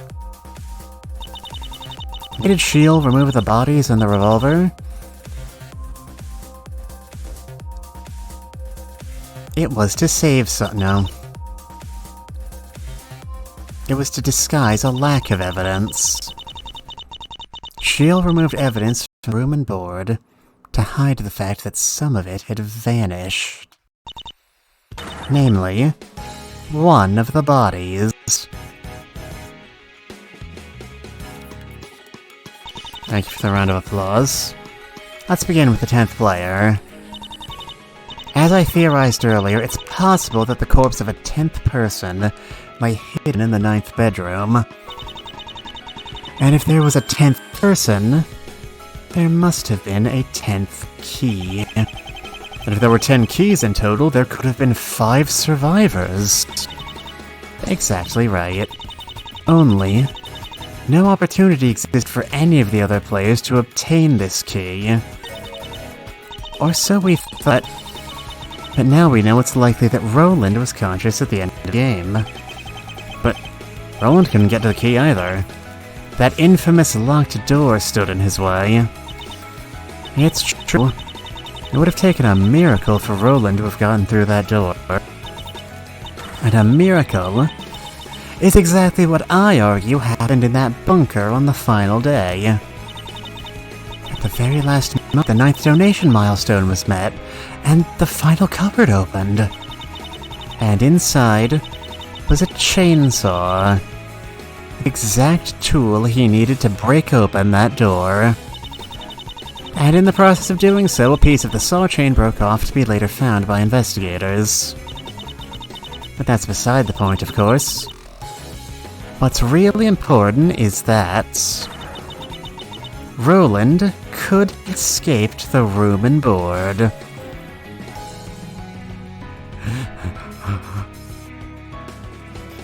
Gasp.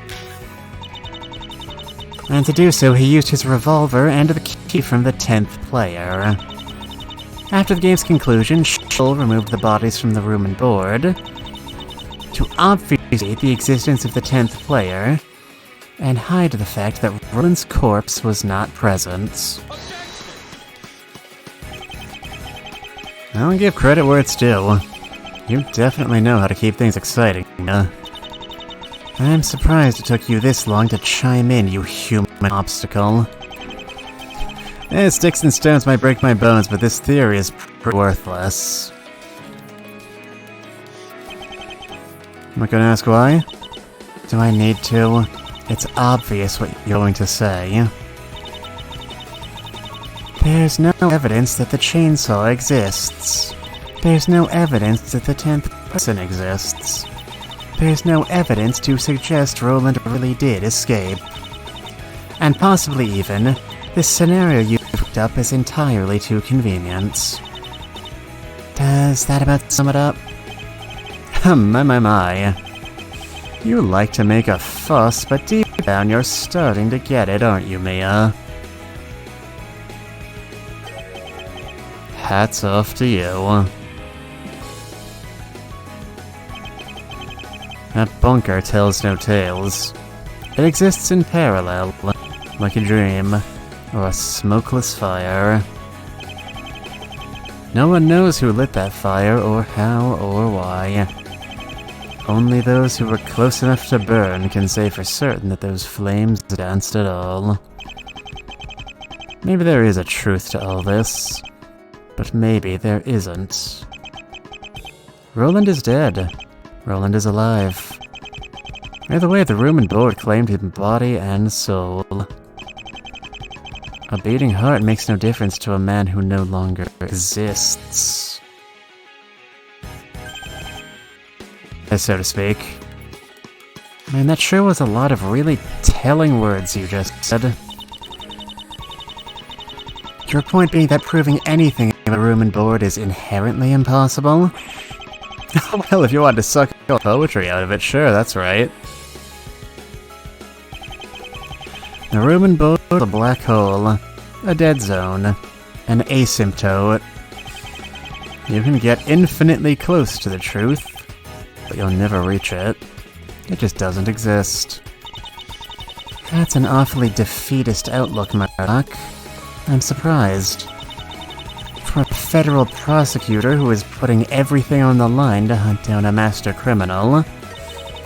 Are you sure you are who you say you are? Yes, say whatever you'd like about me. Won't change how adrift you are.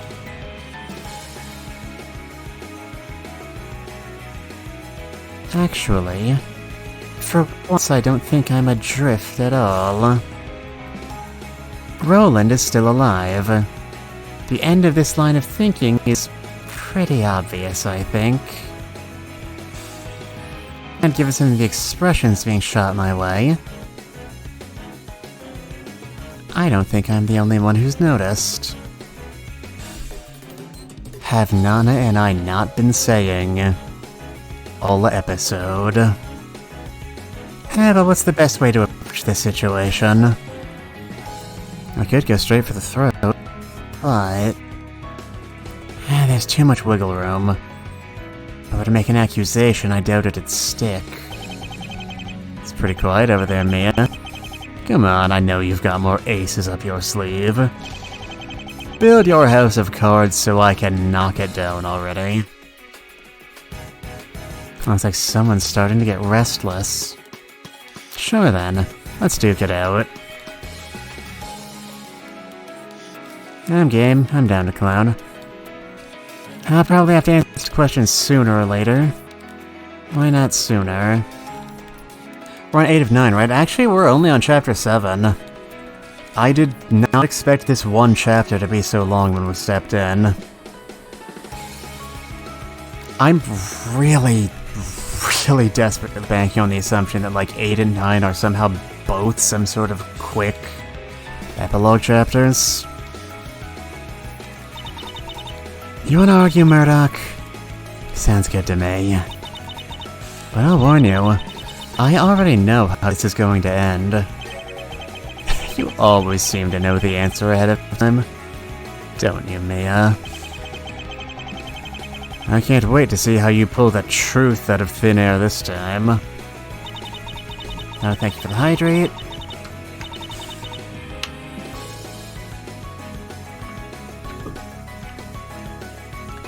No evidence from the room and board can prove Roland is alive. I won't deny it. But that isn't the only evidence we have. No amount of conjuring will close that infinitesimally tiny gap. It'll always be there. Oh, will it? I'll watch this. Evidence returned to the court record. The story started with the room and board, but that's not where it ended. If Roland is alive, then we have to ask how that fits into the big picture. Let's address the elephant in the room. Roland hasn't been seen or heard from in 5 years. That doesn't preclude the possibility of him being alive. He could simply be hiding. Does that make sense? It's not that far-fetched. Christ knows I want to run from it all sometimes. I fail to see any practical difference between alive but hiding and dead. The hell are you talking about? There's a world of difference.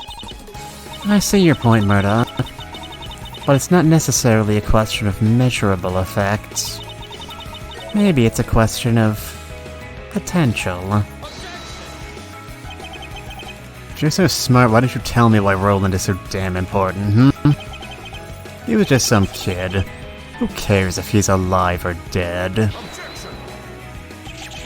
What a thoughtless question. How dare you? How dare I? Do you have any idea who you're talking to? A man who should know better. That game was a tragedy. Those people had families, futures, aspirations. And all of that was stripped away. By us! It was our doing. Who cares if Roland is alive? A great many people care, and I can name 4 at this very moment. If I could see any one of their faces again, it would bring me unimaginable joy. To insinuate the humanity of the room and board means nothing. It's simply incomprehensible. It means everything. How can you claim to understand anything about the room and board if you can't even understand that? For what reason do you choose Sheol if not for those so cruelly taken, or those forced to live on? Oh, since you don't seem to get it, I'll spell it out nice and slow so you can understand. Roland is gone. Vanished. Erased. We can't help him. He can't help us. 5 years, Murdoch. 5 years of nothing, and you're telling me you won't even entertain the idea. 5 years of detective, can you still fall for nonsense like this? What would it take for you to give this thing a fair shake? Just out of curiosity. It'd need to come from someone less shifty to start. Are you for real? This isn't about who's on what side, damn it! And that's where you're wrong. It's no use, Charlie. His Sheol is something to be pursued and not dwelled upon. He doesn't think about the cost, or the guilt, or the what-ifs. He's not like us. But more importantly, the prosecutor has made a good point, hasn't he, Mia? Despite himself. You know, I really didn't like Murdoch even before he decided to start picking fights with us. So I'm very glad we're all on the same page now. Why is Roland so damn important? Why hide the fact he escaped? Why kill Bishop over it? Really? Why was Roland's survival bad for Sheol at all? And why is it so crucial that we find him as soon as possible? I'm sure we can figure this out with a little critical thinking. Why was knowledge of Roland's survival problematic for Sheol? Perhaps they were lovers. Mia, wait. What? What's the problem? Sorry, it's nothing, I had this premonition. You were about to say something really stupid. What? No, come on. Have I ever? Anyway. Why was knowledge of Roland's survival problematic for Sheol? Perhaps. Roland knows something bad for Sheol. The only explanation that makes sense is that Roland knows something he shouldn't. As in, you think this guy knows Sheol's identity? Ah, well, yeah, something like that. Something like that? At least pretend you aren't making this up as you go. Oh? You have a problem, Murdoch? Of course I do. Do you even hear yourself? Roland knows something bad for Sheol? Roland has been hiding for 5 years? You've made literally 2 points so far, and those points contradict each other. This something is so harmful that Sheol is willing to murder in order to keep it secret. Then why hasn't Roland told anyone this something? The Roland we would not hesitate to perform his due diligence, it's true. He would have at least informed the authorities, would he not? There's no denying these 2 ideas contradict. At least, on the surface. But I don't have an alternative explanation for either of them, so... Is there a way to explain this contradiction?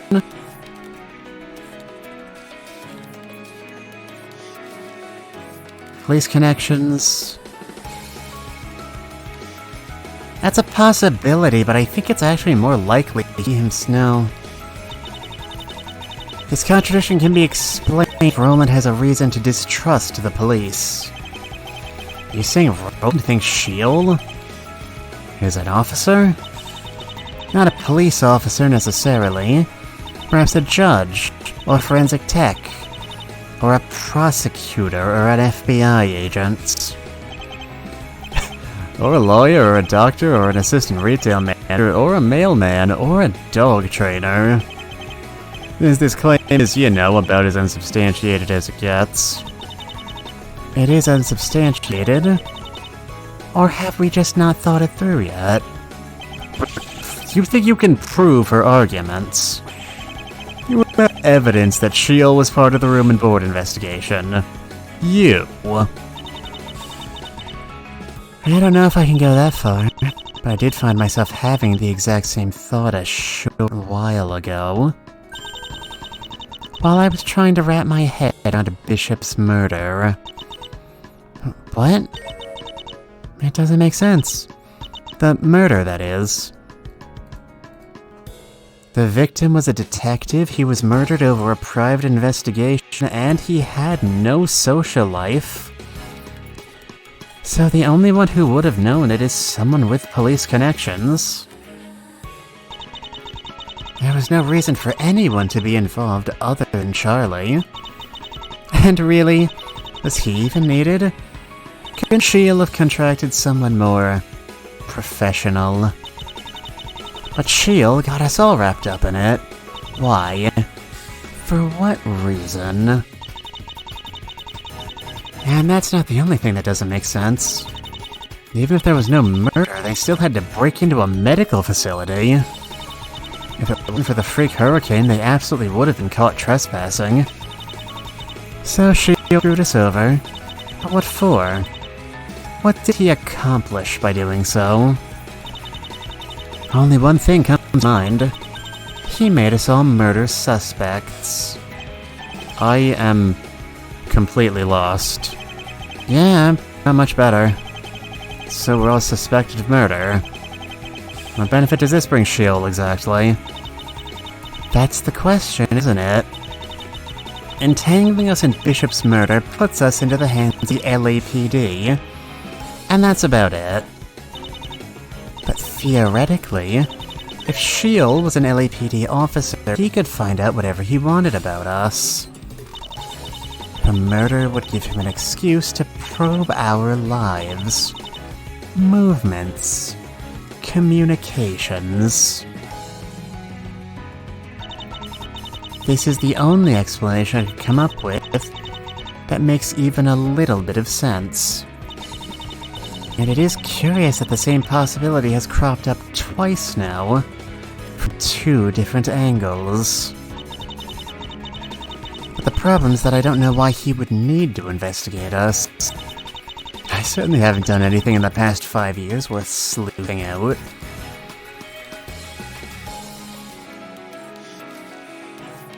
We're getting sidetracked from the whole Roland is alive thing. Somehow. It does seem fairly important. But this train of thought, isn't it pretty interesting? This is uncharted territory for us. Why did Shield involve the 4 survivors of the murder? And Shield is a member of law enforcement. It's a stretch no matter how you look at it. But if I can prove that Damar is on the right track and that this mystery has a solution, then it would be a massive step towards finding Roland and Shield's true identity. Did Shield have a reason to investigate the 4 survivors?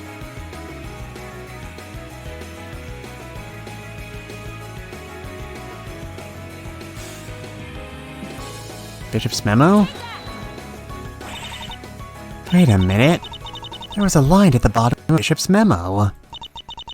There is reason to believe that my quarry has been in contact with one of the 4 survivors. But if we're saying Bishop's theory was that Roland is alive, then isn't it likely that he was looking for Roland? A prerequisite of catching Shield? And by extension, isn't it possible that the quarry referenced here is Roland? I did think that was a weird choice of words from the start. I've already explained this. That line is from when I told him about the phone call from Shield. Or at least, it's way more likely that you had the phone call. I've got a question, actually. When you told Bishop about that phone call, did you tell him Shield had called only you? Or did you also tell him about Graves and Damara? No, I told him everything. Shield called me, Graves, Damara, and probably Nathan too. Then why did he say only one of the suspects? Or survivors, or whatever the word he chose was. But read the line again. The memo explicitly says one of the 4 survivors. If you told him about Graves and Damara, should this say 3? Or maybe at least 1? Huh? I mean, that's hardly... Seriously? But wait! What about this part here that says contact with Quarry has been in contact with one of us? Ah, my tongue. I take it to mean that one of the 4 of us knew Roland was alive this whole time. It wasn't me, though. Nor I. Graves, then? Yeah, it must be. Not redeemed another hydrate, but the who is important right now. The who is always important, how dare you. They were fantastic musicians.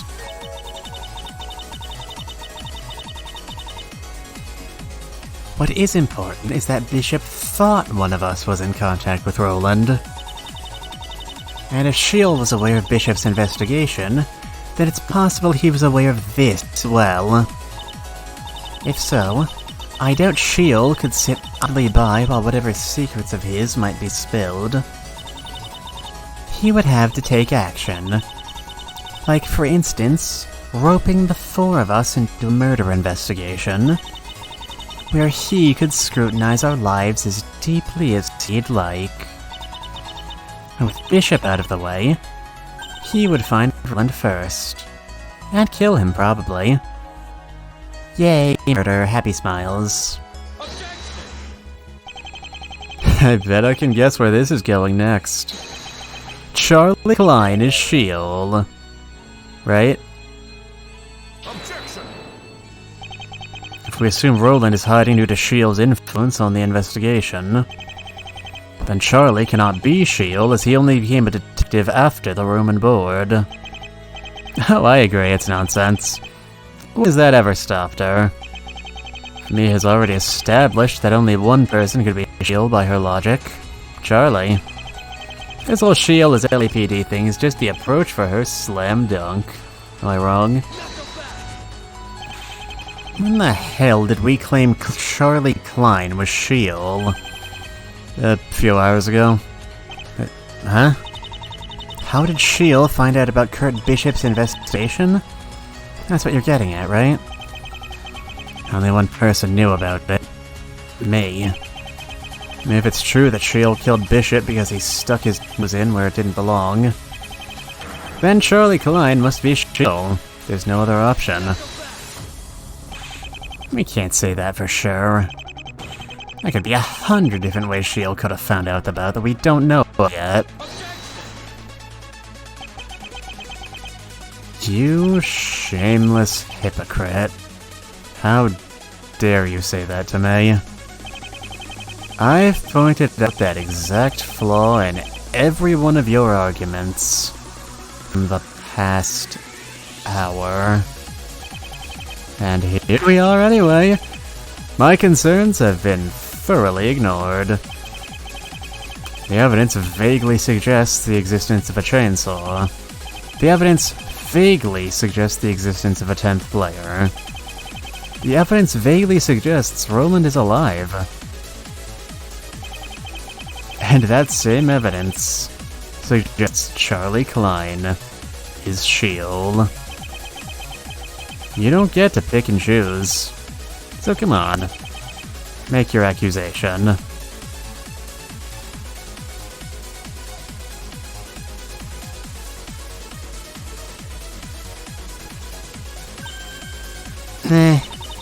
Like Montclair said, it doesn't actually make sense for Charlie to be Shield according to our logic.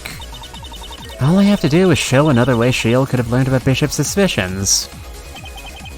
There's no evidence, you can't prove there was another way. There is, and I can, and I'm going to, right now.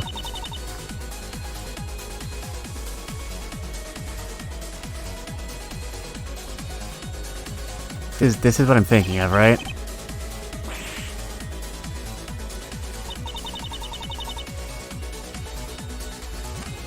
It's in here somewhere. The letter to the victim? No. That was how he got it. I know what I'm saying here. Is it on his own memo? Alright, sure, fine, whatever.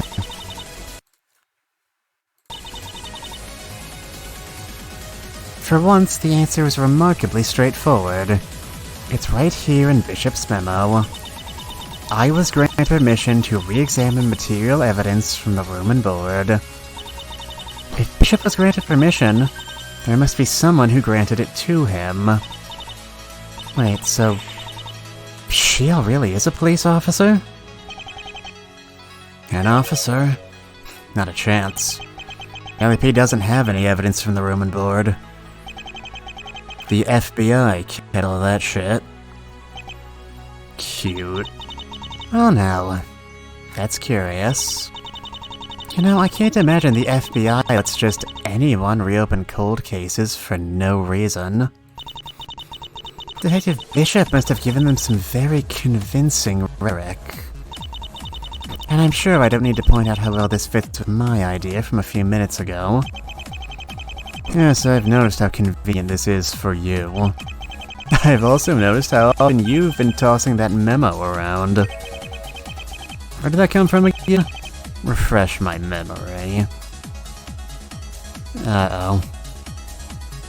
Yeah, it's been a while since you made this accusation. I was forgetting. I was worrying you were losing your touch. It was the case file, was it not? And remind me where we got that case file again? I found it in a shipping warehouse. Bishop was trying to mail it. Ah yes, you found it. This very convenient piece of paper which is foundational to your entire theory. This piece of paper that has not been verified by any authority but is definitely real, trust me bro. Charlie recognized the handwriting, which is far from verification. Not a proper handwriting analysis, I'm just eyeballing it. Then let's have it analyzed. I agree, but that's not exactly my call to make right now.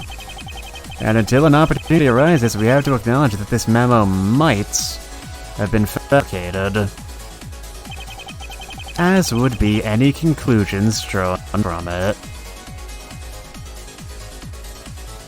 It sounds like I'm out of time. I was hoping to get something a bit more substantial, but this'll have to do. That memo is not fabricated as far as I know. But I can't guarantee it, and we have been relying on it. As we turn to forensics, I propose a change of strategy. I can't guarantee the memo is real, but I believe I have a way to confirm our findings. A fairly straightforward one, actually. Oh, really? Miraculous. And why is this the first we're hearing of it? Because I wanted to be sure. I'm not, but I think I can make a solid case. Fine then, I'll bite. What are you talking about? It's all led up to this. I can't afford to hesitate any longer. There's a way to verify if Roland really is alive. There's a way to verify if Shield really is an investigator. There's a way to verify if this is all really connected to Kurt Bishop's murder. All we have to do is find Roland and talk to him. And this is where we should start looking.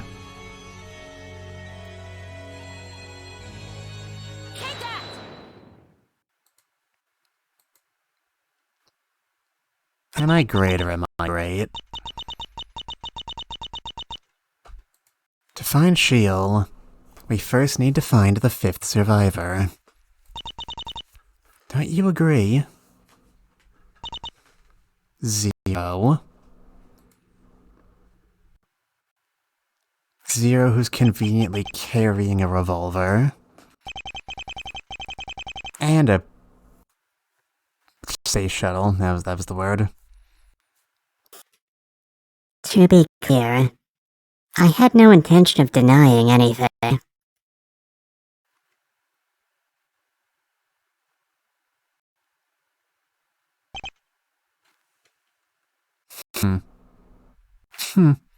Baka. It's not like I want you to disprove my theory or anything.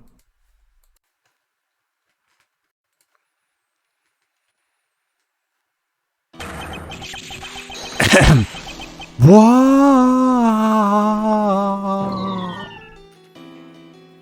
Guess he didn't see this one coming. I wondered about it ever since the possibility first brought up, but can it be?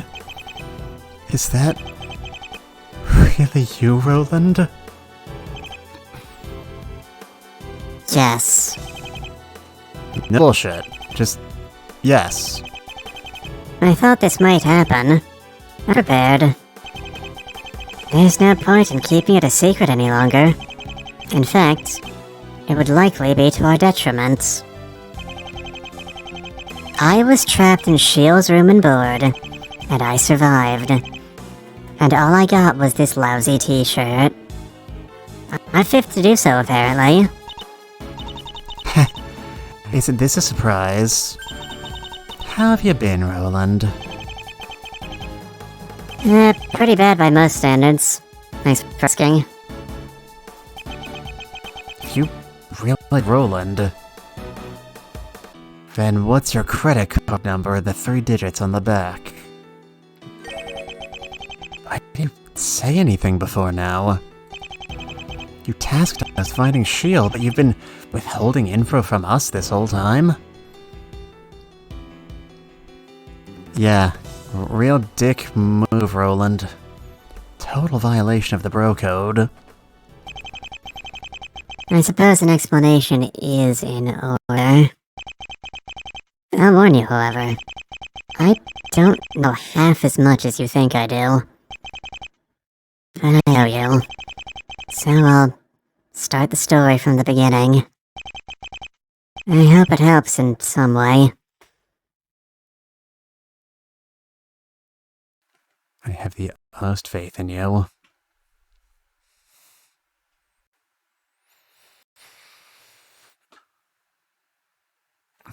Take off the mask. No, if he does that, I won't have an excuse to use My funny voice changer.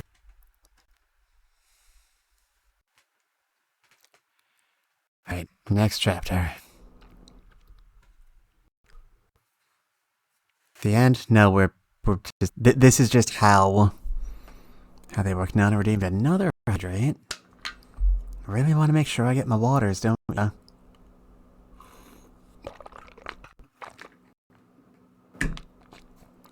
One second.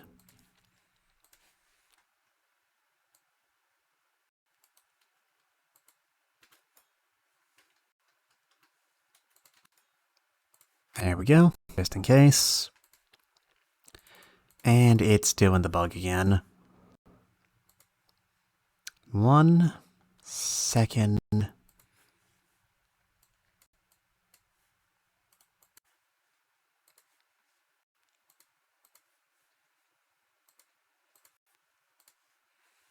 Alright.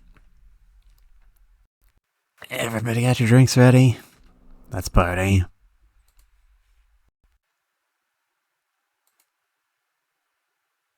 What is it, Captain? Is it the water?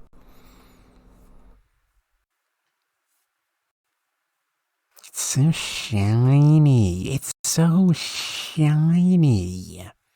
I love it.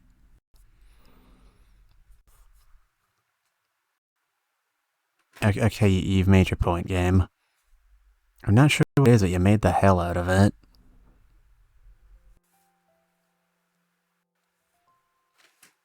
The only thing I can remember about the final day of the room and board.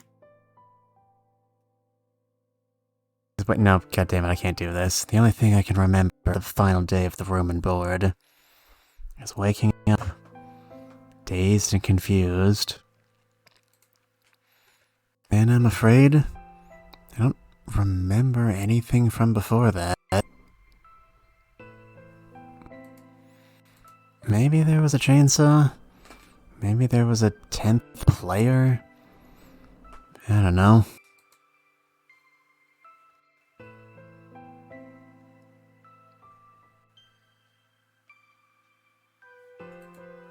The only thing I know for certain is that I'm alive.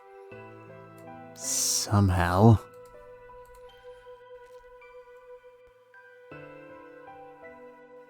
I could barely see when I woke up. It was like the world was filled with static. My god. Shield trapped him in Minecraft! He has amnesia because he got blown up by a creeper and lost all his experience points. Things stopped flickering eventually. I stood up and found myself in the elevator. Doors were open. Beyond them was a short hallway, and beyond that, a bright light. I stumbled towards it. On the other side, I found the sun, and woods, and blue sky. Things I thought I'd never see again. I didn't know what else to do, so I started to walk. I walked until the trees fell away, until the road ended, until the sky turned dark, and I kept walking. I walked right out of the mangled corpse of my old life into a new one. A blank one. I didn't even realize it. I waited for the day when Sheol or the police or somebody came looking. But no one did. No one ever did.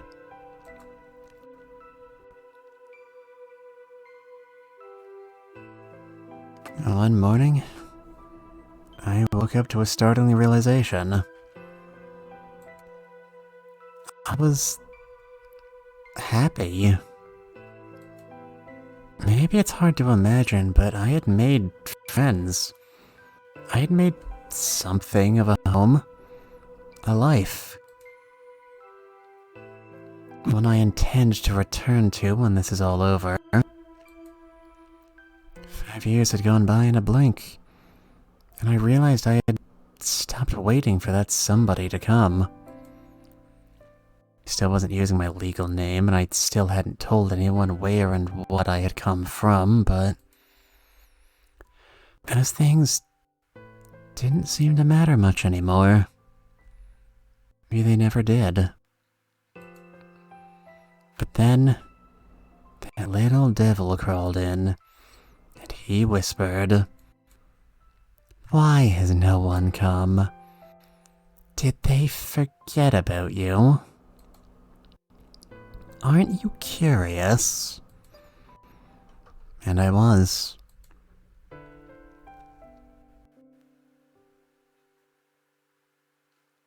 It didn't take me long to find what I was looking for. And then some. I didn't know the room and board had been streamed online. That was certainly a surprise. And in fact, there's a whole community around it. A fairly welcoming one, even. I guess my world is small. There was a lot I didn't know about my own history. That was far from my most shocking discovery. Eric, Poppet, Teddy, Fireman. Those were the 4 survivors of Sheil's room and board. Apparently, I was dead. It was news to me. But stranger still was that the more I dug, the more convinced I became that I really was dead. We're only supposed to be 4 survivors. And then that devil whispered again, and 2 very dangerous thoughts took hold in my mind. I want to know what really happened that day. And no one's looking for a dead person.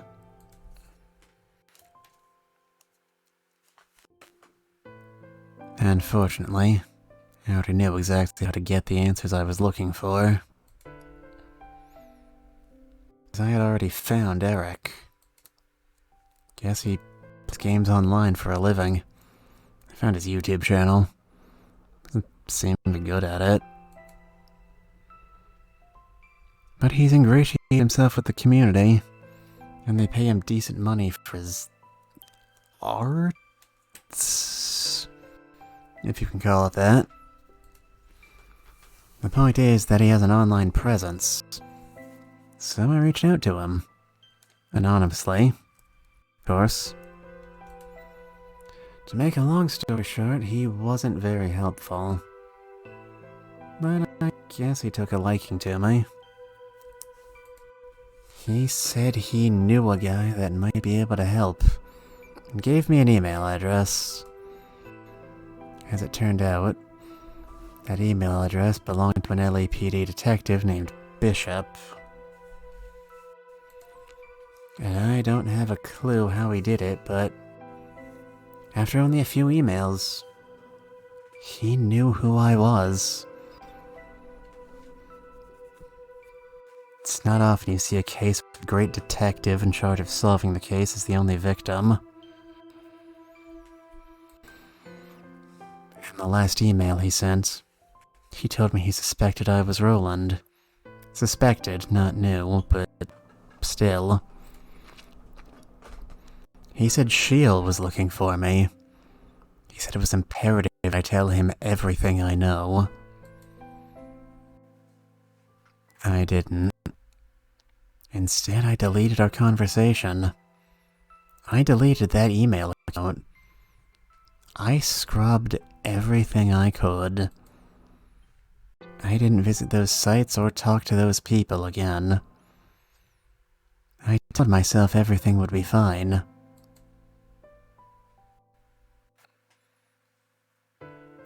I know this has been a long story. Yes, sorry. I'm almost done. Not even 2 weeks later, I'm scrolling through the news like any other morning. The top story is, of course, Hurricane Seth and the damage it's done to Los Angeles. I'm absent-mindedly looking through LA newspapers. A headline catches my attention. Officer murdered in kidnapping cult revenge scheme. Or, I think it said. I'm sure you can guess what the article was about.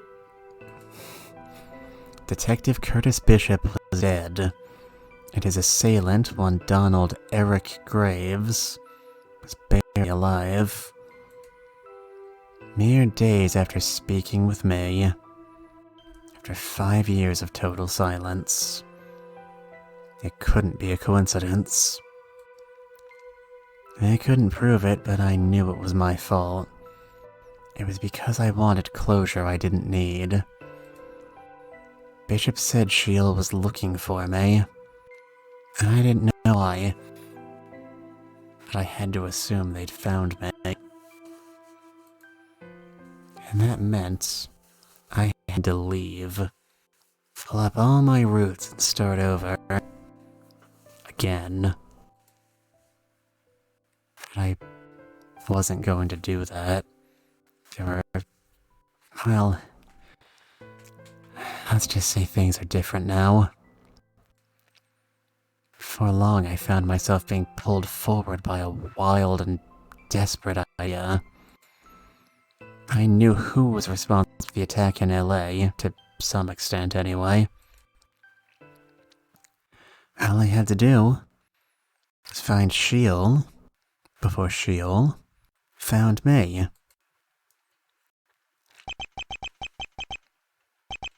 Which brings us to now, more or less. I'd still have a little more to say, but first I'll do my best to answer questions. No need to go easy on me.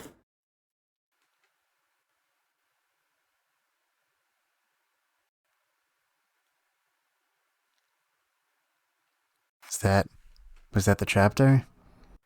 I hope that's the chapter. That'd be... No, we're still going.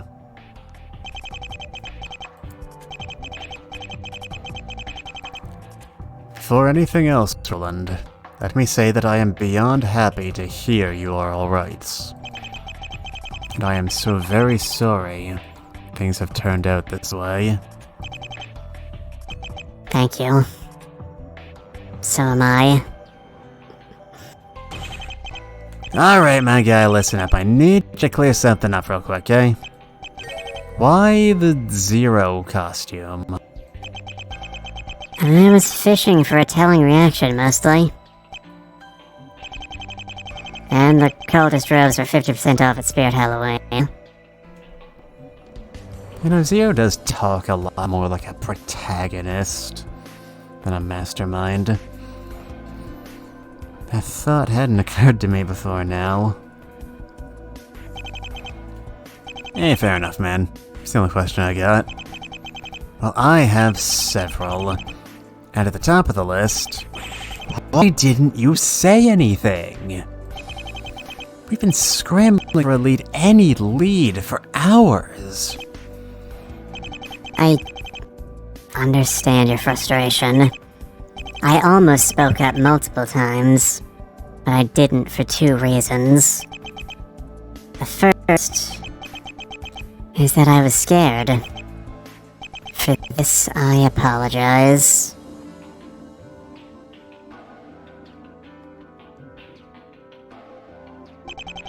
The second, as I said, is that I truly do not believe my experiences are useful to us. I still think this. Funding S.H.I.E.L.D., it was simply more practical for me to stay patient and observe. See if anyone cheats their way to the answer. And of course no one did, so I admit I feel somewhat guilty about it. All I can do is apologize again. You said you don't have any memory from the final day of the room and board? Why not? Well, the bunker was filled with carbon monoxide after the game, yes? Perhaps he inhaled a little too much of it. What the shit doesn't cause memory loss, does it? Winters? Maybe? If enough entered the bloodstream to damage the brain. I, really hope that's not the case. I need my brain to mastermind more killing games. What about the keys, then? You had to use the revolver and the 10th to escape, right? So what was the 10th key? It was this. It was this, as far as I can tell. It's a model space shuttle. I had it when I woke up. And of course, you're already acquainted with my revolver, aren't you, fireman? I'll be keeping the gun, but you're free to examine the shuttle as much as you'd like. Hang on. You found the gun and the shuttle when you woke up, yeah? But the shuttle obviously ain't one of the 9 keys. That didn't, like, make you wonder or anything? It did, certainly. I didn't really know what to make of it.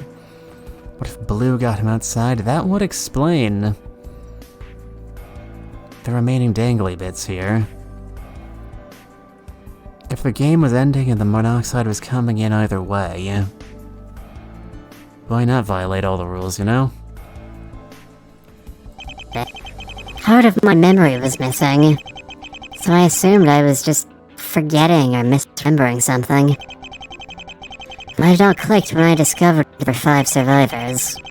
I knew instantly I was the odd one out. Even then, though, I didn't think too much of the shuttle. I actually thought it may have come from the 9th cupboard, which is still possible, I believe. I suppose it is, yes. There can be no doubt now, yes? That this person really is Roland? The keys prove it conclusively. Of course, if he wanted to be really conclusive about it, he'd take off that mask. And if I need to gas the courtroom a second time, I'm not here to take unnecessary risks. Turn the voice modulator off at least. That would require removing the mask. So no. Oh, come on, just a little peek. Got your mojo back, Murdoch? Would you scream bloody murder a second ago? Oh, well, something like that might have happened. Possibly. Truthfully, I was totally convinced you, Mia, and Zero were a trio. So, yeah. I might have been a little off base on that one. But hey, no big deal. This is an objectively better outcome for everyone. I'm curious. Are we still infinitely close to the truth, or whatever?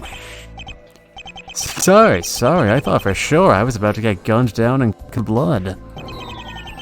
I make dramatic metaphors when I'm nervous, okay? It happens to everyone. Actually, if I'm being absolutely, genuinely, truthfully honest, Mia, I probably owe you an apology. But just the one? You were right.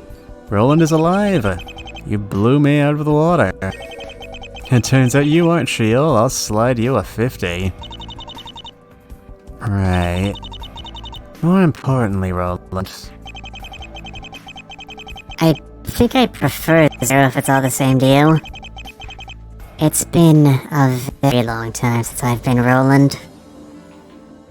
But you don't want to keep Roland? Roland, what? Keep Roland, come on.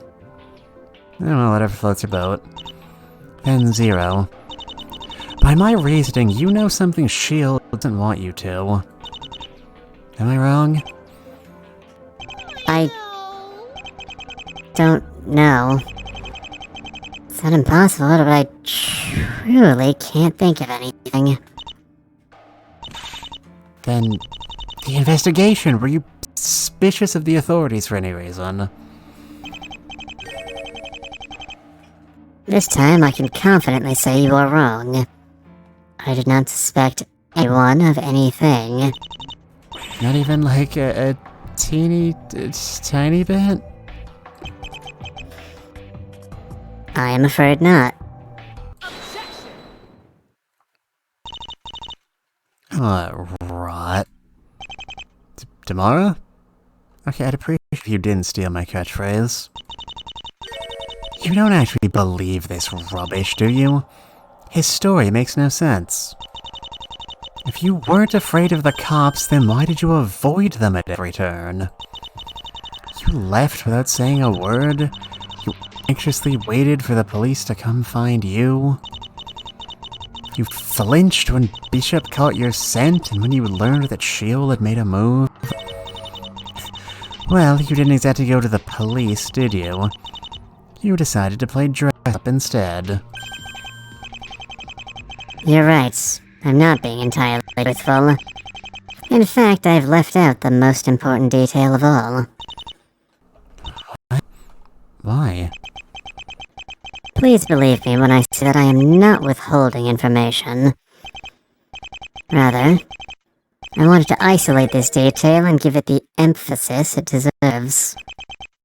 Sketchy, but sure. Still, it's pretty important, I take it? I said that I do not believe I know anything that will help us find Sheol. This is true. But I do know I can't find Sheol on my own. If you believe my testimony is important, then I choose to believe in you. Yeah.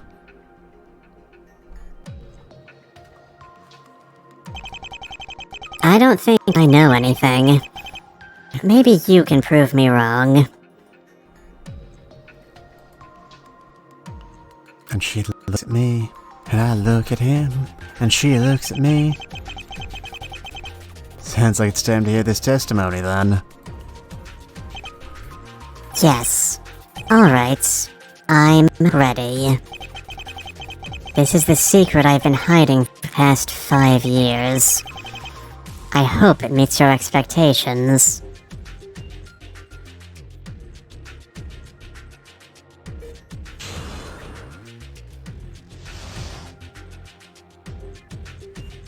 No secrets.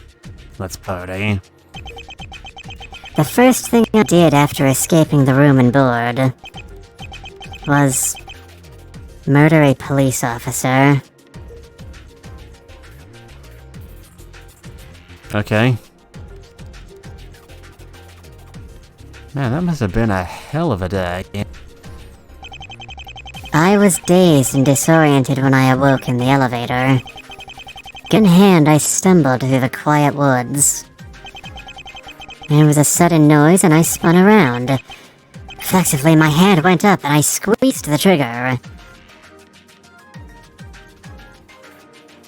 I mean, they do say you shouldn't pull the trigger, but squeeze the trigger. My mind cleared, and I saw a person wearing a police uniform, and I saw the bullet strike them in the chest. They hit the ground and everything went quiet again.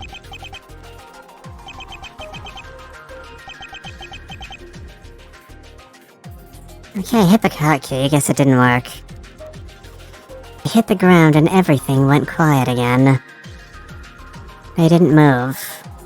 I turned and then I didn't look back. Yeah, my OBS has this thing where if I have OBS as my, primary focus window selected, none of my hotkeys work. My voice modulator hotkey doesn't work. My facial expression keys don't work. It's real obnoxious.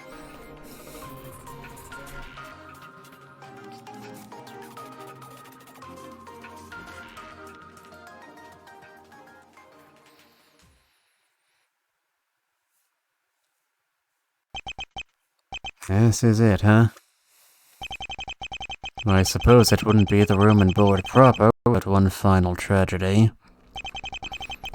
You seriously shot a police officer? And right after getting your life back? Miracles come at a high price, it seems. Needless to say, this is why no one has seen or heard from me in 5 years. How many times did you wave that gun in my face, Roland? And not once did you pull the trigger. The irony is not lost on me. Well, Miss Faye, this is my story. Is it everything you were hoping for? Everything I was hoping for? That's a little reductive, isn't it? It almost feels like Zero doesn't want us to find anything in this testimony. No. You don't want to be the one who holds the key to everything, do you, Roland? You don't want to be the one who unknowingly hid it away for 5 years. But sadly, we can't afford to tiptoe around your conscience. I know you'd never forgive us if we held back, so there's only one thing left to do. Pull back the final curtain and kick this testimony's ass. I don't know how I would have phrased it, but sure, I'm in. This is the last stop, isn't it?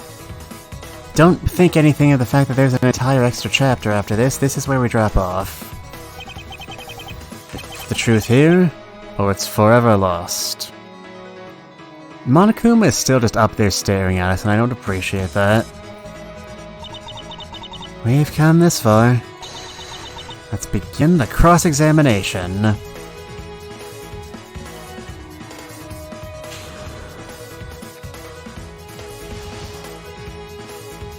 Nice thinking.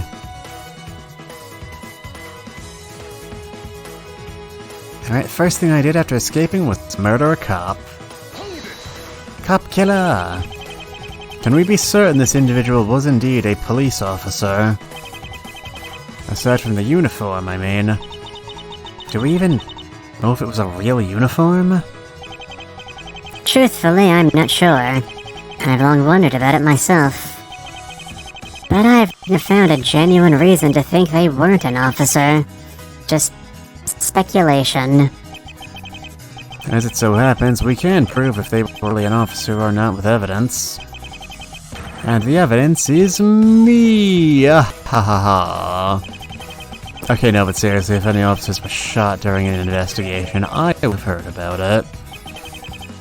And since I didn't, it must not have happened. Ergo, this individual could not have been a police officer. Enemy reaction noises. Looks like you've been demoted from cop killer to regular killer. Congratulations, Roland. He's not even that much. No corpses were found anywhere in the vicinity of the room and board, LAPD or otherwise. So unless some meth head dragged the body off, you didn't kill anyone, Zero. He was pretty clear when he said he saw the bullet strike them in the chest. This person was wearing a police uniform. Isn't it also pretty likely they were wearing a bulletproof vest? Yes. I spent 5 years analyzing these seconds from every conceivable angle. So yes, it is possible this officer I encountered survived my sudden reprisal. And indeed, that seemed to be the case. So what actually happened was that Zero shot somebody wearing a bulletproof vest right outside the room and board. When we deduced earlier that Shield went into the room and board right after the murder. Over the years, I didn't dare let myself be swayed by the possibility. You cannot tell, but I am not nearly as calm as my modulated voice suggests. Maybe he shot Shield. That is what I was trying to drive at, yes. And that would definitely leave some sort of evidence. You said you are choosing to believe in us. Perhaps that belief is rooted in desperation, but you no longer need to face the past alone. For better or for worse. Now, Miss Faye, I believe you have a point to make. Was it that obvious? You do get kinda fidgety. I do not. Do I? If this individual was neither killed nor a police officer, then who were they, yes? There's only one person who would have been wandering around in the woods at that time. Sheol. Well... Sorry, I forgot how to breathe for a second there. Well, well... Bro, you shot Sheol? Bro, Non has redeemed another hydrate.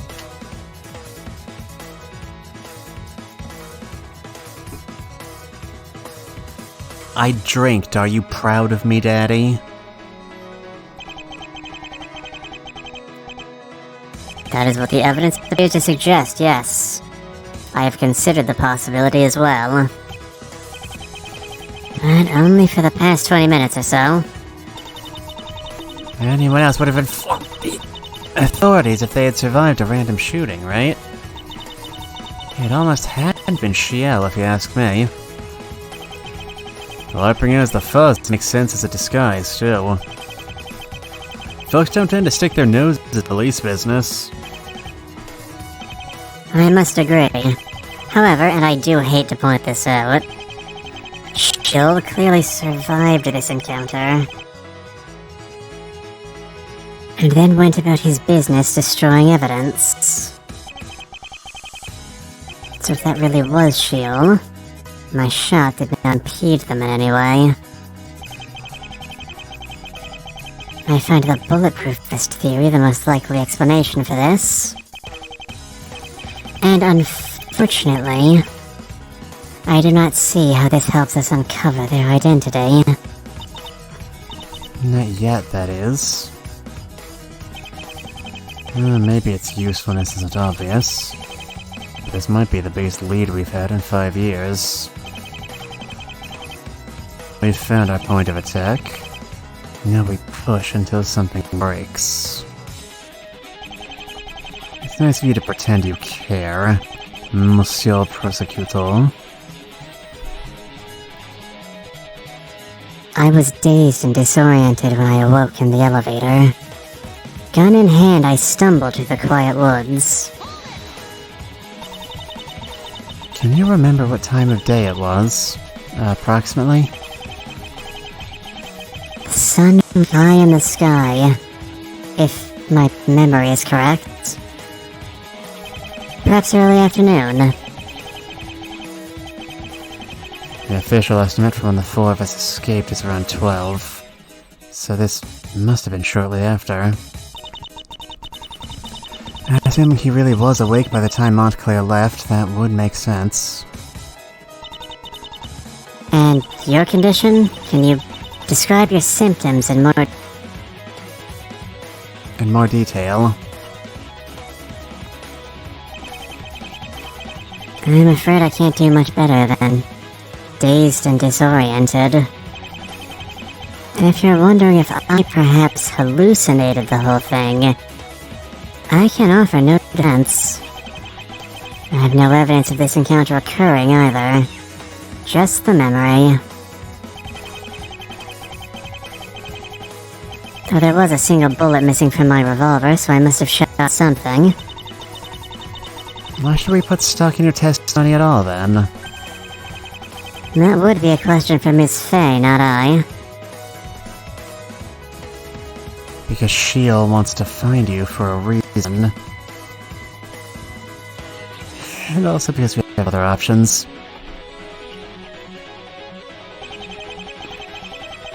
There was a sudden noise, and I spun around. Reflexively, my hand went up. I squeezed the trigger.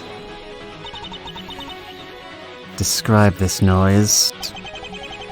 It was nothing telling, I'm afraid. I think we just stepped on a fallen branch or the like.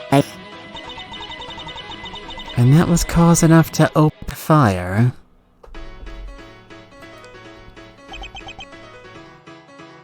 Apparently. Like he was really on edge. What do you want from him?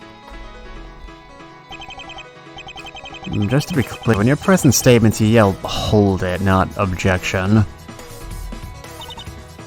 But, who cares? No, let's be rational here. Penalty, Miss Rochelle. What? Mind cleared, saw a person wearing a police uniform, the bullet struck in the chest. This is it. The crucial statement. What should I ask about?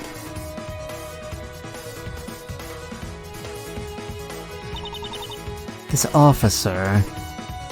What did they look like? Unfortunately, I could not see their face very well. They had on rather large sunglasses and a hat. That's convenient. Otherwise, they had short dark hair and pale skin, I think, and a fairly average build. Of course, if the uniform could have been a disguise, any of these descriptors could have been too. Could you at least tell if they were a man or a woman? I could not, honestly. There was no obvious indication, and I only saw them for a split second. Well, that was all pretty inconclusive, but should I have added to the statement anyway? Zero, do you think you would add that as a separate statement about the officer's testimony? It was me. Oh no. No, I can't believe you were the culprit the whole time. If you think it will help. That dark hair, pale skin, and average build. They're wearing sunglasses and a hat. You sure that's all you remember? I understand how important this information is, fireman. But this is truly all. An average build with dark hair and pale skin. That could be anyone. I know. And I apologize.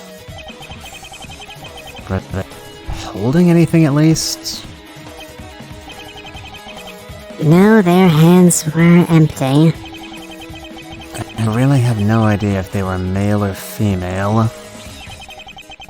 I saw nothing to indicate one way or another. The titties?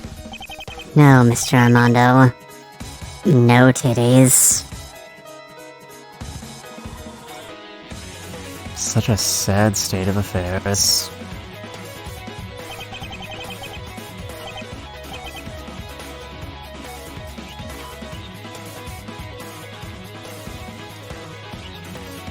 Alright, what was this wood fella doing when you shot them? I mean, besides, you know, falling down. What was this officer doing when you happened upon them? What were they doing? I don't think they were doing much of anything. As far as I could tell, they were walking through the woods just as I was. It may be more appropriate to describe the situation as we happened upon one another. And that's true, it's a hell of a coincidence. Let's do it. Could you add that information to your testimony, please? Was something I said important? My pleasure, then. I think it was a coincidence that our paths crossed. They looked just as surprised as I probably did. It's a hell of a coincidence. Yes. Are you heading towards the bunker at least? My head was swimming and I could barely focus on what was in front of me. If you told me I'd been walking in circles the whole time, I'd believe you. In other words, you had no idea what direction the bunker was in. Correct. Incidentally, you're supposed to yell "hold it" when you ask questions, I hear. Yeah, learn the rules like a pro so you can break them like an artist. Oh, that's how it is it? What happened next, witness? They hit the ground, everything went quiet, they didn't move. I take this to mean you didn't stick around to investigate? I'm afraid not. I waited for no more than 10 seconds or so before I bolted. Did you approach the body? I did not. Did you notice anything as you fled the scene? No, unfortunately. Out of curiosity, did any of you hear this gunshot? No? I don't think so. I'm afraid I can't recall. But shouldn't someone have heard it echo? Weren't you all in the middle of nowhere? I do not know how long I had been walking before this encounter, but it had felt like quite a while. I don't like the way Mark's looking at me. Everything comes down to this testimony. It's the end of the line. For starters, I should make sure I get all the extra info I can. I mean, there's no shot I have any evidence pertaining to these events, right? Right?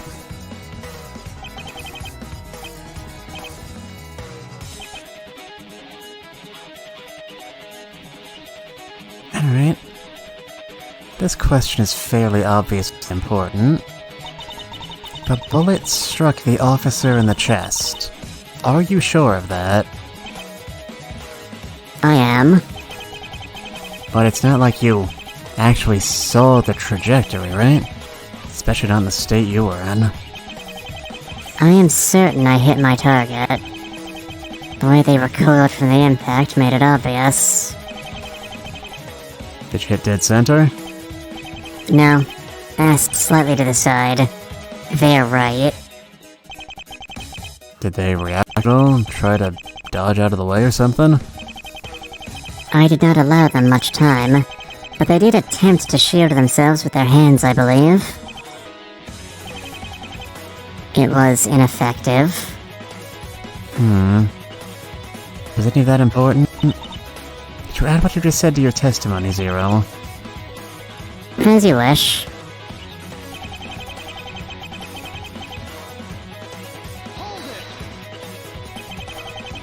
You say the officer put their hands up to block the bullet.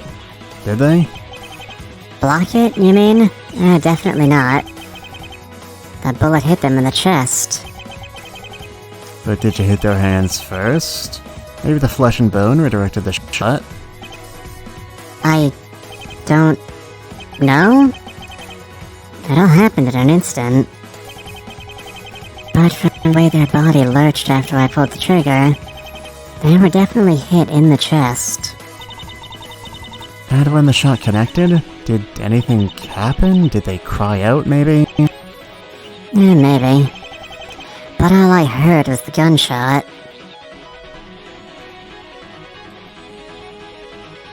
And he looks at me, and I look at him. I said I did not think my testimony would help us find Shield. This is why. I'm sorry. I would tell you more if I could.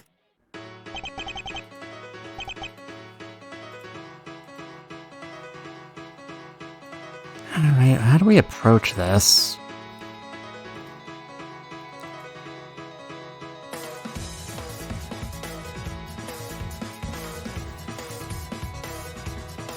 I'm pretty thoroughly convinced the person who got shot was Shield.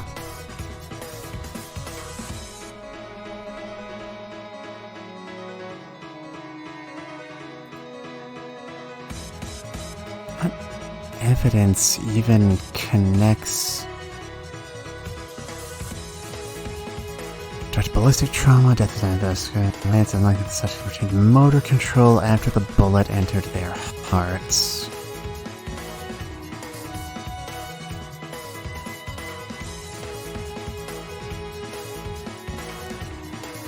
Cranial regions, these injuries have been determined as a result from a high velocity for body energy.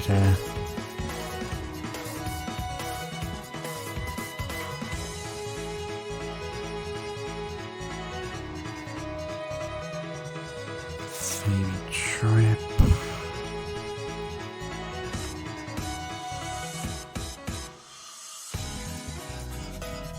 It's on the night shift at the day of the murder.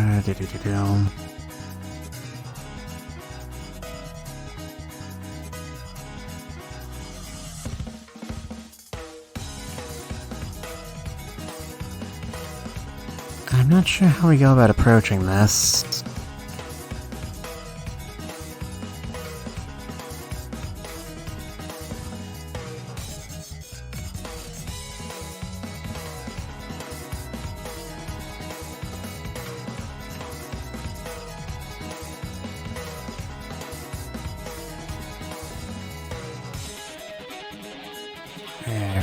Arrives half an hour early, stays at reception till midnight. Wait for Bishop to get to the roof. When he has a clear shot, he takes it, hitting the victim in the chest.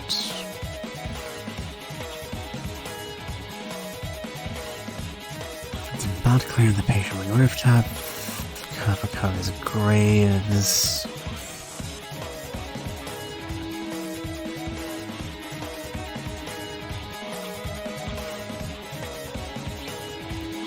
Permission to examine.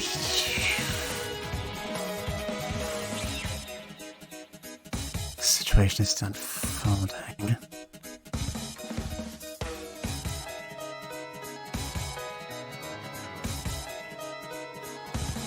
Well, we gotta focus on someone who's not dead. That is just logical.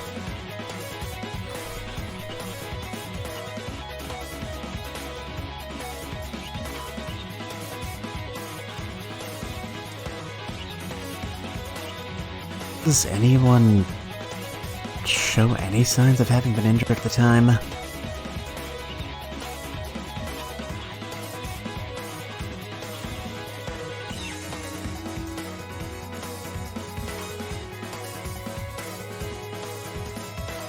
Turn over a new lead, multiple cages during interrogation.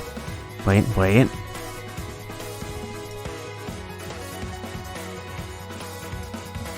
Eric injured. I mean, Eric went off a building. I'll take a swing at it, but no.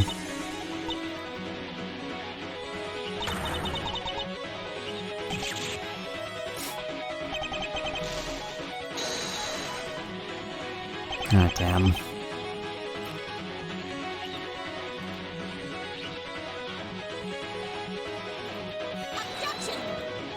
It doesn't look like it.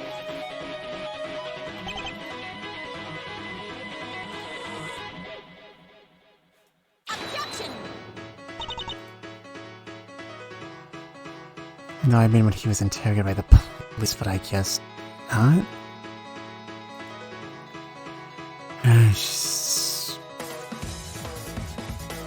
Similar antisocial, his jacket and cologne.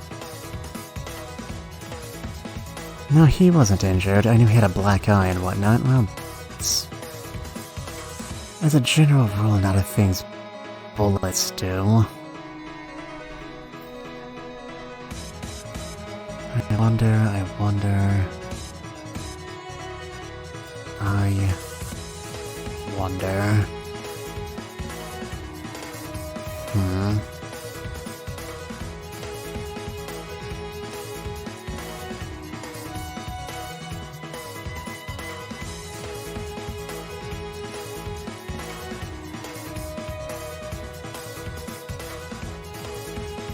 Wait again, alright, but this time.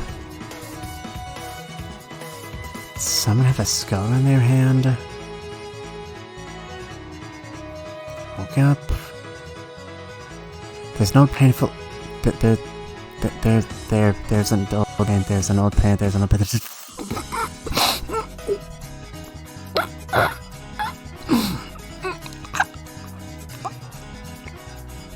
Nana, you're a genius.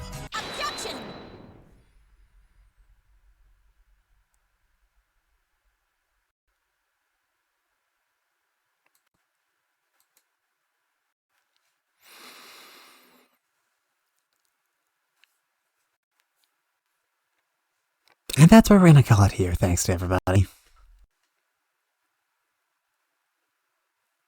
I'm sorry, and it has in fact been 6 hours. My drink is almost empty. It is 11 o'clock in the PM. Next week, definitely.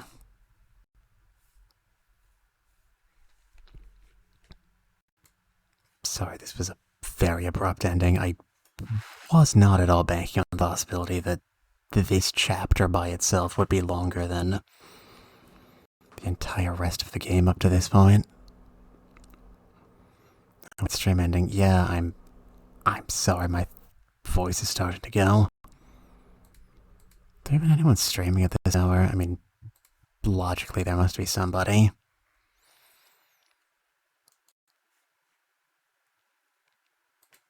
But, I mean, you know what I meant.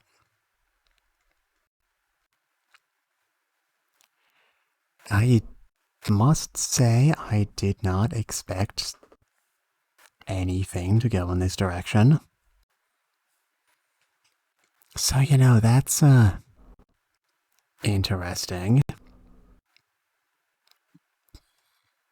So you lasted 6 hours. Still, I lasted 6 hours. Is that impressive? I don't really know. But, we're going to be raiding Celestial Juniper. She's already been going for 3 hours. How long has next time for sure we'll finish it. Now that much I can promise you. I know I said that about this stream. But,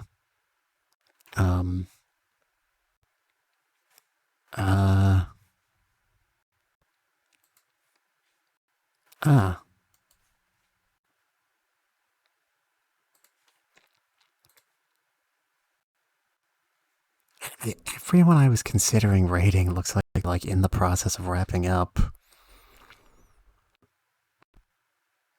And I refuse on principle to raid anybody who streams Fortnite. So, wait. Ariana has one last thought before we... You could raid one of my friends. Oh, is one of your friends active? Okay, fire away, Captain. I'll take anyone at this point.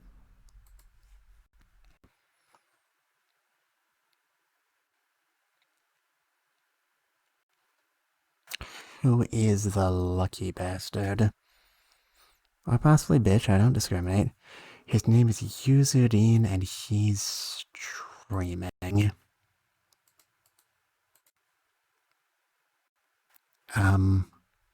He's from Japan, so he's not gonna go to bed soon. 9 viewers streaming outward. They translated it into kata, so I'm assuming that's the person you're referring to.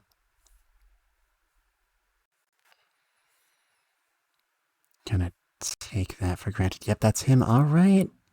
I don't have any better ideas. I'll see y'all next week. Probably not gonna stream tomorrow. Give myself a bit of a break, but we'll be in someday. So until then, I'll see y'all around. Goodbye, everybody.